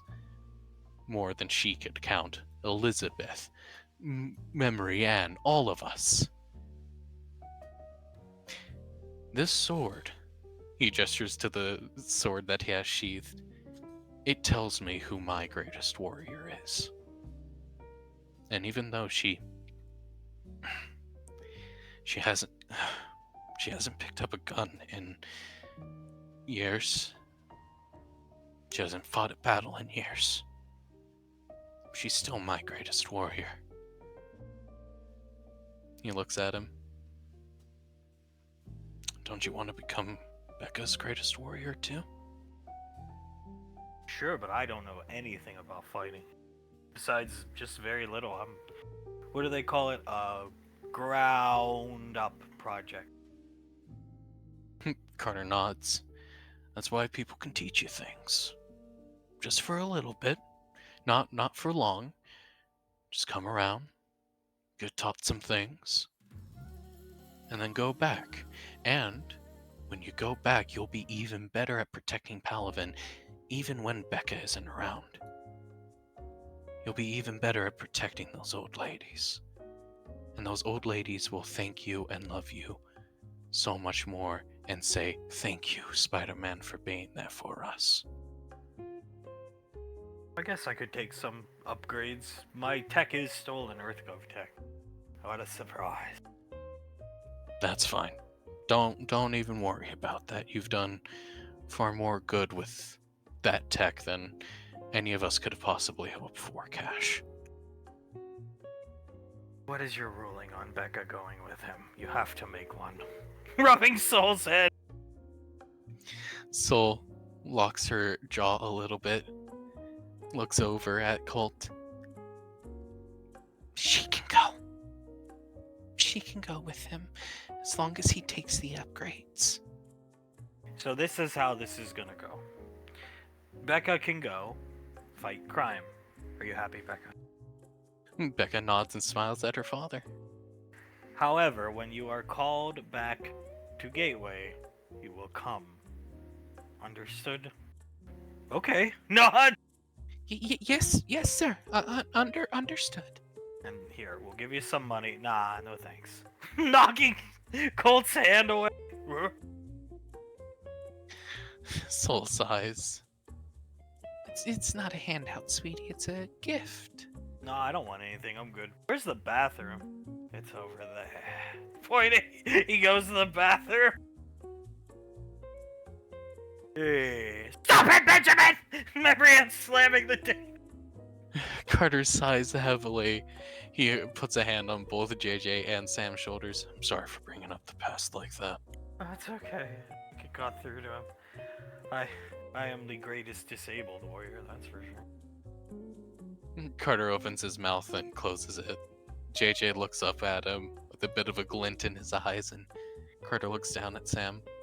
I'm sorry, Sam. I He used pats to be her. cool. If it's any consolation, I still think you're a badass.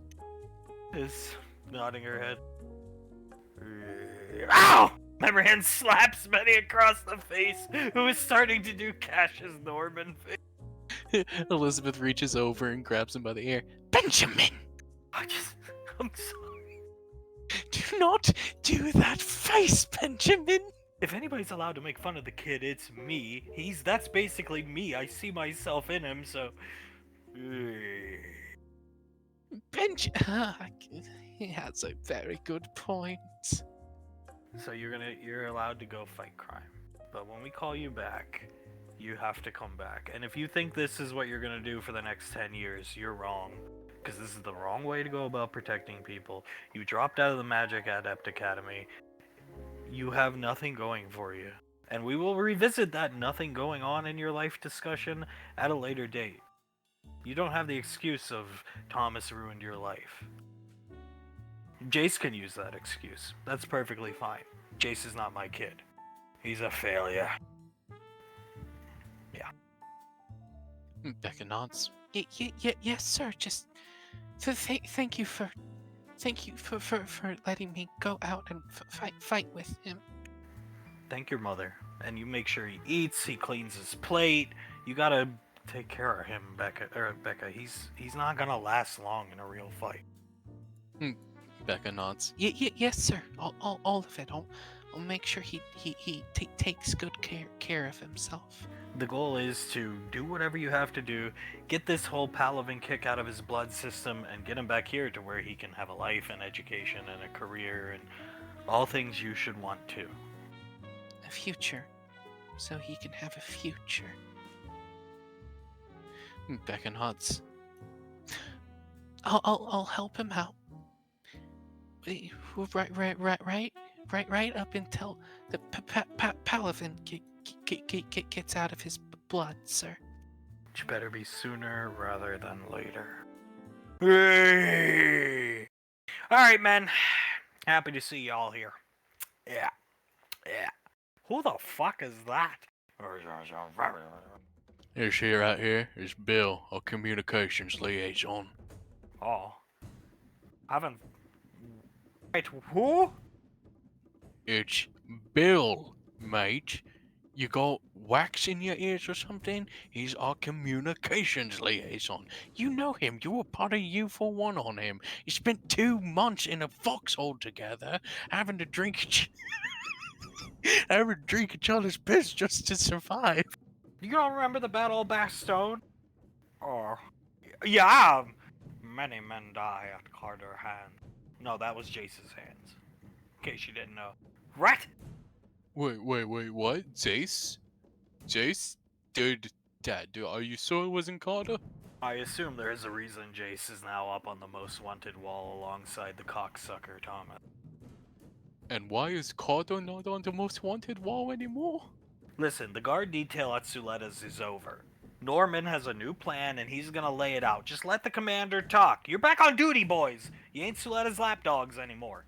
You're Norman's lapdog. Oh, fuck. Woof woof! Yeah, that's right. Clive stands up straight. Jace is Prio 1, ladies. Why? He... Thomas Prio 1. No.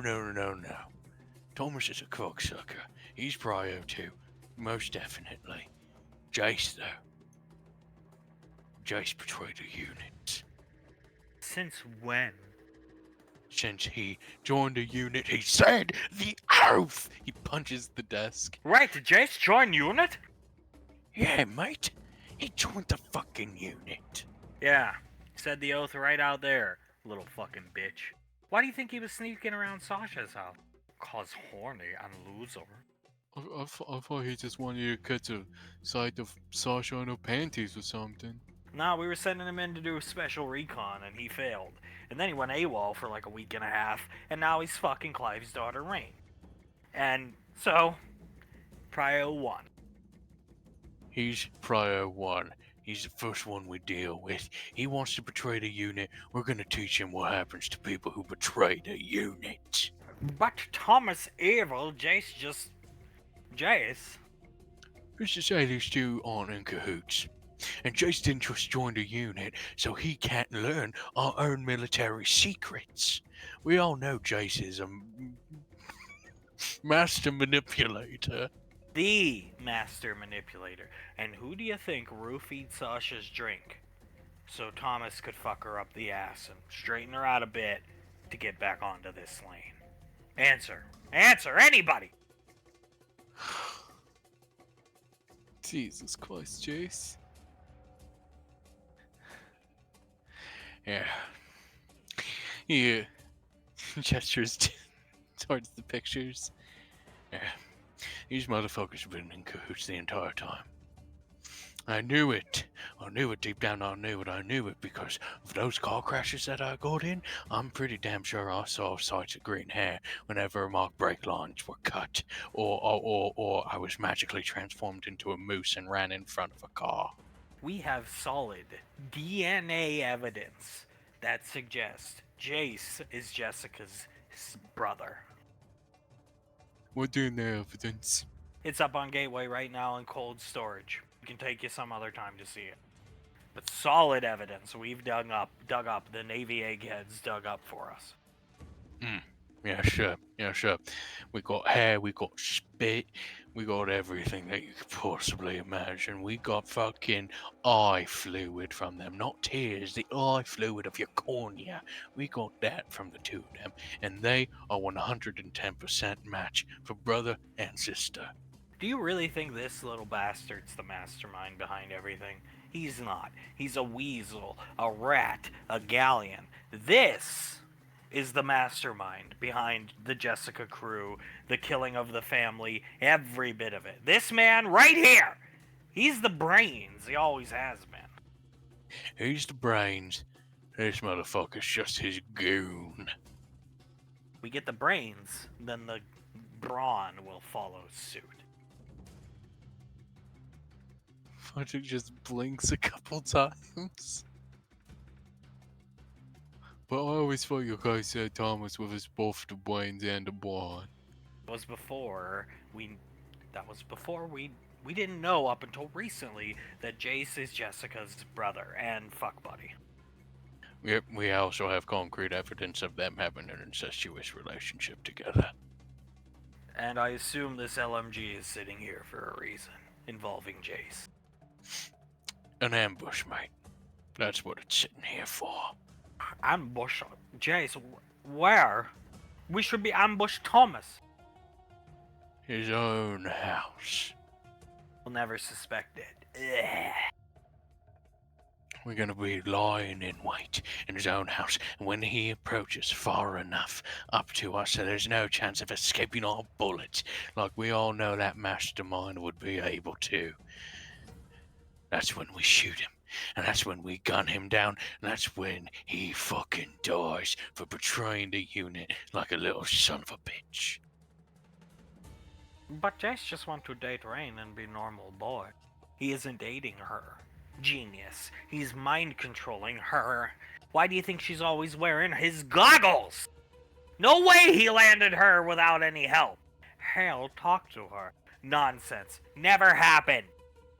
You got mind control. I told you all. You should have gotten a goddamn metal in your brain. Speaking of Bill, we need to do that for you, Dr. Honduras.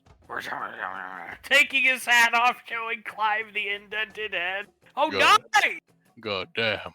The man is ahead of the curve as usual. No wonder why he can't fucking talk. Gesturing. Oh, yeah, his head is fucking indented. It's just ahead of the curve. He knew what had to be done, and he didn't have Dr. Hunders around where he was in Quebec, and he had to bash his own skull in. Very famous battle between Jace and the unit, the Battle of Quebec and Calgary. Frederick just closes his eyes and shakes his head. This is the stupidest fucking thing I've ever heard. Let me check that. Okay, right. Okay, very good. Showing Frederick their paintball LMGs. Fine.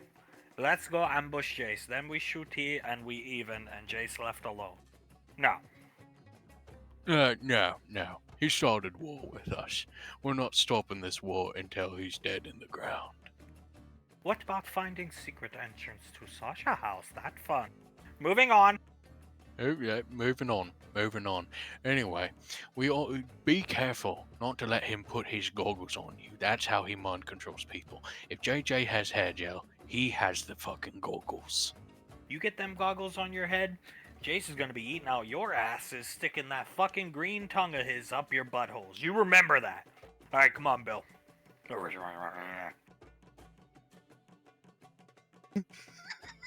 He's a mutant. A goddamn mutant is what he is. 110%. That's why he has the green hair, the green tongue, why he seems to be freakishly smart. He was born and bred to kill the unit by someone. I don't know who, maybe a shadow benefactor or something like that. But we all know that Thomas is the mastermind here. Or not Thomas, Jace.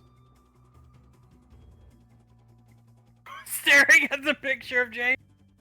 He joined unit. He bring this on himself. Putting his hands up in the air. We have to teach the boy a lesson. I don't want to, but I'll do it. Need your help out here, Commander? Yes, sir. He'll go out to help out Scar. What the fuck? Just looking at the picture of Thomas. 20 Oh. years we try kill he. For 20 fucking years, this guy was Prio 1. Even Carter was Prio 2 compared to Thomas. Now suddenly, this guy? Jace? Jace is Prio 1. I mean, I get it, he joined the unit and all, but come on, it's sorta stupid. Picking up the paintball LMG. Sighing, I always wanted to bully autistic kids. That's sarcasm. Wow! Oh god, we're gonna have to bully an autistic kid, Quawin. Aw, shaking his head in sorrow. Flip coming in. Cooled off? You all good now, honey? She is sitting on the edge of the bed. She nods. She looks up at him and smiles. Thank you. Yeah, no, I'm cooled off. I'm cool. Thomas definitely did a number on you, huh? Rubbing her thigh. I've never seen carnage like that, save for like a comic book or something. She chuckles. Really let out my Aunt Samantha, didn't I? Do you feel better? A little bit. A little bit. She looks up at him and smiles. Felt cathartic, you know? Well, then I hope we get more missions like that. I looked over their base. There's no info on... I mean, just a transaction account with Jessica, but no information on her. That is a shame. I thought we would be able to kill her, but... Oh well, that's the way things go, I suppose. Yeah. You need to relax. Just be a peach out there. That's how you're gonna get killed. I've seen it. She scoots forward on the bed a little bit and wraps her legs around him. Oh. Putting his hands on her legs. She tilts her head. If something happens to me, it's okay, but not you. So try to just follow my lead. She yanks him close. Integra. Am I still a peach? Yes, you are, but your father could be watching. There's cameras on this ship. She leans in close. Then he better turn the cameras off. He'll take off his mask and helmet and start kissing her. She will return the kiss. Sylar now finally relaxed. God, that was stressful. Yeah, you're telling me between the... Everything today has been a stressful moment. It was nice to see Pequod up and moving, even though she was kind of angry. Thomas nods. It was. It felt somewhat comforting to see her up and moving. It felt comforting that she even talked to me, to be honest. That's what I was saying. I'm glad you saw it. The Izzy wall block around that woman. You just can't get through to her. I don't think it's her blood that caused this, but... Thomas sighs and shakes his head. Ah, Jesus, I wish there was some way to get through to her, but I suppose there isn't anything at least me and you can do at this moment in time. No. In fact, I think we just created more heartache for her today, because now she feels like I'm gonna get kidnapped and held for ransom by some criminal association of yours, and Sylar will be the same. And she does have reason to fear such a thing. But I say it is an opportunity to prove yourself, Thomas. Prove yourself to her by making sure Hale and I get home safely after our first missions. And Thomas looks down at the ground. Y'all think I'm gonna let something bad happen to you. To either of you. Y'all think I'm just gonna go off and run off with Jessica again. They all think this and that, which yes, they should think that. Why shouldn't they? I fucked up bad enough. But I'm gonna prove him wrong. I'm gonna prove him wrong, because what else can I do at this point in my life? He looks at Hale and smiles. Other than just be the absolute best I can be to you. We'll prove them wrong together. I do think we make a good team, the three of us. Without the shadow form, I'd be kind of useless. But I got something up my sleeve now. Thomas smiles and nods. That shadow form is pretty badass, yeah. And I can burrow. I'll be safe, and I will not take risks. Please don't take risks. He looks off in the distance like he hadn't considered that. Oh dear God, please don't take risks. You call the shots, tell me what to do, and I'll do them. And I will. He puts his arm around her waist. I will call the shots. Ranger makes the calls here, not the Anovian. Except around the lane, I make the calls, at least when it comes to that cat. Yes, please. That cat is legitimately terrifying. You know, that was one of the most scared I've ever been on the lane. Number one was, of course, my dad almost killing me, but two was sort of that cat blasting me through that wall. I legitimately thought I was gonna die. I was actually proud of myself when I stopped it with Kinesis.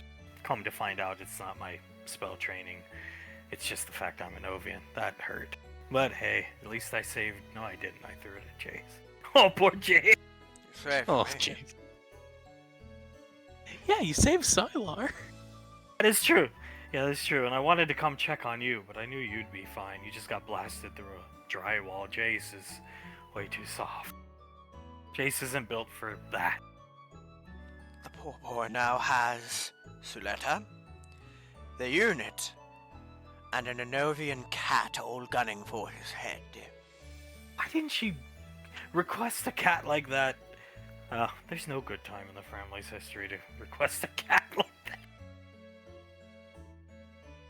Thomas just shakes his head. All I know about that cat is when I look at it, I get an extreme tingling feeling up the back of my spine all the way to the tip of my head. And when I get that kind of feeling, I know it's a bad deal when it comes to that person or object or animal in this case. Fucking bitch called you a subhuman. If anybody's a subhuman, it's nobody on that goddamn lane. Maybe Kreldrick. Thank you. Yes. Kreldrick, yes, but I suppose since I'm Galleon and I fucked up so bad, I'm subhuman. She didn't even go for me. I goaded her. I was like, I'm a rat. You catch rats, right? Come on, come at me. And she brushed me off. She, ha- Well, oh, go ahead, Silas. she has her quarry, and it has green hair and wears goggles. Yeah, no fucking sport. Guardian creature of Kamul's children type of power level, and it's going after the autistic kid. Isn't that like fishing in a pond with only one fish that's like 5 feet wide? It's like fishing in a pond that small with dynamite. Shooting into a bucket with a fish in it. Thomas nods. It's like shooting a deer, but the deer is at a zoo. If your Oh god. if your mother decided to go duck hunting and instead of a hound she brought Des. Her fucking dragon. It's like it would be like my father fighting in a children's karate tournament. Yeah, check me out, Pequod. I'm gonna show off my skill. Oh, just watch this, Pequod. I ain't never seen anything like this before. Fixing her crotch like. Oh god, my love. Oh, what a display. Oh, sorry. Well, we apologize, sir. We apologize. What are you doing here? Just going on a relaxing spree around. This is a beautiful place this time of year, and I thought it would do them some good to get some fresh air. Oh, well, welcome. Thank you. Thank you so much. May I ask your name, sir? Steven. Stephen, it's nice to meet you. I'll actually go up and shake his hand. Stephen Galliard's the name. Ooh, looking at the toad. Stephen Galliard. He looks over at the toad, over at Hale, and Sylar sees Thomas's eyes widen a bit. And then it almost looks like he remembers something. And he looks back at the old man. Stephen, what is that by chance? Ah, a little troublemaker. Spinning up, jumping over Hale. Hey! Karate chop Sylar in the back of the neck. Drops to his knees. Damn it! Hale running over to heal Sylar. It's a Imaduro. It's a toad. It's a toad. They're pretty popular on this planet in particular. Hiya! Drop kick Sylar in the back of the head. Stop, dude! It goes for Sylar again. Right, please, no more. They're incredibly hard to tame. One would have to be a Beastmaster of Hale picking it up, holding it. Legend. What the hell? Thomas looks at Hale picking it up. He gestures towards her. See, it just so happens my girlfriend is a very skilled Beastmaster. I do recognize. He has to put on some very old, rinkety-looking glasses. Hale holding the toad, healing Sylar. You're good, Sylar. Thank you. Why do animals hate me today? I have no idea, but he's calming down. Kisses the toad. Thomas nods. He points at Hale. That's Hale Rainfall right there. I thought so. Huh. Well, perfect timing. Perfect timing indeed. He looks at Hale holding the Imaduro toad. He looks at the old man. So who are you? Pointing down at Thomas. Oh, I'm Thomas. Thomas Rainfall, her boyfriend. Okay. That toad was originally my granddaughter's. Points at the toad. As she was a big fan of yours at the Battle League. Fixing the glasses. You've aged quite a bit. Yeah, smiles at the guy. Thomas nods. She has. She had to leave the league for a little while there. Sylar, hearing the granddaughter, a fan of Hale comment, makes the grave error of, where's your granddaughter? Maybe she couldn't be dead. Well, is your granddaughter around? We could let her meet Hale, get autographs. We'd happily do that. She is no longer with us. My apologies. He bows his head slightly. I did not mean to dredge up any ill feelings. Xenolung. My son and daughter-in-law live, used to live about 20 miles from here, and there was a large one of them hives beneath their farmland that was not known about till too late. Thomas nods. I'm so sorry about that, sir. Yeah. Holds out a picture of her. She was a big fan. On this colony, there's one restaurant that has a satellite dish that can watch broadcasts from Earth, and she would watch all your games. She's starting to get choked up. I got sick and couldn't do it anymore. Life can be a bitch. Thomas sniffles, tearing up a bit himself, puts a hand onto Hale's shoulder and squeezes it a bit. Looks at the picture and then at the old man. She was a big fan of Hale, is that? She'd probably be happy if Hale went back into the league, wouldn't she? She wanted to follow in her footsteps. She was, I believe the word is adept magic. She had some magic to her. Great fireworks and sparkles, but the light snuffed out too soon. Starts crying. Thomas puts his entire arm around her and gives her a kiss on the cheek. That's wonderful, sir. That's absolutely wonderful. He looks down at the picture, then at the old man, and then at the toad, and then at Hale. He looks at the old man again. You see, there's an issue. I would absolutely love for Hale to go back into the league and win like she always did. I would absolutely love to see that, sir. The problem is she doesn't have any animals to fight with anymore. When she got sick, she couldn't use them anymore, if that makes any sense. Yeah. The rainfalls. Can't you buy some? Thomas nods. We can, which brings me to my next point. He looks at the toad, then at him. Would you mind if we use your granddaughter's toad? At a price, of course. I will buy it with my own money.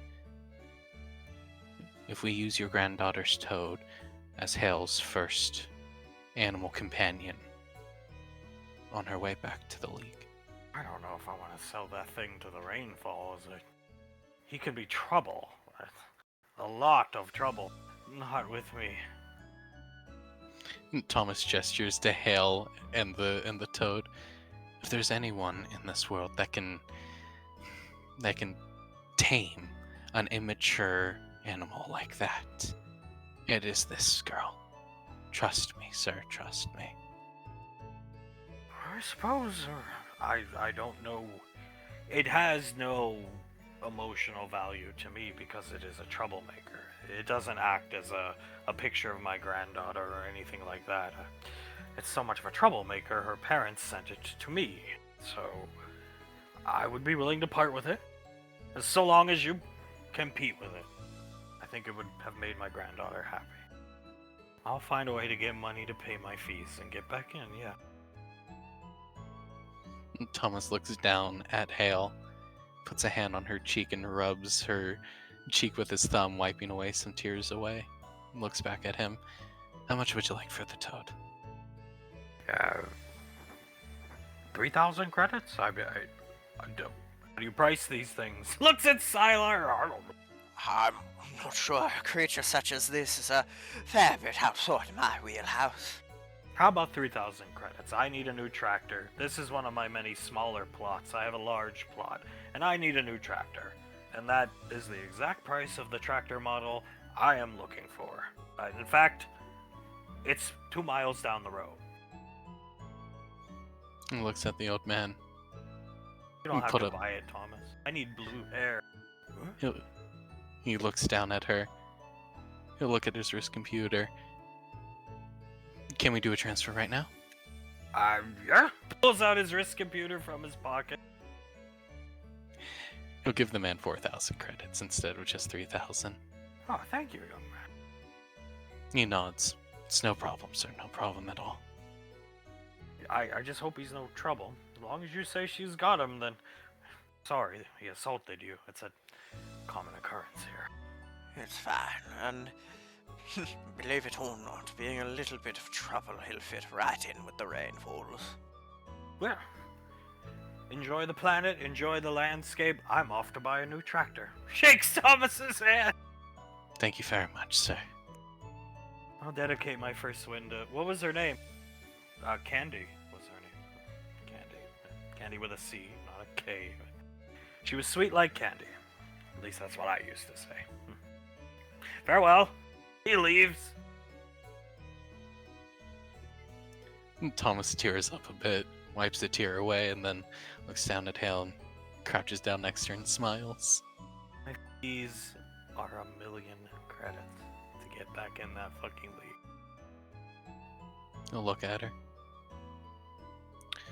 Well, you guys were just allowed to come on missions with me, and you'll be paid handsomely for it.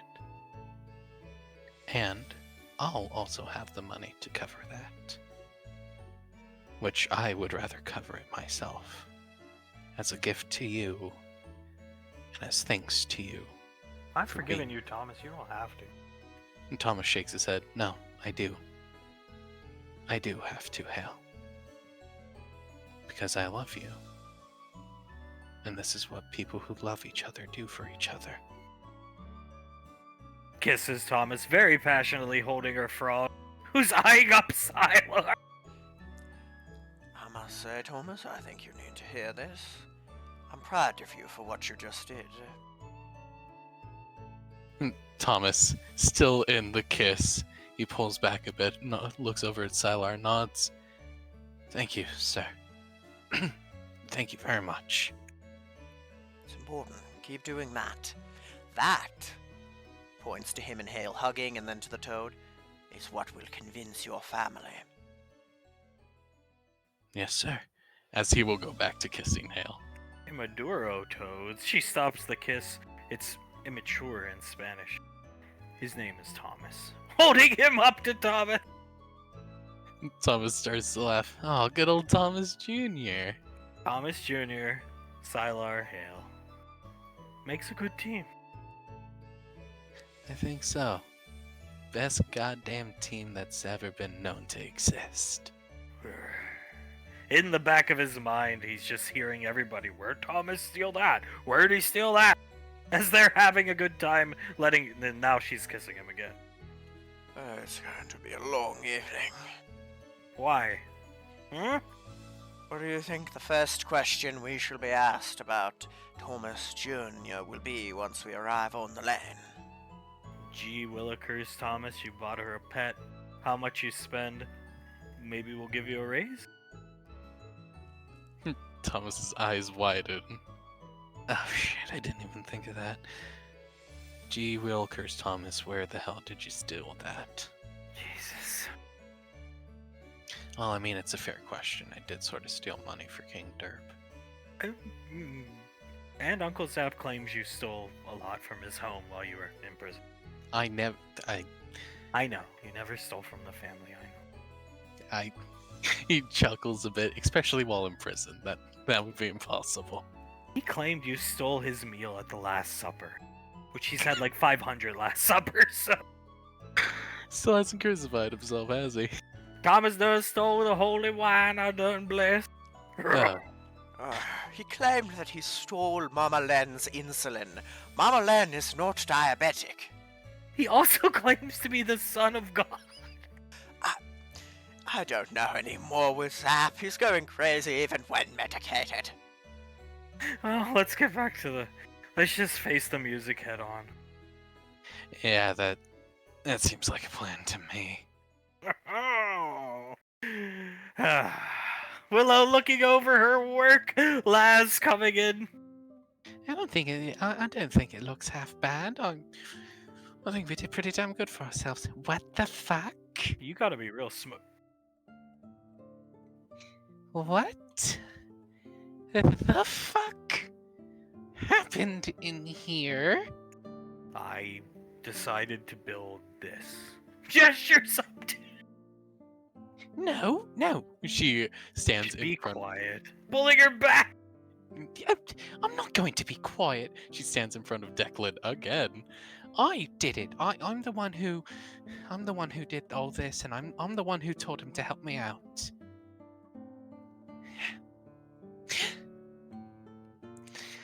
She walks up to Willow. The floor's fucking gone. Replaced with wiring and metal tubing and everything like that. What is this? Some kind of distillery? What in the God's good name is all of this? Please, God, describe it to me. Free energy project. What? Free energy project. I want to create a free energy source, and we asked Uncle Krellin, and these are the blueprints. These are the blueprints that he gave us to build at least the machine. We need a special matrix shard to actually powder it, but this is what we'll use to store that shard. Laz blinks a couple times, looking down at Willow. You're trying to develop free energy in your parents' pool house? She blinks a couple times. I'm very angry. I'm very angry with you, Willow. And your parents are gonna be even more angry. And you know what? I don't think they're gonna care much about the free energy thing. Especially since you don't have it yet. You haven't created it yet.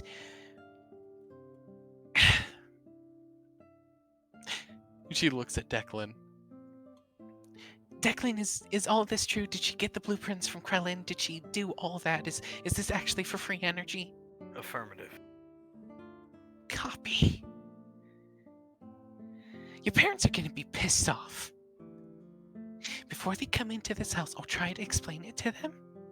But they are going to be so pissed off it's not even funny. And if your mother tells me to kick your ass, I am going to do just that. Thank you very much.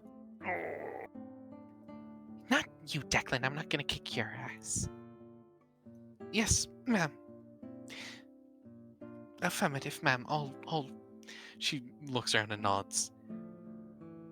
I'll take any punishment that they wish to dish out for this. I just wanted to try and do something good for once.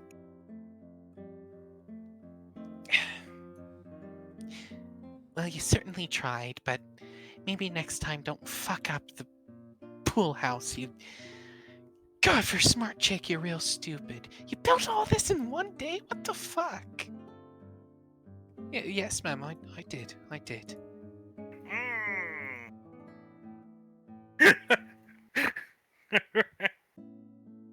Jace is sitting upright. His head and his hand shaking, but he's making sure to keep his torso and lower body as still as it possibly can. I admire your green hair. Do you now? Is it irregular? Bow, bow, bow. Bow, bow, bow, bow. It'll look so good covered in red. Ha ha ha! Please don't do that. I'm just trying to sit here. Bow, bow, bow, bow, bow, bow, bow, bow, bow. This can all end, Jace. Just leave and never talk to Rain again. I can't do that. We both know I can't do that. Now, you can. Jace shakes his head. No, I can't. Meow. I can't. As the claw starts to push into his pants. Jace tries to push his body down even further into the couch, the cushion only giving so much leeway. Oh God. Please, Mrs. Snuffles, we can talk about this. Please don't cut my dick off, please. Why do you need a girlfriend if you don't have this? Pressing the claw in more. I just want. He looks over at Rain, then back down at Mrs. Snuffles. That is a very good point. But I actually enjoy Rain quite a bit, and I love her. I do. She cares for me a lot, and I like that care that we give to each other, even more so than the physical aspect of it. But please don't cut my dick off, please. That's enough. Meow, meow, meow, meow, meow, meow. Looking right at Davy. Oh, look what the cat dragged in. Davian raising an eyebrow. It's quite humorous coming from a cat. Meow, meow, meow, meow, meow, meow. Those who think I'm merely a cat underestimate me. Obviously, you're more than a cat, but you are. Well, I actually have next to no clue what you truly are. I know you're a Novian, that's for sure. Starts walking on the top of the couch. Meow, meow, meow, meow, meow, meow, meow, meow. Tell me a little about yourself, Davy. Standing in front of Davy. Davian squints her eyes. Oh, I'm sure Suletta has already told you much about me. Meow, meow, meow, meow, meow, meow, meow, meow, meow, meow. Your species has made quite interesting advancements in technology. As it looks over at Davy. My species, do you mean human and elvish kind, or Gallian kind? Meow, meow, meow, meow, meow, meow, meow, meow. What's a swordswoman without her swords? The nanotech being activated with kinesis, and the ODM gear hovered in front of Davy. What the fuck? Jesus Christ, reaching for his pistol. Davian puts her hands up. Return them, leave her alone. She's not your priority. I hate Galleon. Suletta, please, this goddamn cat. Just stop fucking with my sister. You're here to murder the autistic kid. And Thomas. Listen to me. I am the Beastmaster. Meow, meow, meow, meow. Fine, we'll play your game. Sitting on the bookshelf, staring at Jake. Did you just say murder? Yes. Looks at Jake. I hate for it to come to that, but I don't trust any man in this family. Except your grandfather Hunk and JJ, and your father Oz. Right. And Colt. Colt's wonderful. Those Browse men. That's great. That's actually great. I'm gonna be murdered by a cat. Well, you'll die happy. I know you've gotten a kiss. He looks over at Rain and smiles. I have gotten a kiss. Nobody's getting murdered. Yeah, just relax, Chase. Yes, exactly. I actually don't think I could do anything to that cat, but not on our watch. You won't be murdered on our watch, darling. Yeah, nobody's getting hurt by a goddamn cat. Everything's fine. How's the day going here, guys? Oh, just wonderful. It's interesting, to say the least. Absolutely interesting, grandfather. Davine nods. She scratches her chin, looks between the three of them. Right. Suletta, have you let them sit next to each other at all? I mean, you have Mrs. Snuffles here. I think that's protection enough. No, I'm going to stay right here. Jace does not need to ruin her. Memory Ann, thank you. Hale, thank you. Davian opens her mouth and closes it. Can't fight against that one. Yeah, well, I can. Do you guys have homework to do? Yes. Go sit outside and do your homework. Perfect! Picking Jace up! Thank you, Mummy. going outside, starts to move towards outside, and you stay right here, cocksucker. Meow, meow, meow, meow. You're just a man. David looks at the cat. A man who commands the Anovian. Nicole. Meow. Impossible. No, very possible. All he has to do is raise his voice, and then she listens to his every whim. Isn't that right, Mark? She's my daughter. She's my daughter, actually. Meow, meow. Bullshit. Sitting here. Completely true, Mrs. Snuffles, completely true. Not by blood, mind you, but by adoption. And even then, she still sees this man as her father, so she listens to everything that he tells her to do, like a good daughter would. Here's a picture of her when she was a kid. Meow. Looks like hell. Well, yeah. Yes, like a... Oh, they do look so similar to each other. But this was our little Nicole, my little Istrum. Oh, by the way, I'm her mother. Meow. Nonsense. Glaring at Davy. Nonsense? She tilts her head. No, quite true, actually. She's my little Istrum. Mark, who is our favorite child? I somewhat forget. Nicole is. She is our favorite. And just so you know, if anything happens to Nicole's mother, she will be furious with you. So would Hale. Lucky sub-elf. Davian smiles wide at the cat. So lucky that if you lay a finger on me, or Mark, you will be unmade, cat. You're not supposed to even care about her. You're here for the men. Jace and Thomas. Meow. Glaring at Davine still. Meow, Davi- meow, meow, meow. Fine, old woman. Davian looks over at Soletta.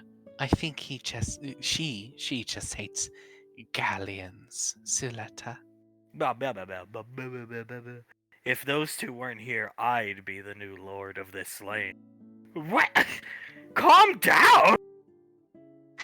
Davian's eyes widen as she looks down at the cat. The new lord of the lane. Like a dictator, perhaps? Now, bow, bow, bow. Getting up, walking over here. My masters were the supreme human race. It's only fitting I would be the leader if none of them were here. I think this is the biggest superiority complex that I've ever seen from a cat. That's a god complex. Settle the fuck down. Take a cue from her and her. There's no god complexes here. Me and Davine are in charge. And that's it. Yeah. Blah, blah, blah, blah. I'm going to find Thomas and eat his brains. Disappears! Well, at least that is a noble goal. Well, it's not going to result in anything, because she'll just scare him away. But at least Jace will die. Come on, Soletta. Soletta, darling, do you really want to kill Jace? No, but he made his choices, and he had to be with her. There's plenty of other women. Not like that, and not for him, darling. He found the girl that he wanted, and he went after her. I'm on your side, partially, Soletta. I am disappointed in Jace. He's had her for a week. Nothing was stopping him from going and getting a job somewhere. Everywhere is hiring. He could have got a job in town. He could, he is... But he's out and about more. Okay, he's being seen around the lane more. He's social more. He's happy. Give the kid some time to come out of his goddamn cocoon that he's built up over the past 20 plus years. And I think you are going to be very happy for both of them. I think so as well. You are going to see that he treats her very well, and she treats him well as well. If they have a bit of a by the family standards, a non-traditional relationship. They have a non-traditional relationship. But if as long as they're happy, darling, and you'll see that they both make each other very happy. I guess he is working on things. She says he's working on tech again, showing it off to her little fucking runt. Yeah, give him time. Jace never struck me as the guy who's gonna go out, and he would probably fail most job interviews, I think, honestly. Even for, like, pumping gas or something. Davy nods. Most likely, yes. He's not all there in the social department. But you know what? If 2 months from now he still has no job, and she's bringing home all the bread, you tell him that's it. That's it. You don't need a killer, murderous fucking cat. You just set a ground rule and go from there. That's all. Trust me, I think she'll leave him long before that if he doesn't start producing. She's way out of his league. Davy nods, and seemingly quite strict when it comes to him. Maybe. I've got bigger problems. That cat has an attitude problem. Never had that happen with an animal before.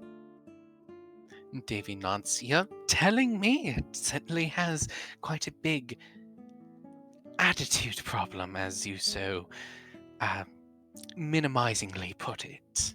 I'll have the situation under control, don't you worry. Right, Siletta, right. Davy smiles and nods as she looks at Hunk and then back at Siletta. I'm sorry, but the hairs on the back of my neck stand up, honey, when I see that cat. That cat is terrifying. I go into fight or flight mode. Well, it's not supposed to bother you. It was given directives, specific directives and orders, and for some reason it's picking a fight with my sister. It attacked Sylar out of nowhere. I never told him to bother the two furbolgs on the fucking lane. Well, Davine shakes her head. Obviously, it's not great at taking direction, Letty, and maybe that's a sign of something more wrong with it. Maybe it's the sign of the god complex it obviously has. Why do I feel like this is gonna end in a Mushin Mach punch that takes Nicole and Sol a month to mend the earth? That is destroyed by the Mushin Mach punch. On our lane. Because that's most likely how it's going to end up. I mean, none of us normal individuals would be able to take on that cat, but I mean, Julius, Nicole, Soul, most likely, they'd definitely be able to take it on. Don't worry, I'll stop it before it gets to that. I have the situation under control. Right, Siletta. Right, she reaches out and pats her thigh a couple times. Oh, Remy having a good time eating some nachos with Maria, the third basket she's eaten. Remy chuckles. He eats a bite of the nachos, looks up at her. You know, I don't think I've ever met anyone who enjoys these nachos as much as you.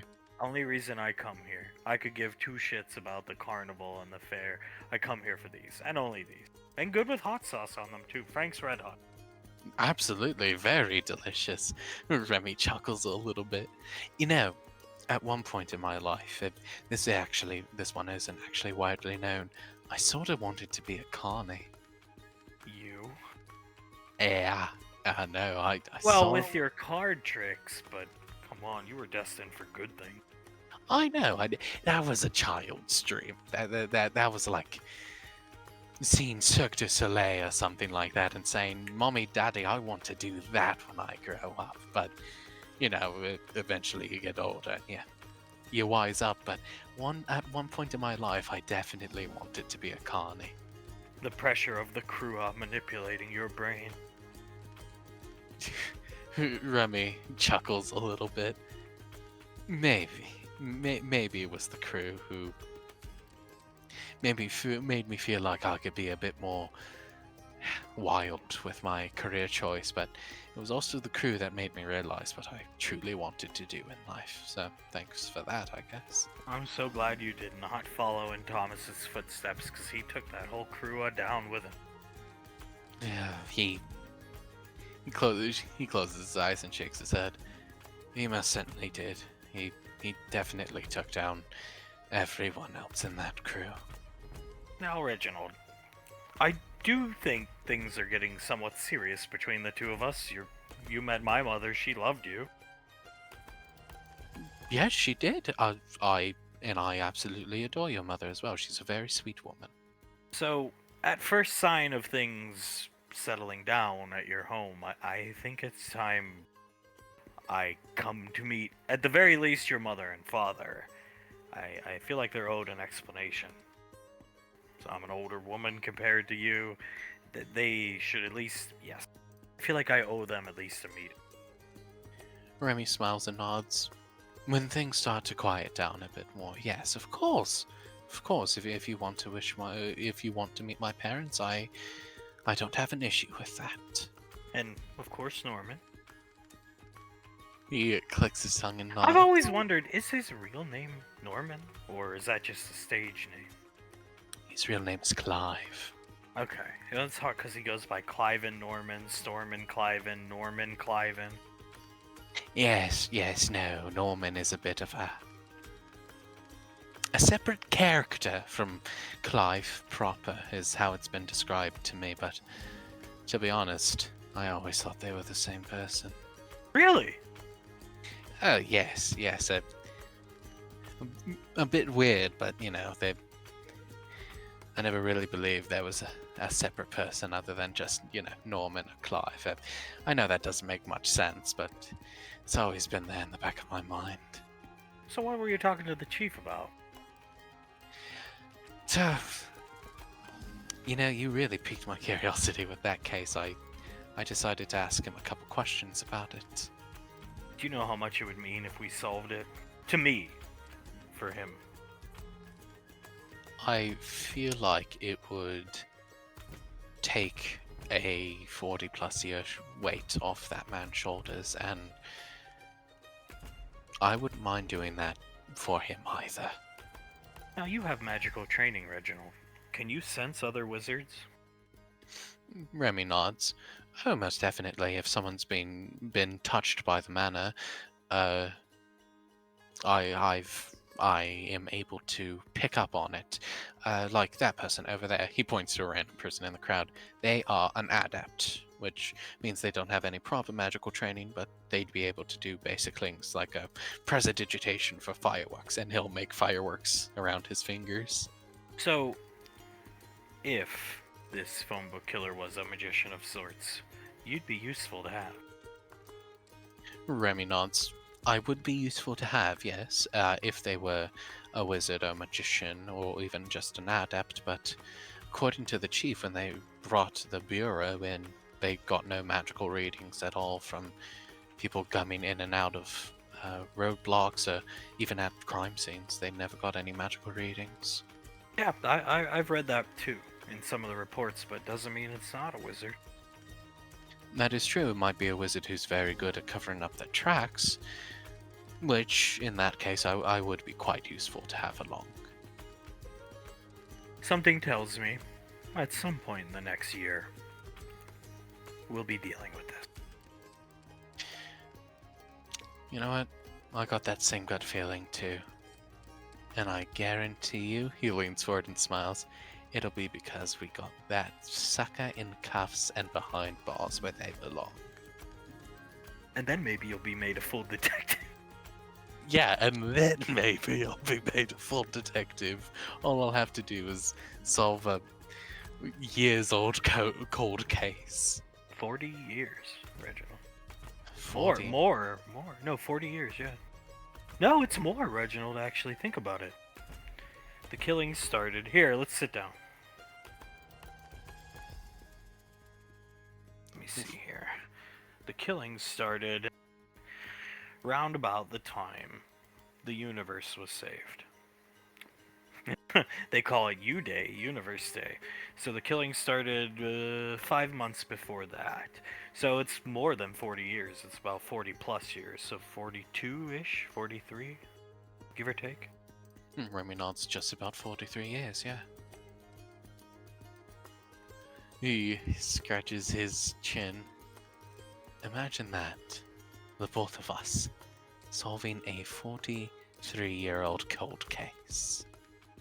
They've been solved, old cases like this, but it's nothing to this magnitude. A mass murderer, basically. Remy chuckles and nods. Did you look at the one? I don't think I even showed you the one case file. Reginald, there's one that whoever this was fired some type of shoulder-mounted rocket. Shoulder-mounted rocket. Let that sink in. Remy swallows hard and blinks a couple times. A shoulder-mounted rocket. Has that come up ever again before? No. No, it's one of the first. I think it's like the first or second. Killed some guy who, I believe it was a flower shop. Shoulder-mounted rocket. That is an absolute shame, but thankfully that's only been used one time. He bites his thumbnail a little bit. Either they didn't have the knowledge on how to keep it up, or they just ran out of ammo. It just broke completely after the first use. I wouldn't know. I am no expert in rockets. Or firearms, to be frank. I know what I need to know about our firearms, but that's... Remy nods. He leans forward. That is absolutely interesting. Almost as interesting as he looks up at her. The chief pointed this out to me. I didn't figure this out on my own. All the victims' names are RR. Their initials RR. All of them? I don't think that's true.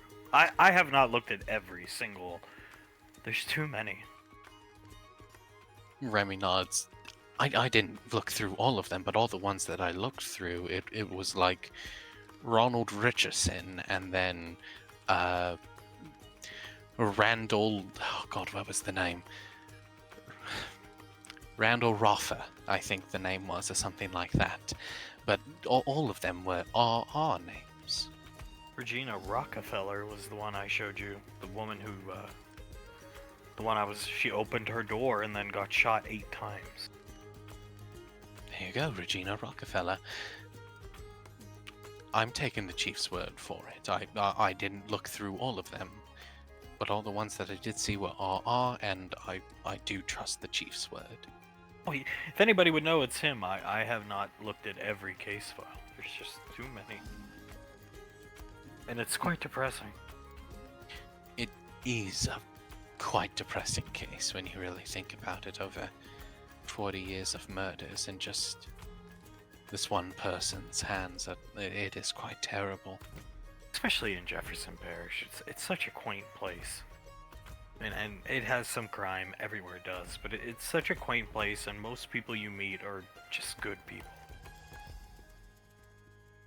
Remy nods. I mean, he looks across the crowd and shakes his head. All these people, they all seem like very good folk. All of them happy, all of them just having a good time. I would absolutely hate for any of them to perish by the hands of this fucker. Oh, I'm sorry, what did you say, Reginald? Oh, I would just be upset if any of these people got killed by the phone book killer. I would too. My attention was drawn to the tiger plushie at the throw the ball game. Tigers are my favorite animals. Remy looks over at the tiger plushie, looks at Maria. You don't say. As he'll slide the rest of the notches over to her and stand up. I think I have to go get a tiger to win. Tiger King is on my bucket list to watch. Remy is starting to walk over there, stops, turns around. We'll have to... Excuse me. We'll have to watch that at some point. I love that bit of the gay zoo owner and pretending Ash was his brother, 'cause I'm gonna die a hero.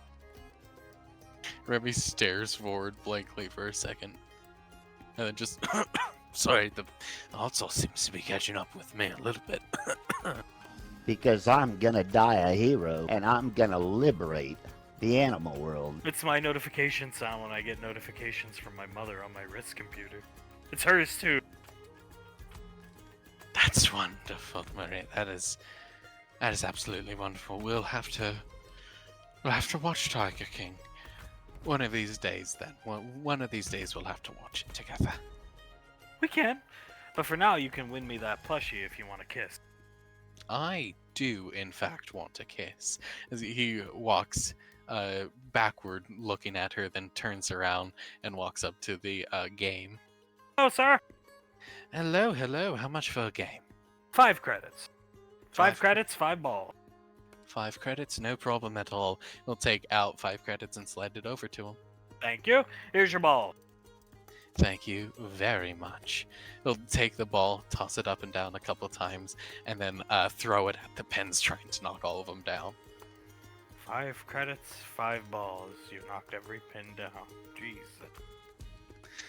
Remy chuckles. I just got a good arm. I always have thrown a lot of things in my life. Well, take your pick. Which prize do you want? The tiger plushie, please. All yours. Do you want to keep going? Or... No, I'm alright. Just the tiger plushie for now. Okay. Well, enjoy, sir.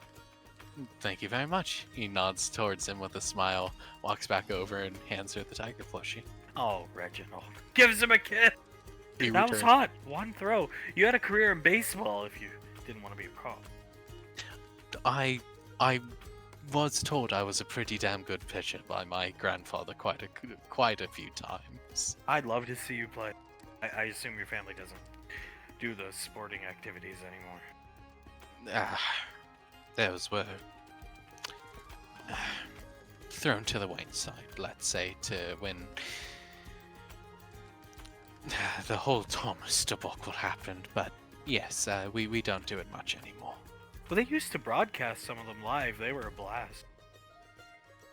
Remy chuckles and nods. I remember quite a few of those games, yes. A lot of good memories in those games, I'll have to admit. Would you hold my... I'm done with these nachos. Would you hold my plushie for me? I need to find the ladies' room real quick. Well, the ladies' outhouse, I suppose. But of course, my love. I'll be right back. Kissing him again! He will return the kiss, put his forehead on hers for a second, and nod towards her. He feels a sharp pain through his head as she walks off. He goes down to one knee. Oh, what the hell? Meow, meow, meow, meow, meow, meow, meow. No idea who the fuck this is! His head slowly tilts up as he turns around looking at the cat. What the hell? He can sense the immense amount of mana energy coming from this stupid cat. Remy takes a step back looking at the cat. Meow, meow, meow. Meow, meow, meow, meow. I thought I smelt a galleon. Oh, okay. No, I think I could. Oh God, I think I could pick up what's happening here. I don't want any trouble with you, Snuffles. Meow, meow, meow. My name is Mrs. Snuffles. Meow, meow, meow. And I've come to kill you. Why me? What have I done? Meow, meow, meow, meow, meow, meow, meow, meow. You're probably a friend of Thomas. I hate Thomas. I'm a police officer. Meow. Sits down. Yes, I'm a police officer. I'm just on well, a quote unquote beat right now. In all reality, it's just a date with me and my girlfriend. Meow, meow, meow, meow, meow, meow, meow. Kill Jace for me, and your reward shall be great. Why He's would trying to manipulate people. Why would I kill Jace? Meow, meow, meow, meow, meow, meow, meow, meow. He's dating Rain. He knows who this cat belongs to. You're doing Suletta's bidding, aren't you? Meow, meow. For now. For now, are you going to break free of Suletta or something? Meow, meow, meow, meow, meow, meow, meow. Tell me of this moon maiden, and I'll let you live. The moon mate, She's very powerful magically. She is blessed by the moon goddess Luna to deal out justice as she sees fit, and she has very powerful moonbeams and can control gravity and can. Bow. Enough rambling. Moving closer to Remy. I'm just telling you what she's capable of. Bow. Who trained her? Not Lorelai, sorry. Nicole and Lorelai. Damn it. What? Did you want to kill her or something? Bow. Just testing the waters around my new family. Smiles at Remy. Okay, so word of advice: cats aren't supposed to smile. You're just burying your teeth at me. Meow. I'm no cat. I'm beyond you. I don't doubt it, obviously, but just letting you know that much at least. Its claw coming out, it presents it to Remy. The hugest, sharpest claw dripping with mana energy. Meow. Where is Tom? I don't know where Thomas is, nor do I care where Thomas is. I'm trying to have a date with Maria. Meow? Turns his head, sees Maria coming. Her? Yes, her. That's my girlfriend right there. Meow. How'd you pull that? To be honest with you, I don't know, but apparently I'm good at charming people. Meow. I'm going to find Thomas. Scurries off. Oh, did you see that cat, Reginald? I saw that cat, alright. Think its name was Mrs. Snuffles. Oh. Was that one of your family's pets? Seems to be my Aunt Soletta's for now. For now, that is. You know, my grandmother, Aunt Suletta. Beastmaster. Beastmaster, indeed, yes. Takes the plushie from Remy and gives him a nice kiss on the cheek. Ricky giving Cash upgrades. He's back in his suit. Alright, kids, so first things first, I'm assuming you've probably run into issues of those webs snapping when they're under high tension, right? Oh my god. All the time. He's gonna hand him two little tiny things. Put these little guys on the tips of your web shooters. They're nano weave. They're gonna increase the density of the weave of the weapons. Your webs are gonna be 10 times stronger, more comparable to steel cables than they are to what they are now. That is much appreciated, sir. Because oftentimes when my shooter, when the fluid gets low, they have a tendency to snap. And the other day I was swinging through the city and it snapped and I fell like 50 feet. Oh my. Right. Yeah, we got that. They'll be at their max strength, no matter how much fluid level. How big are your fluid receptacles, kid? I don't know. He holds his wrists up to Ricky. I've never, I saw a ruler in school once. Inches? Jesus. He's gonna take them. Alright, these are small. He will carefully disassemble it and take the receptacles out and replace them with a slightly larger one. These will last you a bit longer. You're gonna have to be careful, though. Just not to run out, alright? Yeah. And the troopers on Palavin give me, they order it. They order the web fluid and give it to me. So sometimes I go around without any, and I just have to kind of run everywhere. From now on, let us know through Becca. You'll get it straight from the Rangers, alright, kid? Okay, sir. That sounds good. Yes. Anything you need. Like clothing. Do you have clothes? Oh, one pair of jeans and my jacket. Soul purses her lips. We'll make sure to get you some more civilian clothing. Cash, that we'll make sure to do that for you, buddy. Yeah, I think you're about a large, and then pulling his. I think he's like he's okay waistline. Got. She smiles at Cash. We'll get right on it for you. What else you got for me, sir? You ever have trouble sticking to glass, especially in the rain? In the rain and in the morning when the frost is there. Ah, good shit there, kid. He's gonna hand Cash 2 gloves that match the ones he's wearing and 2 shoes that match them. These'll hook up to your suit automatically, but they got a new fiber we're testing on the soles and the gloves. You should be able to stick to it even if it's icy out. Oh, perfect. Good, because the winters on Palaven are rough. Yeah, that I've heard about. Alright, finally. Is this a regular hoodie? Did you add it yourself? He'll tug on it. I added it myself. It was my brother. Or at least I think it was. Alright. Might have been. Oh, you know what? I think it was my dad's, but he bought it for my brother, so one day when he grew up, he'd get to wear it. That was my dad's. Alright. Then I ain't gonna ask you to let me, mess with it, but how about I make you see if we can't get you something a little tougher underneath. Get you a nice new mesh for the suit, breathe better. Guessing it'll, chafes a bit when you're doing heavy running? All the time. This is wool. Yeah. We'll get you a new nano mesh suit. Should let more air flow through, should be a little lighter. A little more protective, don't want you getting road rash if you fall. Yeah, and that nanomesh can stop most small caliber bullets. That would be nice. Lifting up his shirt, showing Ricky his bullet wound. Oh, welcome to the club there. I'd prefer it's not you getting shot, though. That's alright. Sol nods. So once you have that suit on, you won't have to worry about things like that happening anymore to you, sweetie. Okay. Looking back at Soul smiling, with the mask on. And we'll get a radio channel built into your mask. Let you communicate with your girl easier. That would be nice, because she wears a mask and her voice is pretty muffled when she has it on. Sol nods. Yeah, no, that is a good thing. Plus with the stutter, I bet it's sometimes hard to understand her. Rebecca nods. It can be sometimes when I'm wearing the mask. I like the stutter, though. I thought she was doing it because she knew I didn't know how to speak very well.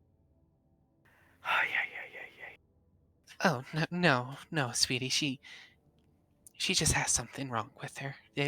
Not that it's terribly wrong with her, but it is an issue that we've tried to overcome in the past. She was working on it at the Magic Adept Academy, made a little bit of progress, then she dropped out. Rebecca thins her lips and nods. I did. Like I've told you before, Cash. It's not nearly as bad as it was before. I'm a dropout too, in case you didn't know. We know. Welcome to the club. I dropped out to go and train with a crazy hag, so not that bad of a thing. Do your guys normally crowd around and stare at people? Ricky sees all the rangers looking at the spider kid. No, they don't, but it's not often that a legend of the frontier comes out to Gateway. Well, they're about to be let down because I'm just a kid. He walks out to meet some of them. They're not let down. Nah, if anything, if they knew he was just some dumb kid underneath, they'd probably love him even more. I think they do. I think they would. He starts there, moving him into the pile, puts Rebecca behind him. He's a nice boy. Rebecca smiles and nods. Really nice. That's why I like him so much. You gotta look out for him, Becca. You're the star in this attraction here. I'll let your mother talk. Sol looks at Rebecca. He's doing as much as he can, but sweetie, you're not a full-fledged wizard, especially since you dropped out of the academy, but she gestures over towards Cash. Him, at the end of the day, he's just a man. A man who's even less skilled than a lot of other just men. You have to have his back. If you need to be a nuke, be a nuke. If you need to be a shield, be a shield. But make sure you, as the wizard, always have his back. You're the star. Just make sure make sure he gets home okay at the end of the day. Palavin is so far away. You are how many light years away from Aunt Nicole's healing, your mother's healing? Hail, if she could. Think about this, Becca. Becca nods. I have. I have. She looks up at Cash. It's a noble goal. I want to help. I want to help him as much as I can, and then I wanna give him a better life. That will give him. But I mean it, Becca. You are called back. You bring him back with yourself. Yes, sir. Yes, sir. I understand. The soldier's going down to meet the kid from Nikovit. Hey, what's going on? You can tell he's been crying. Hey, what? She tilts her head, walks up to him and hugs him. You okay, honey? It's hard. We met Rebecca's boyfriend, and he has reminded me that we might have killed Spenda, but he did win partially. Oh. She looks over at Oz, gives him a kiss on the cheek, then over at Sam and JJ. It was rough. It was rough. He scratches his chin. It was one of the rougher B Squad breakfasts that we've had to go through. Quite sad, to be honest with you, Laz. I wish you were there. I could have used you. By the end, we were all choked up. He's the spider kid from Palavin. Family died there. He doesn't even know his last name. It's super fucking depressing. Extremely so. Oh my god, I'm sorry, guys. I wish I could have been there with you guys, but I had a class, and then I had to come here, and I had to deal with all this, and What do you mean all this? Dealing with the wrath of Sula the Black. No. She shakes her head. What is that? Is that some type of fucking... Is she trying to have a party in my house? Is that some type of strobe light? Little fucking bitch? No, it's... Apparently it's a machine that Krellin gave her blueprints for free energy. He's now moved closer and sees all the holes in his yard. He's going in. Oh my god, you gotta be fucking kidding me. He walks in. Free energy? Free energy, like...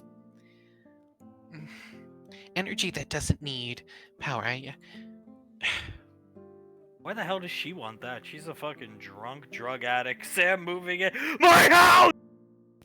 JJ is standing there, his hand shaking in pure anger. And stay behind me. It can't be that bad. They have a tendency to overreact. Oh my god. They weren't overreacting.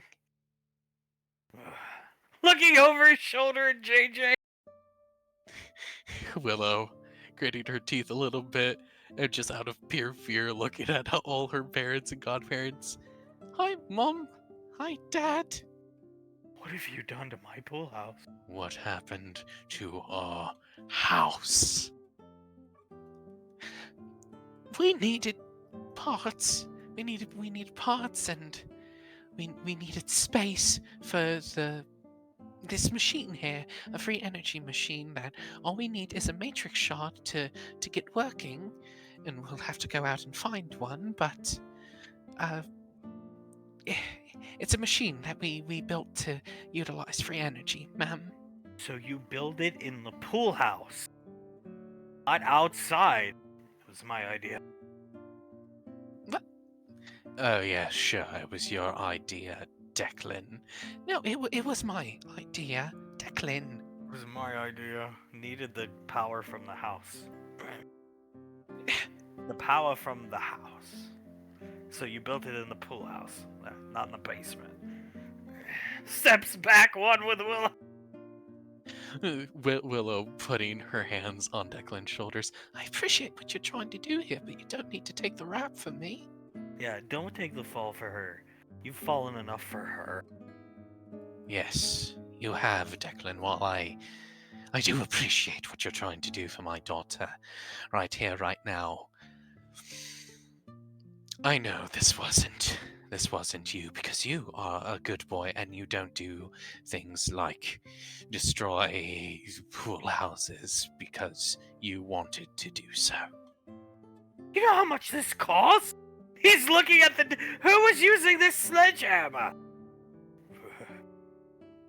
And Willow clicks her tongue. I was using the Oh sledgehammer. yes, I'm sure you were fucking lopping as triple fucking H. Willow grimaces a little bit. Shouldn't that one wouldn't have worked. Behold the king of fucking ruining Samantha and JJ's pool house, Declan, and goddamn Willow. He throws the sledgehammer into the pool. Les just sighs. JJ looks around. Okay. Okay, I want all of this cleaned up. You can find somewhere else. I know you guys can. Underground bunkers! An underground bunker. Underground. Hell, you could have done this in the basement. Nobody looks at the basement but the pool house where we spend most of our time. There's a stairway built into our house that goes right down to the goddamn underground bunker system. You could. He looks back in confusion at Willa. Willow blinks a couple times. I didn't think of that. Yeah, because you're probably. Oh, God, whatever. You. Whatever. You're so stupid, Willow. Oh my god. This is going. If we didn't have your auntie and Soul and people who are more powerful than me around to fix this sort of thing, young lady, you would be grounded for God knows how long. And if you think I can't ground you, if you think I can't ground you, well, I can, you dumb bitch. I can. I can go get Nicole. No. She's got other problems, I'm sure. You can clean this up manually, and then we'll go get the wizards to fix it. But you could deconstruct all this and take it downstairs. To the underground bunker, where things like this are meant to be kept. Yes, sir. Starts deconstructing it. Yes, sir. Willow will start helping deconstruct it. Sighing, holding Integra, hugging her. Integra hugging him back. She has her face nestled into the crook of his neck between his shoulders and neck. You sure you want to go home? You don't want to stay with me up here tonight? I'm not trying to keep you away from your father. You had a bad day. Integra nods.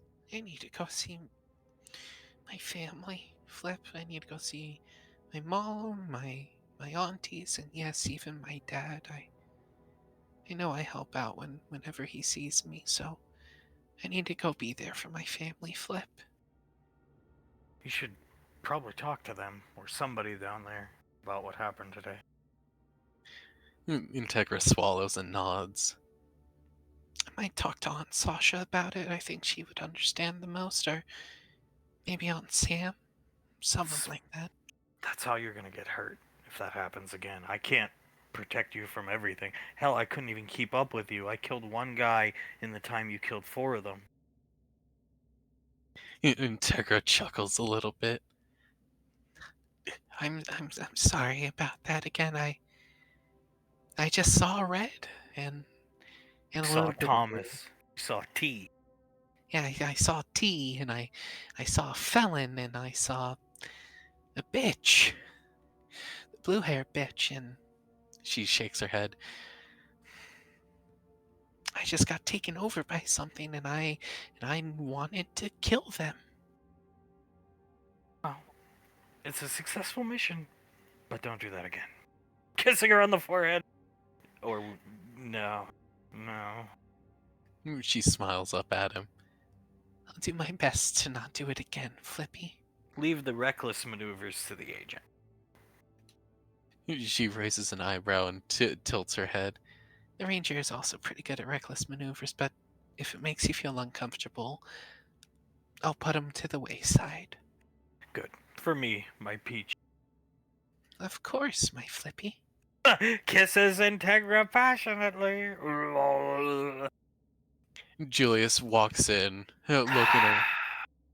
Ah, fuck. I'm so sorry. He puts his hands up. Crisp salute to Julius. Shakes his head and walks out.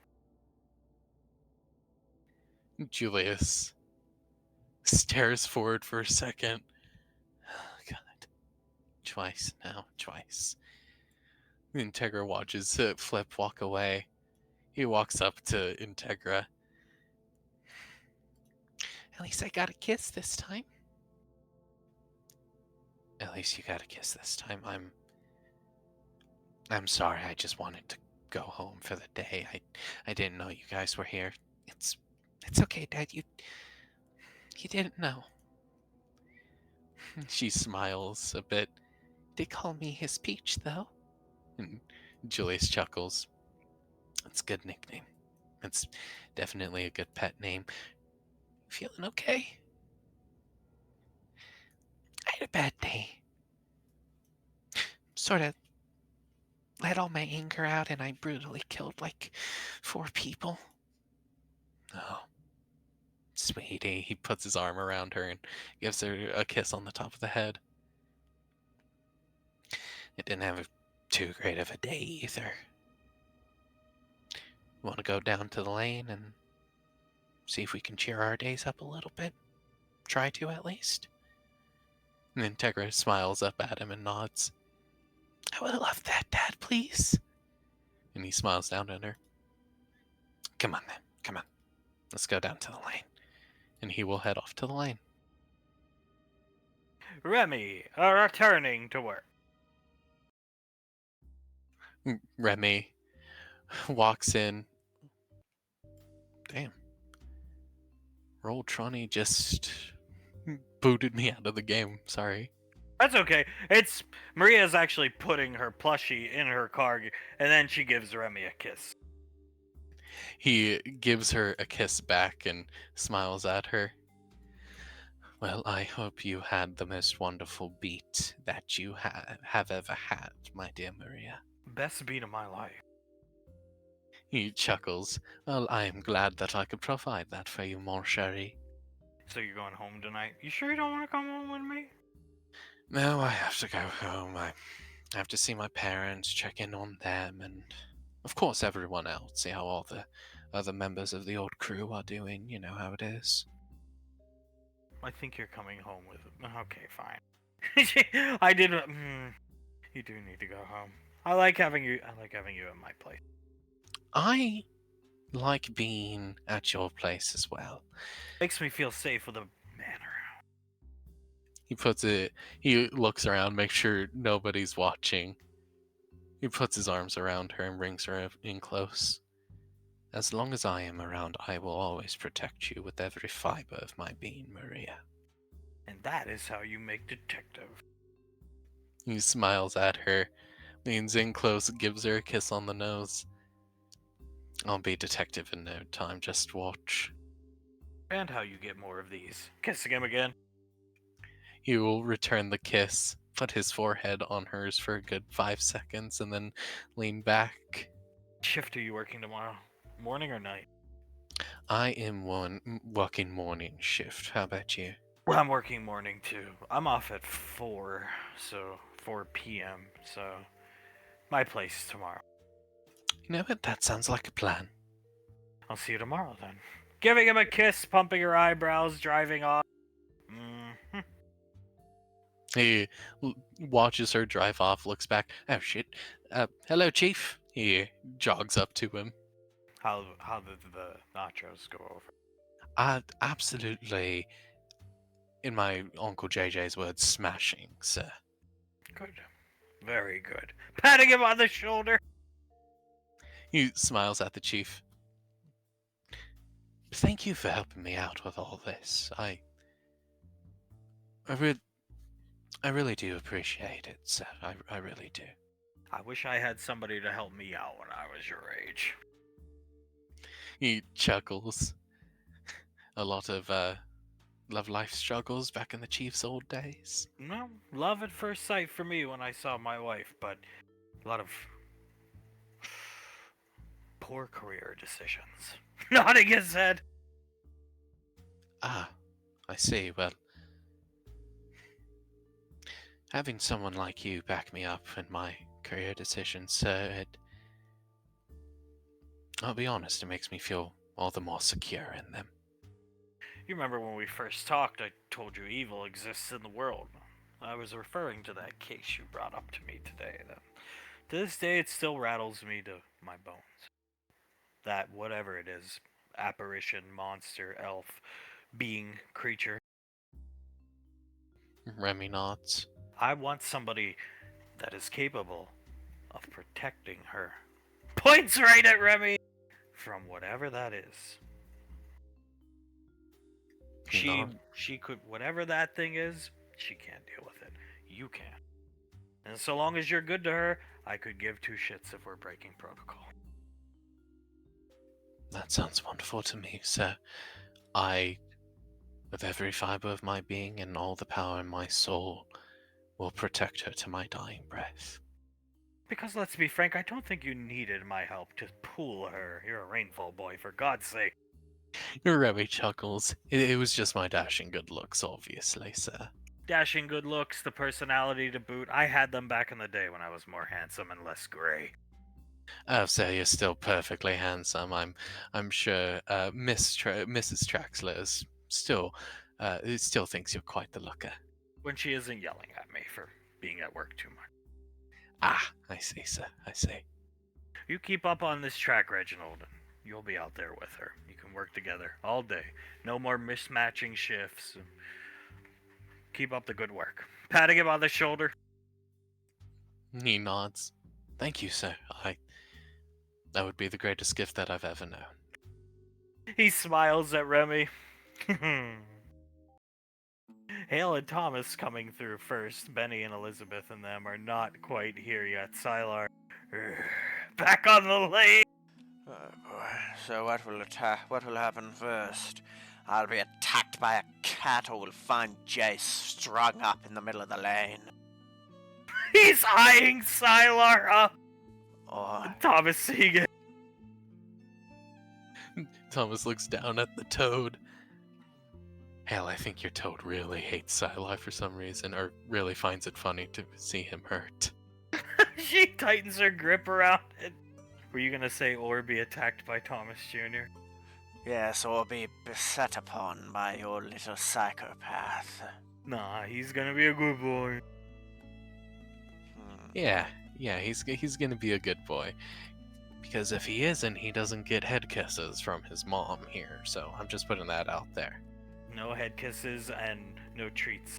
I know exactly what type of food these guys eat. They like kale. Well, damn, we're gonna have to get a shit ton of kale then, I think. What would you need kale for, cock-sucking? Oh. Look at that frog! Runs up! There, yeah, look at that frog! Least you could do is finish your insult on the asshole. Carter sighs. I mean, that is true, but she saw an animal. She likes animals, man. He walks up behind her. Guess it's better than her shanking somebody. It is far better than her shaking somebody. In Sylar's mind. So it began. Hello, everyone. Wow. That's cool. That frog. Wow. Look at that frog. She stares at it. Sir Thomas, where'd you steal it from? I didn't steal it. We got it from an old man. Wow, stealing from the elderly now, are we? I really did think... Actually, no, I didn't think better of you. That's right along your track record, Thomas. These creatures are wonderful, Elizabeth. May I, Hale? Of course. Look at him, Elizabeth. He has like a little scarf about. She looks at the toad. It is quite cute. It does look like it has a scarf on, but And Marianne, aren't you gonna, like, accuse him of stealing it or something? Obviously he did. I don't think he would be able to afford a pet like this. I think I should hold it because hi karate chop Psylocke across the bridge of his nose. Oh, come on! I was just getting to that. They're called Imaduro toads, Elizabeth. They are quite immature. They're actually a new species. Shifting him around, Psylocke falling over, hail coming. They're a new species. With the advent of the bugs years ago, they apparently they lived in a subterranean lifestyle up until the bugs came, and then they started to inhabit the surface of the planet that Thomas most likely stole this from. I'm trying to tell you guys, I didn't steal it. I bought it with my own money. I bought it. What's its name? Thomas Jr. You're good, Sylar. Thank you, dear. Yeah. Hi-ya! Kicks Carter in the nose. Oh, shit. I like this thing. Carter takes a step back, holding the bridge of his nose. Oh, just wait until it hits you, Benny. Here, I think Hale, you need to. Yeah. Taking him back. It'll take time. They're hard to tame, but I'm sure, given my teaching I gave her, yes, me, thank you, Eliza, she'll have it mastered. Well, until the police show up and want it back. He purchased it. I watched him with my own eyes. There was no theft going on. I would not take a stolen anything from Thomas. In fact, I would tell him our relationship's over if he stole anything. Bullshit, Carter. Carter looks at Hale. You should probably tell him your relationship is over, sweetie. He obviously stole this. He bought it.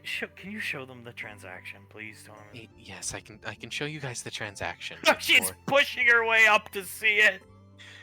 He gets pushed up on by a very small woman. He puts his hands up. Okay. He will show them all the transaction for 4,000 credits. He spent 4,000 credits on it. As you can see, that's basically all the money in my bank account. And I bought it. Okay? It's all legal. For what purpose? To give to Hale so she has a pet. She likes pets. She likes animals. And she wants to be in the Battle League again. Oh, that's kind of sweet. Hey! I mean, fuck you, Tom. Marianne! Elizabeth shakes her head. Yeah, fuck you, Thomas. Yeah, he bought it. See? Lying up, Sylar. No, please. No, please. I'm over here. It's fine. And it is. Looks over at Elizabeth and them. Come now. He actually did do something correct. Can we at least admit that? Well, her going back in the league isn't a switch you flip, Thomas. Just so you know. I'm aware that we have to buy the re-entry fees, and those cost a lot of money, but for that, I am also willing to pay for that, as much as I physically can when the time comes. You emptied your bank account? How much were they paying you? You're not getting ranger pay? Thomas looks at Benny and shakes his head. I'm getting less than a private. Oh, shit. Well, couldn't have happened to a nicer guy. Bah! Carter lets out a chuckle. Oh, goddamn Benny. I'm just saying, I didn't know that.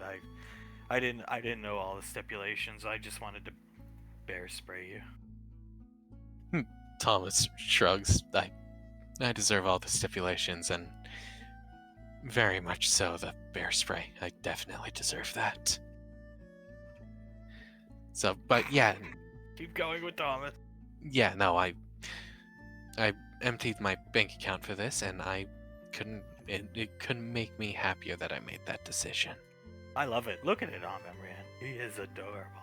I always thought they would be a good addition to our family, these toads, but Carter and I are so fucking busy with the headhunters and Alina and just life in general, being depressed. I never thought to go out and get one, but I always thought they would be a great addition to the family. The little scarf. It's their skin, actually. It collects around their neck, and it's used to catch water in arid environments, and then they can drink from it. Evolution is amazing. Elizabeth nods. That is actually pretty interesting. As she reaches out very cautiously to give it a pet on the head. It jumps on Elizabeth's shoulder. I think he likes girls.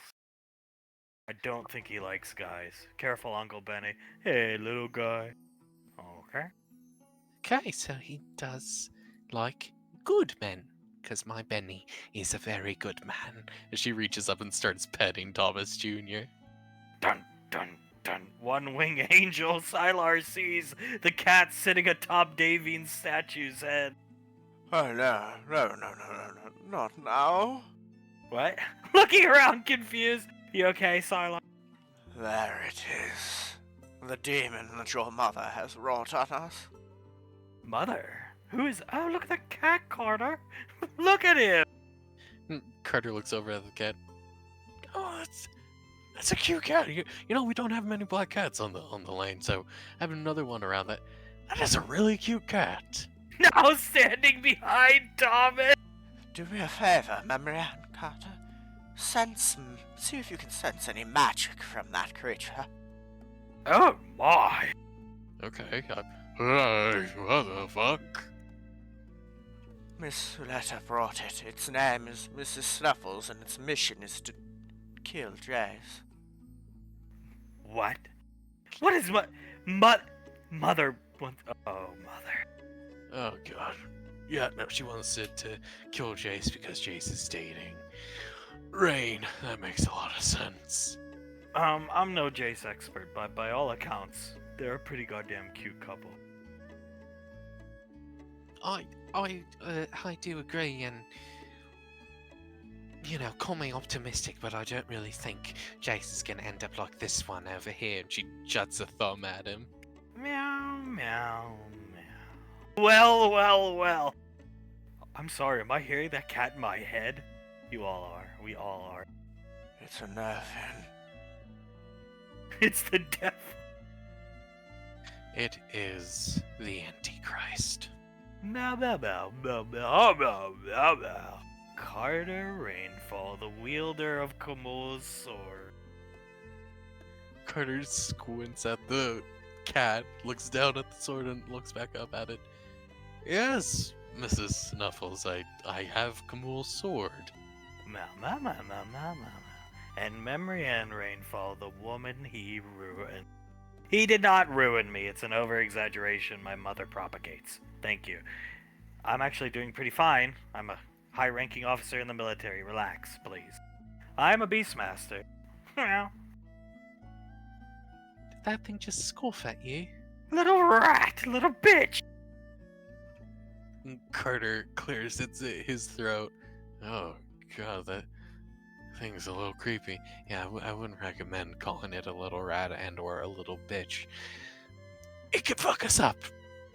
It could certainly fuck us up. Just ask Jace. Ask Jace, he looks shocked! Ask Sylar! And me, and Krellin too. What exactly did it do to you guys?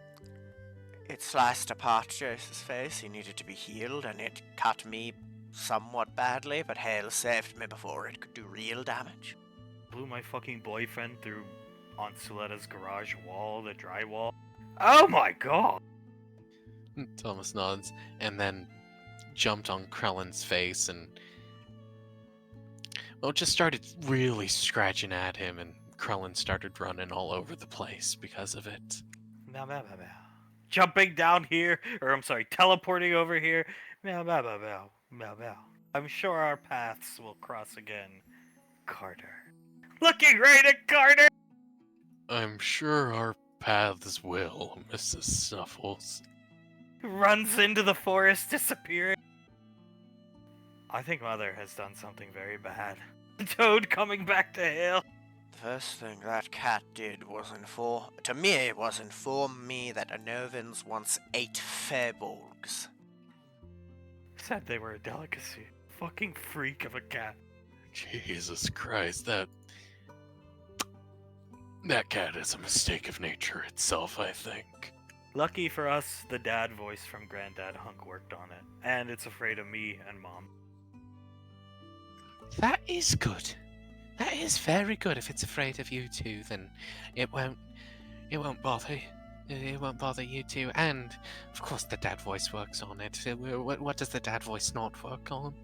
Once it gets its bearings around the lane, I'm pretty sure it'll be afraid of Aunt Sol and Julie. And Carter! No, I don't think Carter. Auntie. The thing just. It. I don't think the thing is scared of me. It was sizing Uncle Carter! It was about to fight me.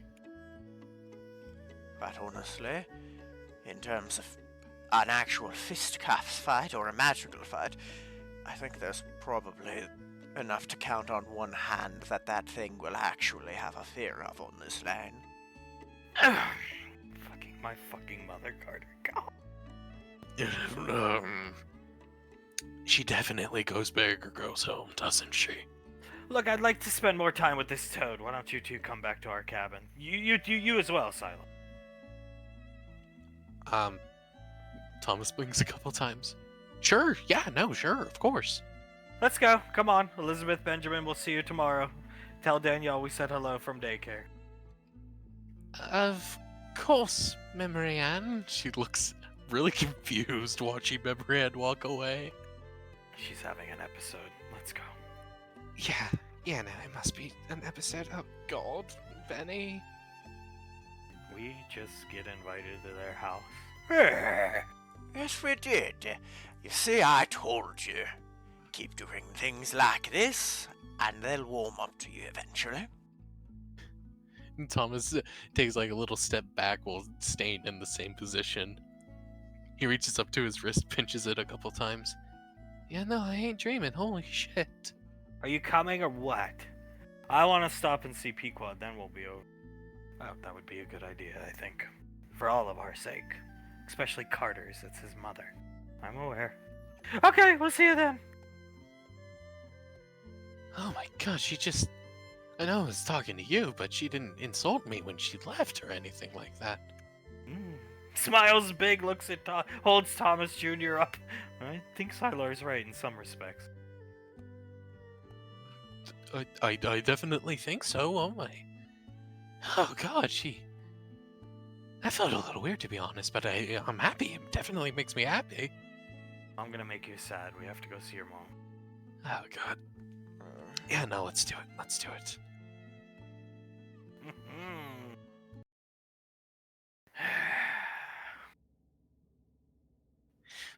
Rebecca walks up to him, smiles at him. Sorry, I can't go with you today. I have to go back home. I really gotta take all this food? Yes. Yes, every single thing of it. But we even have it portioned up for you. You eat one of those things a day. No ifs, ands, or buts, mister. Becca will tell us. Yes, ma'am. Nodding his head. Yeah, you better have put some meat on those bones and some muscle on them next time I see ya. And really, you should lay off the crime fighting till Becca's there. I can't do that. I can't sit on that planet and not do anything. Alright. Alright, that's fair enough. But take it somewhat easier until Becca's around with you. No super serious gunfights, please. Wow, Moon Maiden, look behind you. And the Moon Maiden will turn around. He's stealing a kiss from Becca. Little prick. Becca, her foot goes up as she wraps her arms around his neck and gives him a big kiss. She realizes now she got duped. Oh my god. She turns around. Oh, that little bastard. He webs up into the ship's loading ramp. It's like the ambassador says, Moon Maiden. Keep your chin up and your eyes open and enjoy the game. Saluting them as the ramp goes up and the ship flies off. That little fucker! I really hope he stops doing that, quoting Clive eventually. When has Clive said that? Never. Ricky's clapping for the kid and then slowly looks at Soul. No, please, Ricardo, continue clapping for the quote he just used from Clive, which I'm sure he got from some poster, some commercial that none of us even have the knowledge of. Keep your chin up, your eyes open, and enjoy What was that from, like an arcade machine or something? I don't know, honey. Hugging soul. Oh no, but damn, the kid's smooth. Oh, Yeah, he is. I really hope we manage to get his ass into the headhunters, because I will snatch him up and make him a ranger so quick. If he wants to date my daughter, he is doing something with his life, not being a vigilante forever. Something that can actually be, I don't want to say financial, but something to support the two of them at least.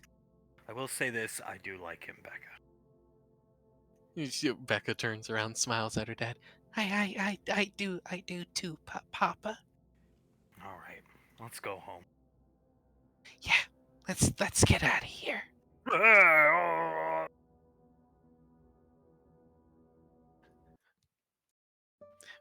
Willow walking in. She lets out in and out a couple breaths a couple times and will open up the door. Hey, Declan? Yeah. I got some pizza. Pizza. Turns around. Yeah, pizza, pepperoni pineapple pizza. That's my fit. She smiles at him and will open up the box, showing the contents there within. Ah.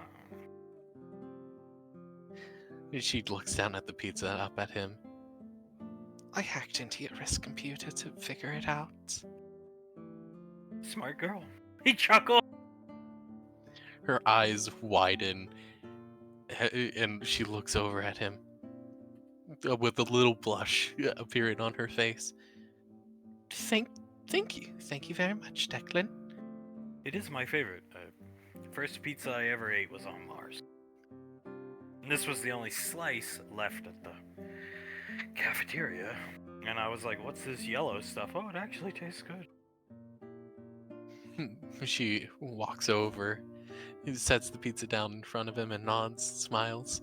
Well, I'm glad I could provide it for you then. It does look quite appetizing, actually. Oh, here, I can pay you back. No, please don't. It's on me to call it a thank you for helping me out today. $900,000 thank you.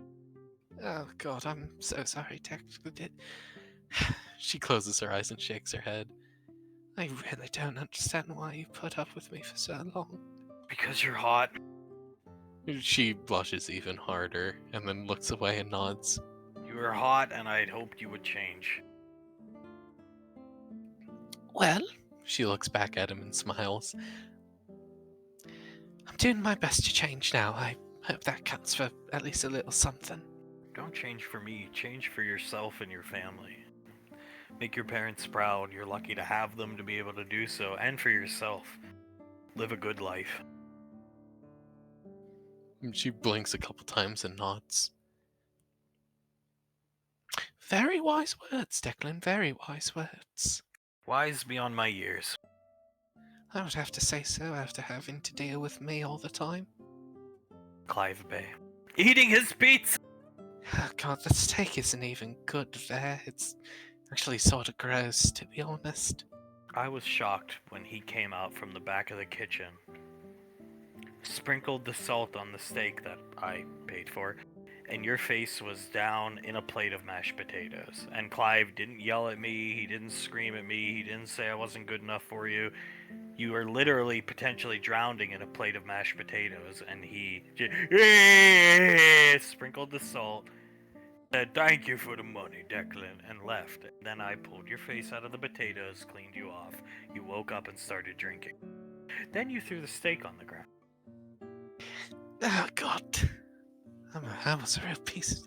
I was a real piece of shit back then.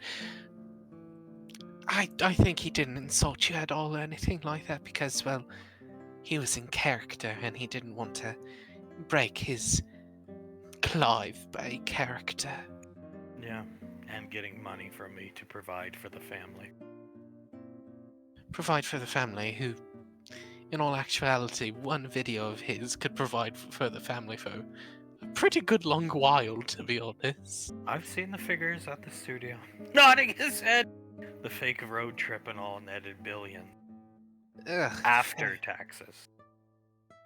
Willow shakes her head. The fake road trip, that, you know, that really pissed me off, to be honest with you.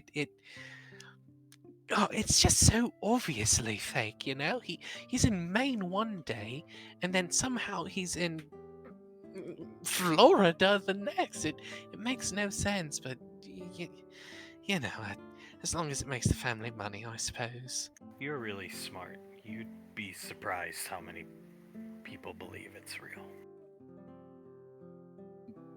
Willow nods. Something that my father and, well, grandfather too, something that they say a lot is the average intelligence is lower than most people think it is, so that's probably true. Clive Toomey. Clive Toomey?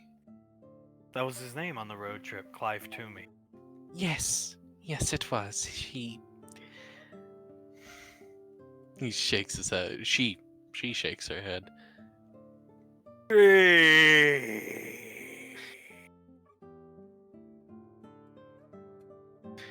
Oh God, hey. You see, this is one of those times where he was actually in the driver's seat and not being chauffeured by his Hispanic chauffeur that he usually rode with. Dude. He sets his pizza down. There were videos he was claiming to be driving on the highway and you could see and nothing was moving outside the car. Yeah, just doing 60 here on I-95.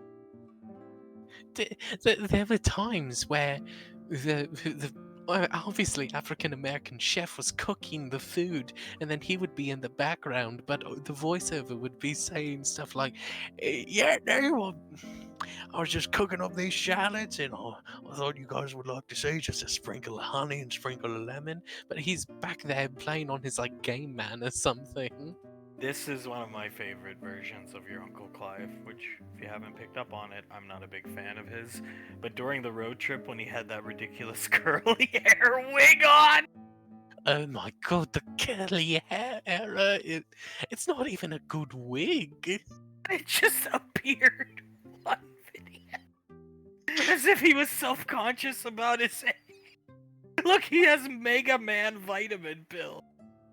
He has a very long history of being self-conscious about his hair, mind you. It just appears, and then in the next video, it's gone. It's gone, and it's his normal hairstyle, where he couldn't even say, "Hey, yeah, no, I got a haircut," because his hair in the next video is even longer than his fake hair right here. I'm a big fan of that playlist of his on YouTube that has all these videos. Got me through a lot of horrible nights at the club. God. Not a fan of him, but a fan of the idiocy. Willow nods and smiles. His idiocy is pretty damn funny a lot of the time. Definitely is. Thanks for the pizza. You can finish the rest. I gotta get back to guard duty. No. You have to guard me, right? So. She shrugs. You can stay here with me if you want. I don't think your parents will like the fact we're staying in your bedroom. She shakes her head. I don't think they'll mind one bit. If you're sure. I am sure. I really enjoy your company, Declan. It's good. You won't have it for much longer if you drink again. Ricky told me if you give me a hard time, I can go to him and I'm gone. She nods. That is completely fair. If I started drinking again or doing any of the crap I was doing before, She looks at him. I wouldn't blame you for 1 second for leaving. I'll hold you to it. She smiles and nods. I hope you do, too. She looks down at the pizza. You know, Declan, I don't know a whole lot about you. Do you mind telling me some stuff about yourself? No. Looking right at her. No. She thins her lips and nods. Okay, no, I don't want to push you into anything you don't want to do, so that's completely fine. Besides, if you can hack my wrist computer, then you've probably seen all there is to know about me, haven't you? She looks back down at the pizza. The pizza isn't the only thing that I've learned about True. He actually fixes her cardigan for her. I'm going back on card duty. She'll stand up when he does it, wrings her hands together and nods. Okay, I'll bring you breakfast tomorrow. My treat. She thins her lips, looks up at him. You're too good to me. You know, I actually agree with that. She chuckles and nods. How about this? You get breakfast for me, and then I get breakfast for you as well. And How then about we you can just stay off the drink and the hard drugs, and I don't care. That's all I ask. I'll stay off the drink then. Good. Putting his thumb across her lip. Guard She- duty. Guard duty. This discussion's done for now. He leaves. She touches her lips where he touched, and then does a little fist bump in the air.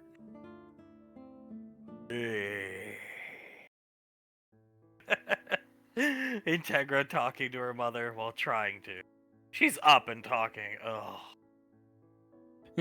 She's sitting down next to her mother. So, how you been today, Mom? Cut the bullshit. She looks Cut the forward. goddamn bullshit. Your fucking Aunt Nicole told me you met a boy that disrespected your goddamn father. Yes, he did. He did. And then you went off on your father? Yes, I did. I realize the error of my ways. Mom, I do. It's Listen, just that man deserved better, so don't go. That's you coming out in me. He deserved better. He deserved Izzy. Don't. Yes. Mom. She looks at her mother. Never say that about yourself. Izzy was the right call for him. Just didn't work out in the cards that way, honey. That man deserves so much less than you. So much less than you. But you are the best thing that ever happened to him. The absolute best thing. So Oh, the best thing. I produced the demon child of the universe. you also Two of them! Carter! Oh my god. You also produced me. Yeah, who's dating a guy who mean mugs my husband? What about Laz? Yeah, she's great. You produced Laz. And Soul. And yes, Soul let another man touch her. Oh. Comparatively, Mother.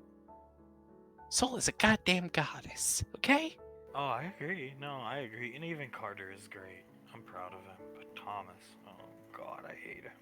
Thomas is a son of a bitch. Granted, but if a soldier has 6 tasks, and he succeeds on 5 of them with flying colors, but he messes up on polishing his boots, is he immediately out of the military? Oh no, of course not.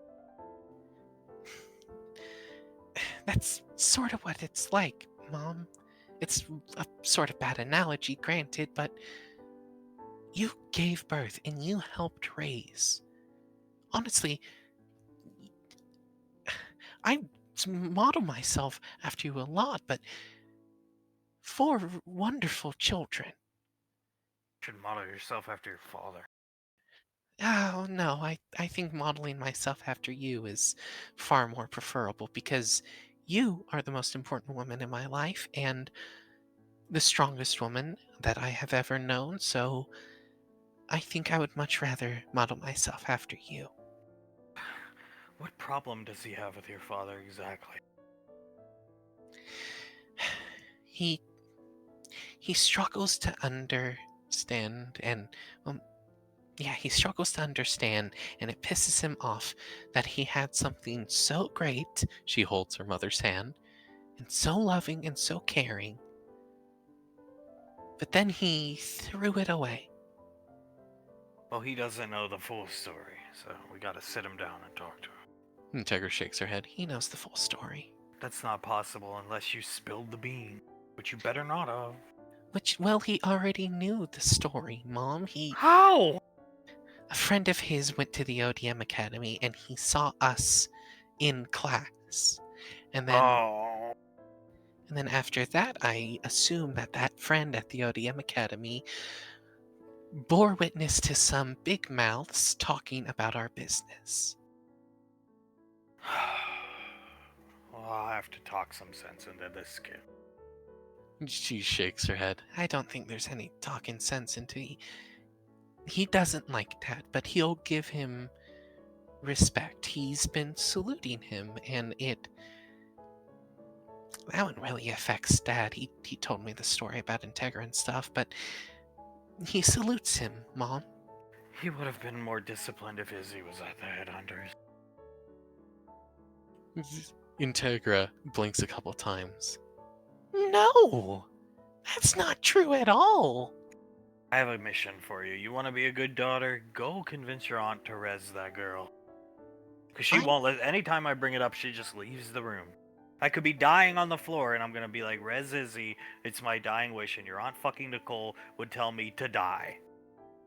Mother, I'm doing nothing of the sort. Could you at least please ask her for me?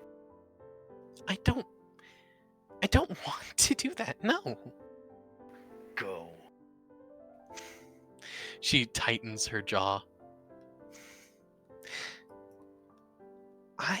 Go and I'll eat something. Fine. She will stand up, and you better eat the full plate, too. As she will walk out and walk into the room. Hey, what do you know? What do you say, Integra? Nothing great. She looks at her auntie. Will you resurrect Izzy? No, and sit down and relax. Who could have guessed? She will sit down. This is bad. Everybody that goes in there, that's the first thing they fucking say to me. It's so annoying. I know. Julius just sighs heavily, looking down at the table and shakes his head. Jesus Christ. The other day, I walked in dressed as I am now, and she thought I was Izzy. I was a surprise, and when I lifted the veil, she was very angry at me. Julius tightens his jaw as he shakes his head. But I think anger is a good thing. Rubbing Julius's shoulder, that's better than comatose. It's better than no feeling at all. Very, very true. I just wish it wasn't because of Izzy. I wish it wasn't because of that. I wish Thomas wasn't walking in this house with Hale and Sylar and some type of little fish guy. You got to be fucking kidding me. It's one thing after the other. The punches keep rolling, Nicole. Alright. I think this might be it. He probably stole that thing. Look at it. Integra will crack her neck. Just let me know if you want me to strike. I could do it for you guys. I can do it. Can Thomas come in, or should I keep him outside? Let him in. Is that an Imaduro toad? Huh? David looks over at Soletta. You know the breed, darling? I'm a beastmaster. You see how I handle Mrs. Snuffle. Yes. We see how you handle Mrs. Snuffles. Oh my, he's so cute. Picking up the toad. Thomas, Sylar, Thomas. Thomas following in after Sylar. Hello, everyone. Good to see you. Thomas nods. Hi, everyone. Thank you for having me. He'll sit down next to Hale. I just wanted to show off my new pet Thomas bought me. A likely story. Huh. Thomas bought you it. And I want to see if I can go talk to Pequod. That you can do. Yes, please. I'll leave you to it then, Thomas. Handing Thomas Jr. and walking off. Thomas looks at Thomas Jr. This thing is gonna kick my ass. Yeah, no, this is an Imaduro toad that I bought for Hale. Yes, bought for her directly in front of me, something I can confirm myself. Let me see the toad. She takes it from Tom. Oh, he's so adorable. What's his name? Thomas Jr. Quite fitting, actually. I thought so too. Very immature little creature. You pulled a stunt today up on Gateway there, Thomas. Or maybe it wasn't you who pulled the stunt, but heard you, Hale's gonna go out into combat. Battling Jessica in pitched combat with Sylar and you. That's exactly what I wanted for Hale. Yes, sir. Yes, sir. She's gonna be going out with us, with me and Sylar out into combat, and I know my word don't mean much, but I will protect her. To my dying breath, I will protect her.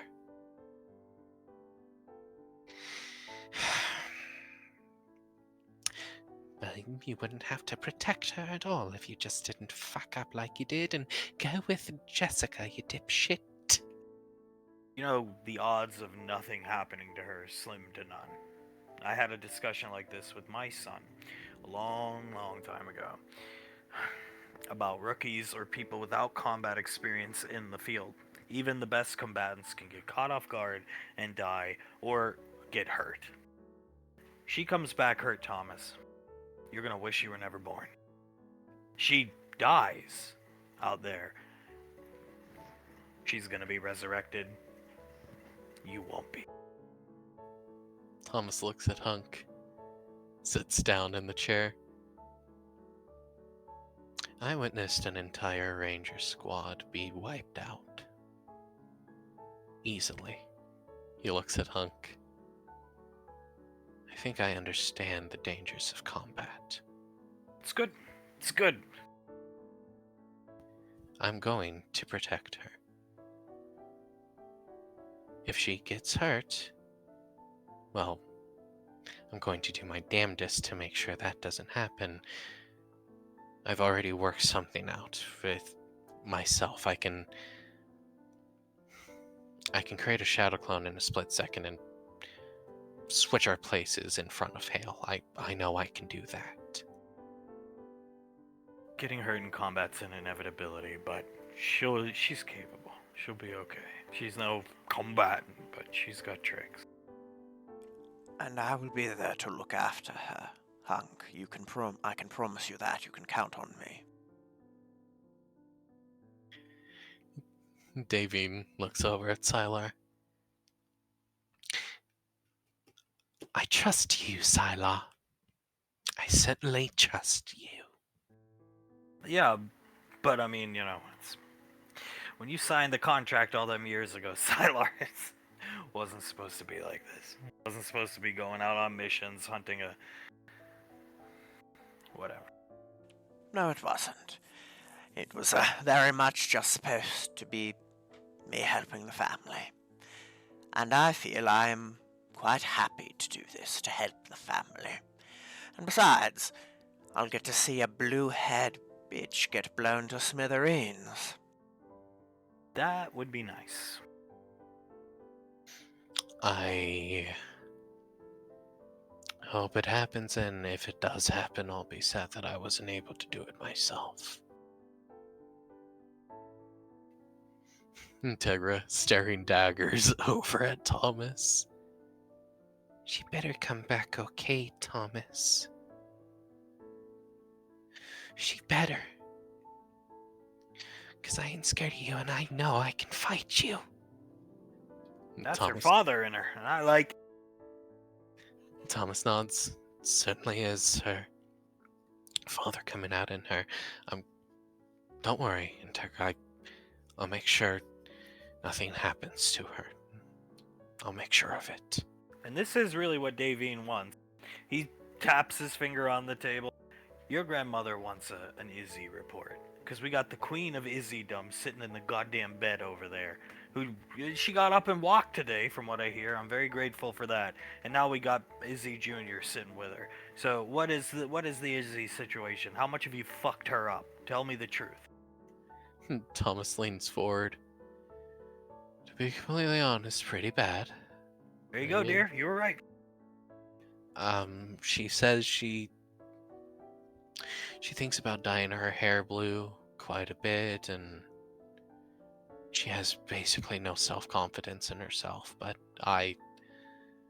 he shakes his head. I'm more than willing to pump her up out of that, sir. You got your answer, honey. Yes, I did. I did get my answer. Another fucking Izzy. How lucky are we, Mark? I hope you're happy with yourself, Tom. I am not, sir. Not happy with myself at all. This toad is lovely. I hate you, by the way. Well, I think I knew that, but thank you for letting me know, ma'am. Lucky for you, I hate Jace more. Thomas blinks his eyes a couple times. That just doesn't make any sense. I mean, come on, Jace hasn't done anything nearly as bad as me. I'll deal with you after, Jace. Yeah, assuming that cat listens.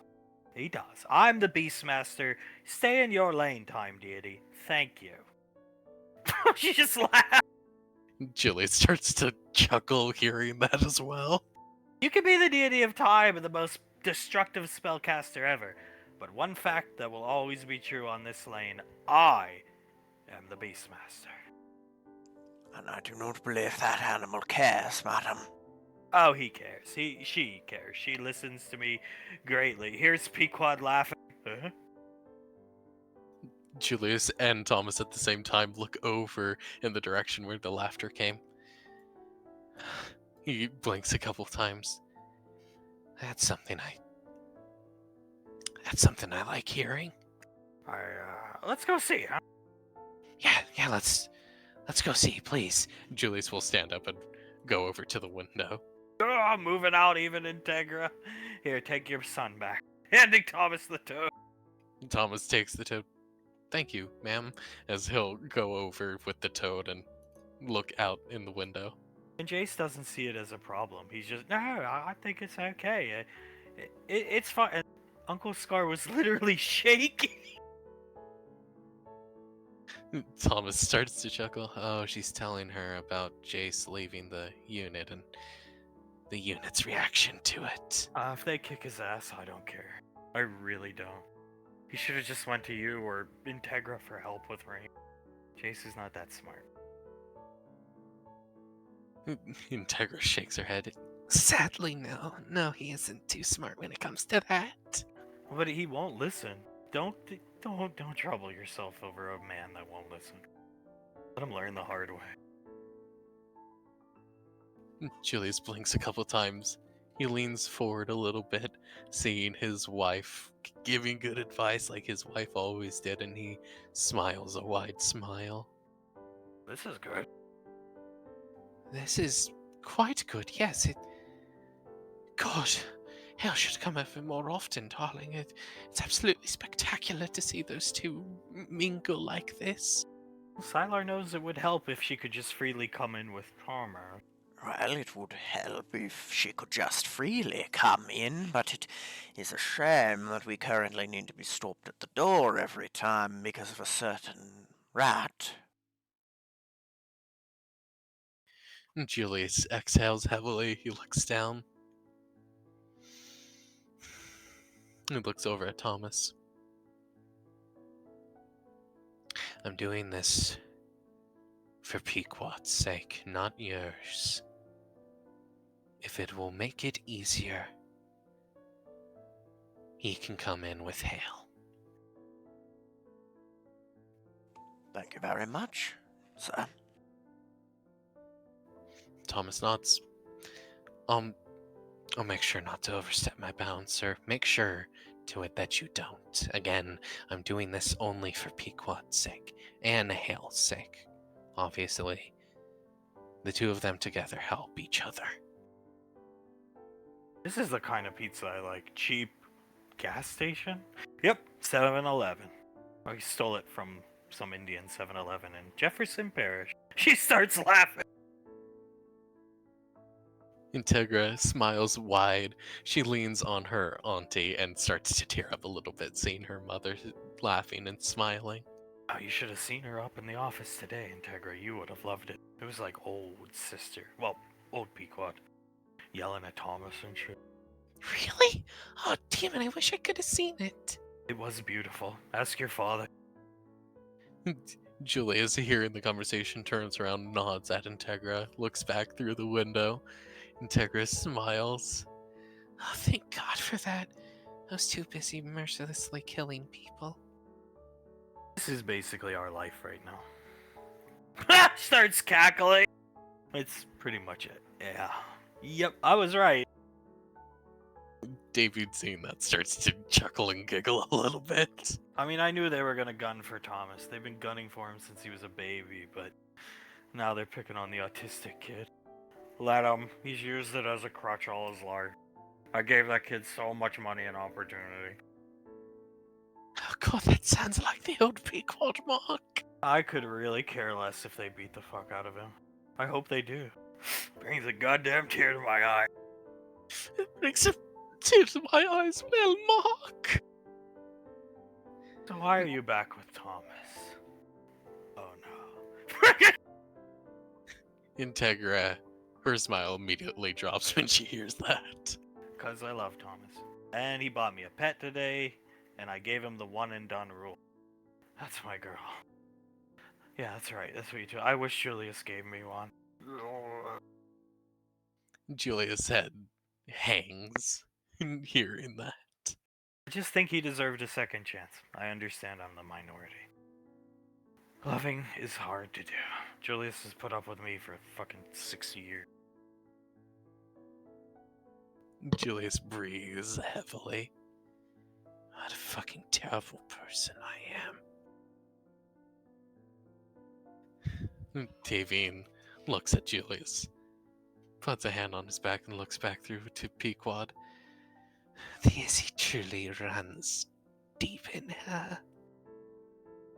Very deep, for God's sakes. Deeper than I think any of us really understand, to be honest. But you can't give any leash with a guy like Thomas. One fuck up, one mistake, even a bad feeling, you go to Julius and tell him. Don't say go. Well, yeah, no, go to Julius. Tell Julius. Call him, and Thomas will be handled. Julius, I'll do that if you take a shower. Deal. I need one. Thank God she won't smell as bad as me, Mark. Bargaining. She's good at bargaining. Should have been a goddamn lawyer, Thomas. She should have been a lawyer. She's very good at bargaining and everything like that, convincing people of things. Should have been a lawyer. Let's not get that from me. She would have made a very dangerous one, made a lot of money. I'm just happy to see them up and talking. As am I. It's very fucking good to see them up and talking like this. Give me another piece of pizza. Sure. Snapping her fingers. We actually got invited to Carter and Memory Ann's house. It was really weird. That's good. You should go. Julius nods, looks over at Thomas, looks at him up and down, then back at Pequod and Hale. Just don't steal anything while you're there, rat. And Thomas nods. I don't plan on it, sir. Can I keep this picture? Absolutely. Integra, big smile on her face. She's even keeping pictures like she always used to, Auntie. It's beautiful. Hugging Integra with her free arm. The wrath of fucking She's JJ's cash cow. She's laughing and everything. She hugs around her auntie again and starts to cry again. When are you gonna learn resurrection? Never. Oh.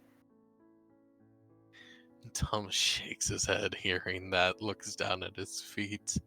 Davine sighs. That poor girl. You think my hair would look good blue? No. Blue? Why blue? Oh. Her head hang. Yep, you got your answer. Yes, I most certainly did. Got your fucking answer. Squeezing his shoulder. Thomas, he stands up tighter when straighter. He stands up straighter when his shoulder starts to get squeezed, and he just nods over to Hunk. I understand. Just remember what I told you. Dating a galleon is like the best thing you can have, but you have to survive it. But really, I think I was wrong. It's like they have to survive you. I guess so. Oh, fucking hell. Davine shakes her head.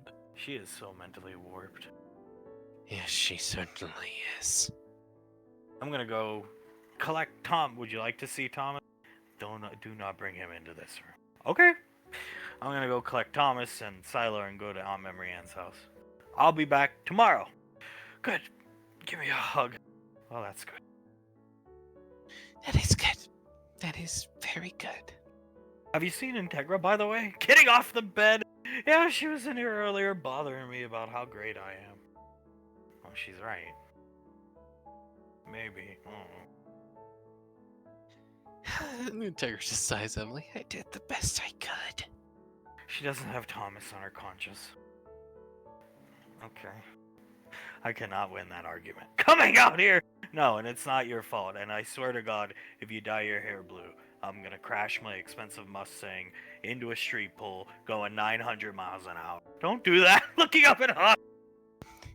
Thomas turns to look at Hale. Please don't dye your hair blue, Hale. I think it's best you leave now, Thomas. Yes, ma'am. We'll leave right now. We gotta get to Carter Memory Ann's anyway. Thank Come you on, for having me. Sylar. Yes, I think I'll be going. Pardon me, Integra. Yeah, you're Of welcome course. for having you, Tom. Thomas gives him a nod and will head out. What a piece of shit. Absolutely a piece of fucking shit. At least she's eating. Can't we focus on the good? Yeah, Fuck him. Fuck him. Yeah, let's focus on the good. I mean, come on, she's eating and drinking, and she's laughing at the picture of Clive. I mean, come on. Send Julius in there. Do not! Mark, I do not think that's a good idea right now. All I know is if I was in that bed and I was in that state, seeing you would make me feel like a new man. Or make you get stressed, need pills to work your anxiety down, and then end up, I'm not trying to bring this up to hurt you, perpetuating the inevitable road that led to a heart attack. That's what happened! Oh. Julius shakes his head. I'm not going in there. I'd end up ruining her again, so I'm not gonna go in there, at least not right now. You try to talk to her when she walked up on Gateway, though? He did, of course he did. Why wouldn't I? Yes, of course I did, Father. But any headway there, Julius? No, none at all. Just like how Integra, thank you for trying, by the way, Integra didn't have any headway at all either. Nobody gets any headway when you approach the Izzy subject. It's not even Hale. And if she can't do it, then I can't do it. Maybe her mother? You don't think she's tried? Davine shakes her head. She doesn't listen to me when it comes to that sort of thing. She doesn't listen to me at all. It's too depressing when Davine goes in there. All she does is say she's a worse mother than Davine and apologizes for the hard time she's given Davine. Which I do appreciate, Julius. Julius looks over at his father. She thinks Izzy should be brought back. Do you really think she's in the right headspace to be apologizing about how she's treated Mom right now? No, but it's nice to see somebody apologize to her. Right. Well, I would savor it, Dad. I would savor it. I think she's starting to upswing as long as nothing bad happens. This is a very delicate time. I swear to God, with our luck, Thomas is gonna do something dumb like get arrested again, and then Can't I just shoot him with my bow if he does that? I think your father will beat everybody in this universe to it. I will. There's no place where I wouldn't be able to find him. I would find him, and I would murder him easily. I'm kind of shocked they'd let you in. Thomas chuckles a little bit. To be honest, I am a little shocked as well, but they love Hale quite a bit, so he looks at Hale and back at her and back at Memory Ann. To get her, I sort of have to come with, so I do understand that I was only in there because of her. I mean, on a scale, don't be too optimistic about it. I prefer realism, but on a scale 1 to 10, Pequod's current state, 6. Shrugs. Carter nods. That isn't terrible. That's above average at least. I mean, and Sylar saw he knows better probably than Thomas, but yeah. I would say she's right about correct. We heard her laugh. Carter turns to look at Sylar, nods. Oh, that's very fucking good. You heard her laugh. I mean, that is good. Carter Okay. smiles and nods. Go ahead. Oh no, continue. It's an accident. Carter smiles and nods. But yeah. What else was she doing? Hell, did she at least eat something, drink something? Was she doing that? Basic human needs, I mean. Devouring pizza, combing her hair, and drinking a soda. That's wonderful. Far better than the last time I saw her, at least. I was just telling her about how Jace does not see joining the unit then leaving as a problem. She was like old school Pequod. She said, "Fuck Jace." Thomas chuckles and nods. Yeah, no, she sounded a lot like how Mom used to sound. Well, I know she was never too fond of Jace after he got all that money in that big home and kinda didn't do anything. Carter shakes his head. Didn't do, like, absolutely anything with an entire fucking house. He didn't do anything with an entire house. I'm sorry, I don't really understand it. Do you remember, Sylar? How much money it was in robotics and stuff she bought for him? The lab, multiple labs. It was over hundreds of millions, I think. I believe the exact count came out to 197 million credits for just the robotics and the lab. See, I don't know if you two know this. Sylar, I'm sure, does, even though he wasn't quite around at the time, but he's heard. This was originally Scar's home. We didn't even. I'm sure we would have been given a home, but Scar gave us this home before he was crazy. Jace was given a whole. I know we were fuck ups, but come on. Carter chuckles. We are very thankful for this house. It's a beautiful house. I personally couldn't ask for a better one. We got a hand-me-down as compared to Jace, who just got built an entire fucking lakeside house. Did Jace pick where he wanted the house? Yes. He got to pick exactly where. Oh, God. Carter chuckles and shakes his head. A lucky little bastard that kid is. Thomas nods. I wouldn't mind being able to choose exactly where on the lane my house would be. That would be pretty fucking sick. And perhaps you just set not Thomas, I'm sorry. I'm holding Thomas Jr. Perhaps you just set Jace down and look him in the eye and explain. Turning your back on Norman and Price is a mistake. It's been tried. We tried. We had a lengthy conversation about it, and no, they took it well. It's going to be fine, Sylar. She starts laughing, playing with the toad. I mean, me, Rain, Sylar, to hell, we all tried to tell him that, hey, this is not a good thing. They're gonna hate you, and he wouldn't listen to any of us. I do think it's somewhat of a gross exaggeration, maybe. Because it's early on, but I think Rain's going to his head. I wouldn't doubt it. When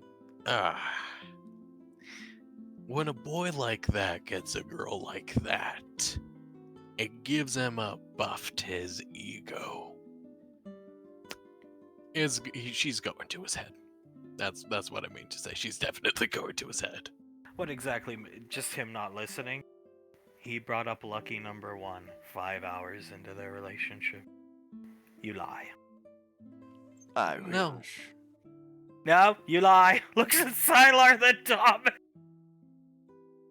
No lie. No lie. Stop picking on him.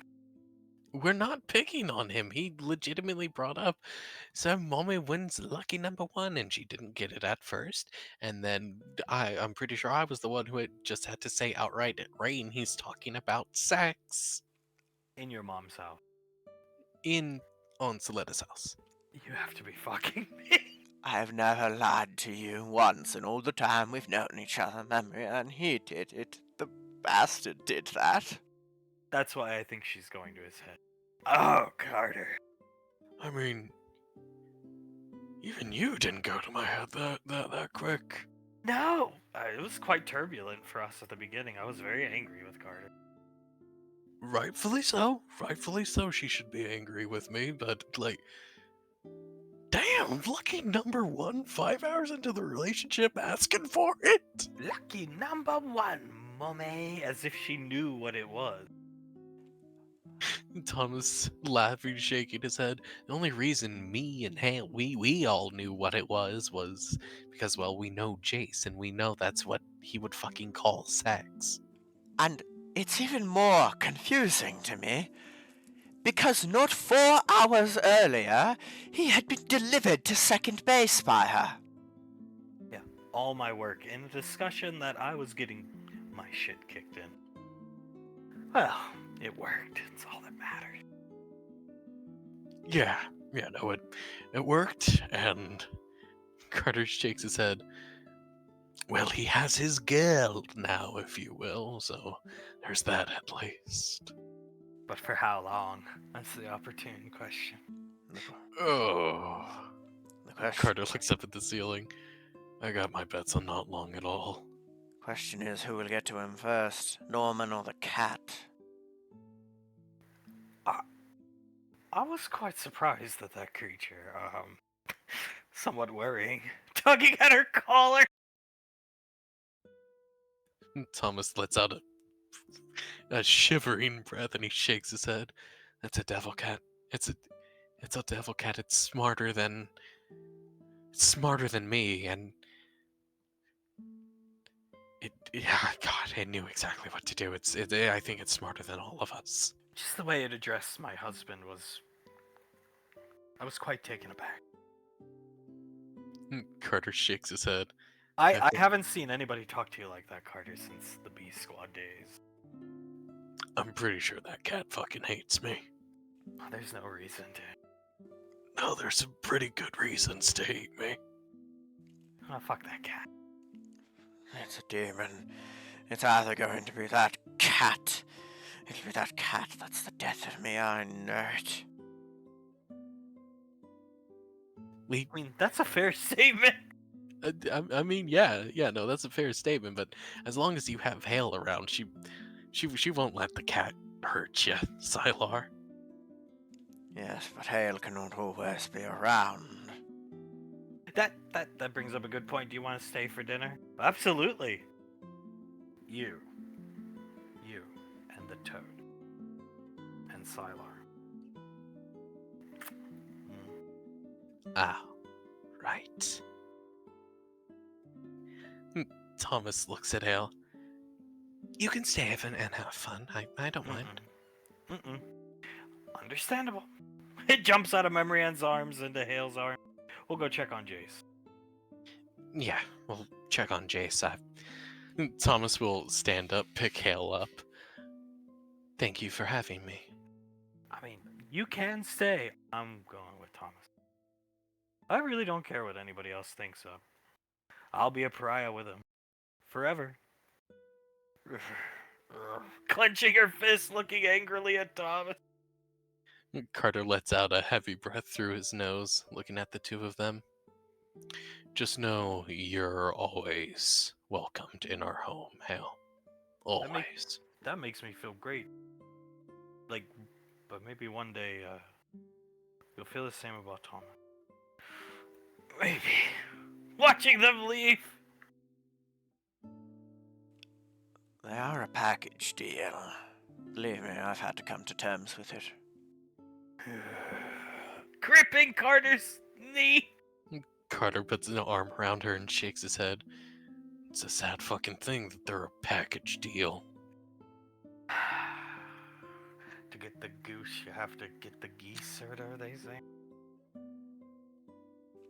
The goose and the Nice. gander, yes. Gander, yeah. Oh, God. God, she stands by him no matter what. Ugh! I'm not realizing she does the same thing. You would have done the same at the height of the Carter drama, wouldn't you have? The Carter drama was terrible. Sure, it was not good. I understand. But you know what? Nobody died. Almost died because of it, you know. This is true. But from her point of view, it is no different. She loves him and will stand by him through anything so long as he succeeds at his second chance. He's a lucky little man. Yes, he is. He gets to live with the two Enervians who can command the cat. There's that too. He slid it his way in there, Carter. Fucking hell. That little son of a bitch, he always knew how to get what he wanted, and I think that skill has even passed on to even now. Bastard. While looking at the door where they left. Oh, look at that, Thomas. Flock is standing here watching them kiss. Going back home. Jace nods. Of course, Mommy, of course. He gives her a smile and then just another quick kiss on the cheek for her. Make sure you lock your doors, Jace, okay? Well, lock my doors, Mommy, and Close all the windows and the... This house is so ridiculous. You do not deserve this. Jace looks back and nods. He looks back at her. I'll even activate the defenses that I had installed just to make you feel better. Please do, and call me first thing in the morning. I have an early shift, so... But I'll be at work probably by the time you wake up. Of course, Mommy. I'll give you a call as soon as I get up. Good. Patting him on the head, kissing his head, and walking away.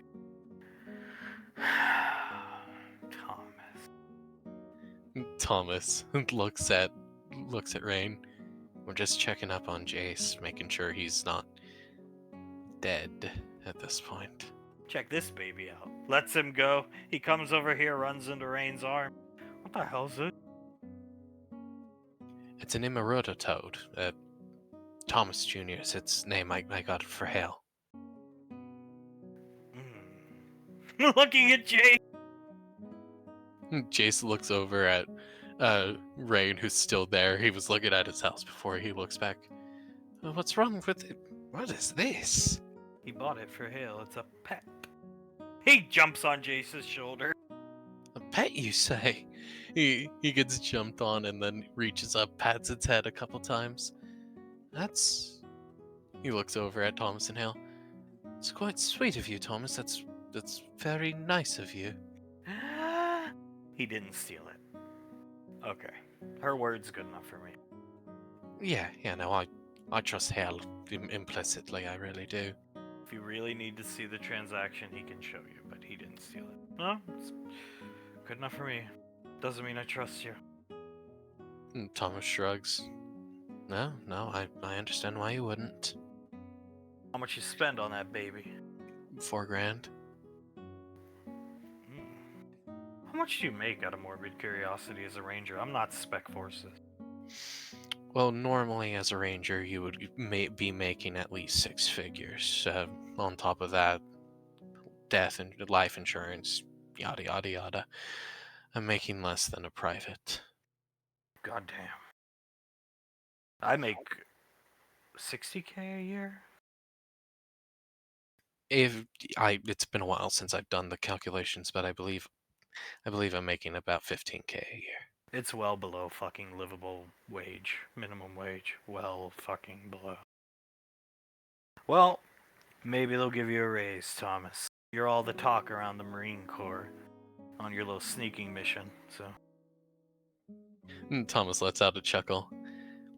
There's no raise for me anytime soon, which, again, completely understandable. I don't know. Looking at the toad, I'm pretty sure if they like seeing her happy and you spend money, they might give you a raise. You never know. Never. I'm really fighting back from flipping you off. I'm not gonna do it! Jason looks at Mommy, shrugs. Then I won't do it either, then. He lets out a chuckle. Thomas looks at Rain. Thank you for not flipping me off. Gotta take the good with the bad and roll with the punches. Thomas nods. That is a very good saying for the situation. You'll win points with me by making her happy and talking sense into dumbass. Pointing back at Jace and leaving for the night. Oh, I don't think we can accomplish that. I cannot accomplish that second task, no, but that was progress, Hale. That was good progress. Very good. You like the pet, Jace? It's a pretty funny little guy. The skin that looks like a scarf. I really like this guy, Thomas Jr. The Imarudo, obviously being the Spanish word for immature. Yes, perfect name. Absolutely perfect. He smiles up at the Imarudo toad as Thomas walks up. Out of morbid curiosity, Jace, have you seen the unit around anytime soon? Or anytime recently, I should say.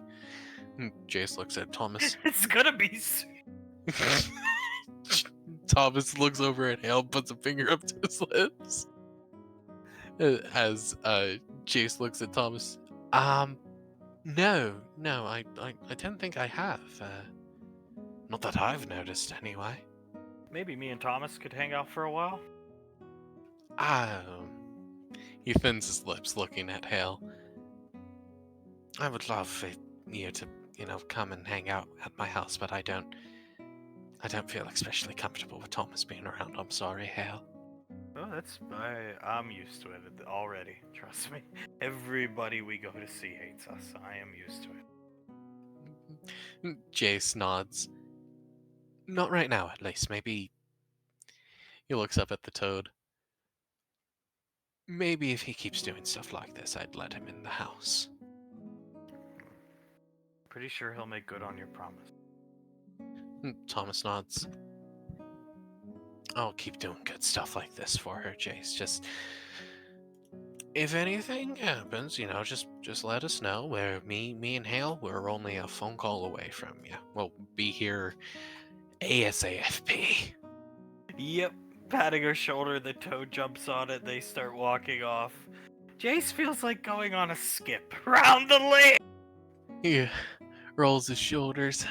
God damn, I got a fucking kiss today. As he will start going on a skip.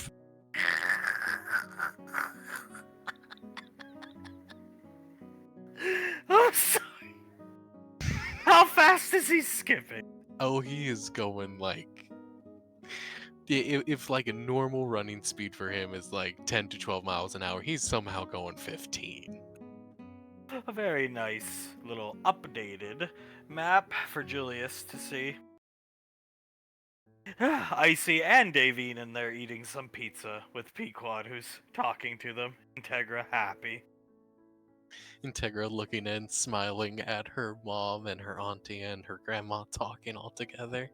That girl just makes me feel like I'm 40 years old. Younger, seeing Hale. It's like hanging out with you back in the day. When you'd come down to the headhunters base. Good times. Good fucking times. Davine chuckles. You know, is it weird that sometimes I feel sort of jealous that I wasn't there around those times? I feel like I missed so much, but I always do enjoy hearing about the headhunters times. I wish you were there, Mother. Father's life would have been so much easier. That's goddamn true. Good God, all of our lives would have been. Davine puts an arm around Pequod and then a kiss on the cheek. Well, don't worry, your mummy's here now. Those were the fucking days. We'd hang out, and Ash would be like, "So what do you want to watch tonight, Nicole?" And I'd be like, "Whatever Julius and Pequod want to watch." And then he'd be like, "You know they're not going to entertain you tonight." "Oh yeah, they're gonna go fucking the bird." And they would. So me and Ash would hang out. Davine lets out a laugh. Oh my god, that does sound like you too. You and Julius, Patricia, but man, I I sort of do wonder how Ash was way back when. I know how he was on the Majestic and everything like that, of course, and how he is now, but way back when, I sort of wonder if he was more immature or what have you, you know? Way more reckless in combat. Way more fucking reckless. Mr. Nothing to Lose when he had Sarah. Davine shakes her head.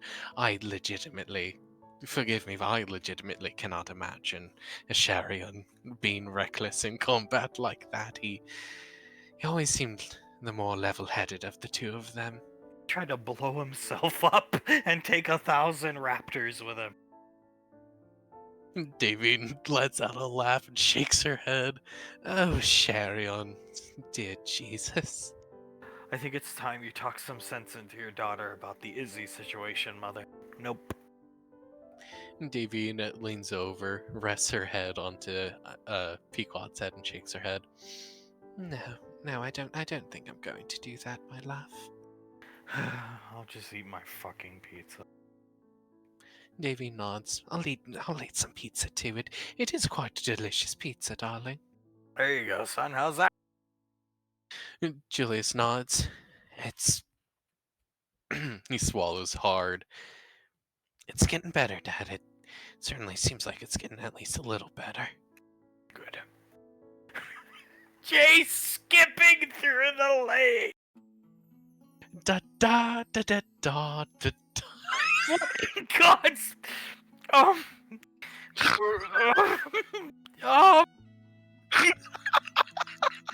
Hey, Norman.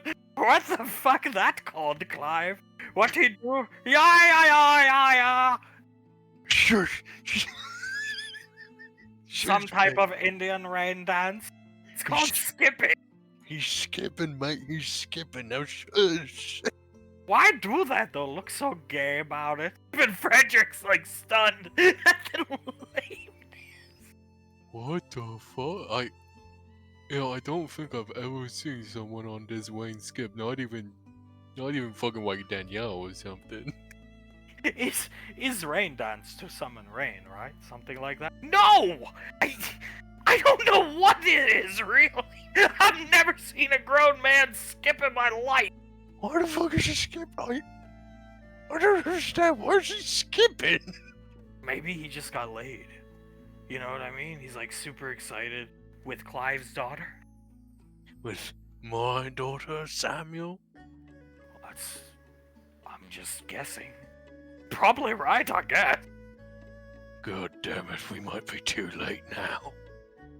Jeez. Dum Skips at the end. dum.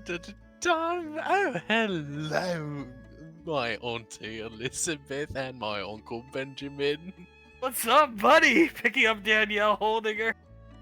Oh, hi, Danielle. Danielle will give Jace a hug, and Jace will give her a hug as well. Why are you skipping around like that? Well, I It just feels good today, you three. It just feels good today. You know, Uncle Benny, I got a kiss today from Mummy. Oh damn! It was like full lip contact.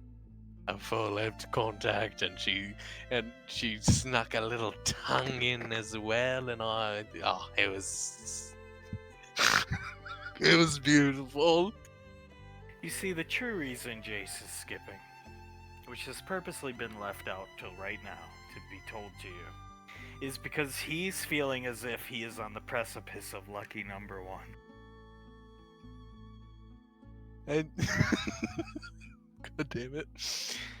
And you know what? I feel like lucky number one is right around the corner. What's that? Holding his beautiful daughter! Yeah, what is that? Oh dear Jesus. You know, Uncle Benny. Lucky number one, I mean, come on.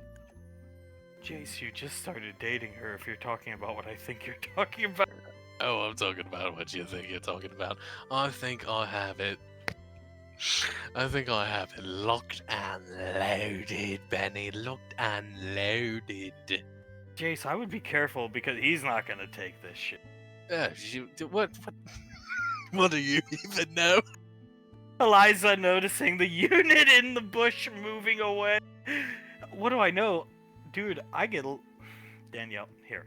Setting Danielle down, putting his hands over her ears. Dude, I get laid multiple times a week on the reg. But when we started dating, I waited till at least a month. He did at least a month, Jace. It's not going to happen anytime soon. It really isn't.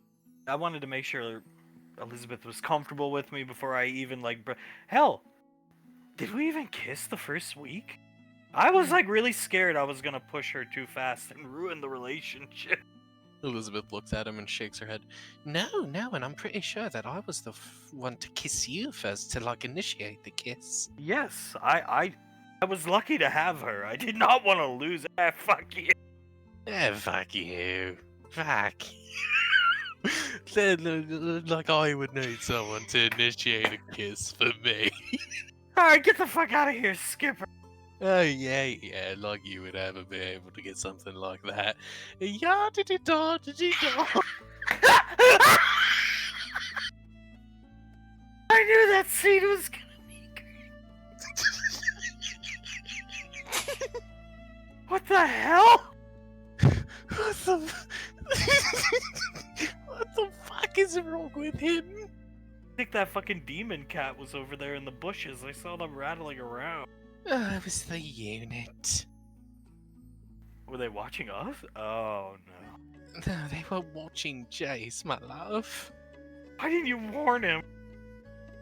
You think I wanted to warn that? Yo-diddy-daw, He's about to get blasted. He's about to get fucked up. Oh god. What the? You don't you fuck you, Benny. Yeah, fuck me. Piece of shit. You can still hear Jace faintly yell. Yo-diddy-daw, diddy-daw. Did I do that after our first kiss? No, you didn't. I think I might have left you if you did. I mean, I was fucking happy, don't get me wrong, but he's a grown-ass man, Elizabeth. I mean, I was absolutely ecstatic, but you didn't see me skipping all over the place. Meow, meow, meow.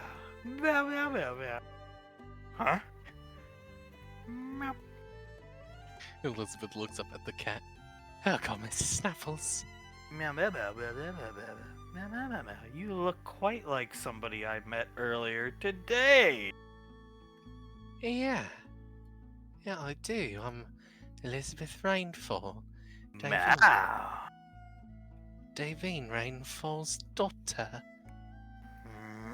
Meow. Teleporting here.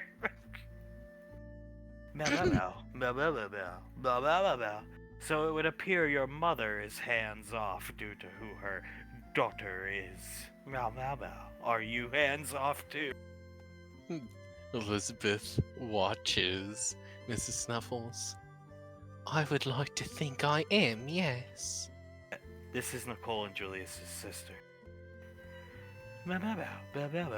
What do you do, Elizabeth? I run Snuff's workshop, the second biggest money maker in all the Rainfall companies. Meow! He's actually very impressed. He's impressed. You're not as dumb as your mother. My apology. I would like to think I'm not. Thank you very much, Mrs. Snuffles. I accept your apology. What was that I just saw? That was a grown-ass man skipping. To be honest with you, I can't really explain it better than Benny just did. Some type of tactic to throw enemies off. No. Just being stupid, Mrs. Snuffles. Where's Thomas? Don't know. Elizabeth shakes her head. I've made it a habit of not knowing exactly where Thomas is. I really don't care about him, to be honest. Is it true he lives with Nicole and Hale? That is true. Yes, that is very true. Storms off in anger. Oh, what the fuck has Suletta done? Between Skip and Jason, that demon cat. That is a terrifying cat, Dad. Yeah, well, lucky for us, we're safe because of Thank God for my sister. Thank God for Sissy. Oh, Lord. Do you think he's still young and he died? I would bet a good amount of money he's still yarded dying. A little while later, Sylar and Jace aren't here yet. So, you do that for like 7 hours, and then rain come, right? No! He turns her. It's not a rain dance, it's what children do. It's like a Little girl! Yeah, no, it's like a.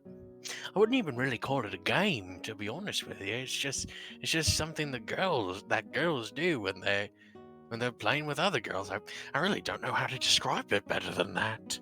But what's sense in doing that? Frederick still. He doesn't even care he's about to hurt Jace. He just is so shocked. I mean, like, what the fuck? What the fuck even was that? I never even skipped once in my life, and I know I'm a big fat guy, but I mean, come on, why the fuck would you skip like that? Especially after a kiss? What the fuck? Maybe me start doing that. You do that and you're out of the U41. Wow! Don't. Please, Quellen, don't start doing that. I mean, it's so lame and gay. I mean, la-da-dee-da-da-dee-da, he starts skipping around like, I'll swing you arm. La-da-dee-da-da-dee-da. Oh God, mate, come on, that's so stupid looking. I mean, what the hell's going through his nonsensical head? Not the right things, that's for sure. That is for damn sure. No, not the right things and all that. That boy ain't right. Movement. Huh? Where? Movement? It was supposed to be it. Oh, just Sylar. Yeah, it's just fucking Shiloh. Wait a minute. My sensors are picking something up. The rest of the group can hear la-da-dee-da, Jace! La-di-di-da, di-di-da, di-di-da. Oh, hello there, Sylar. Oh, hello, Jess. Having a nice night, I see.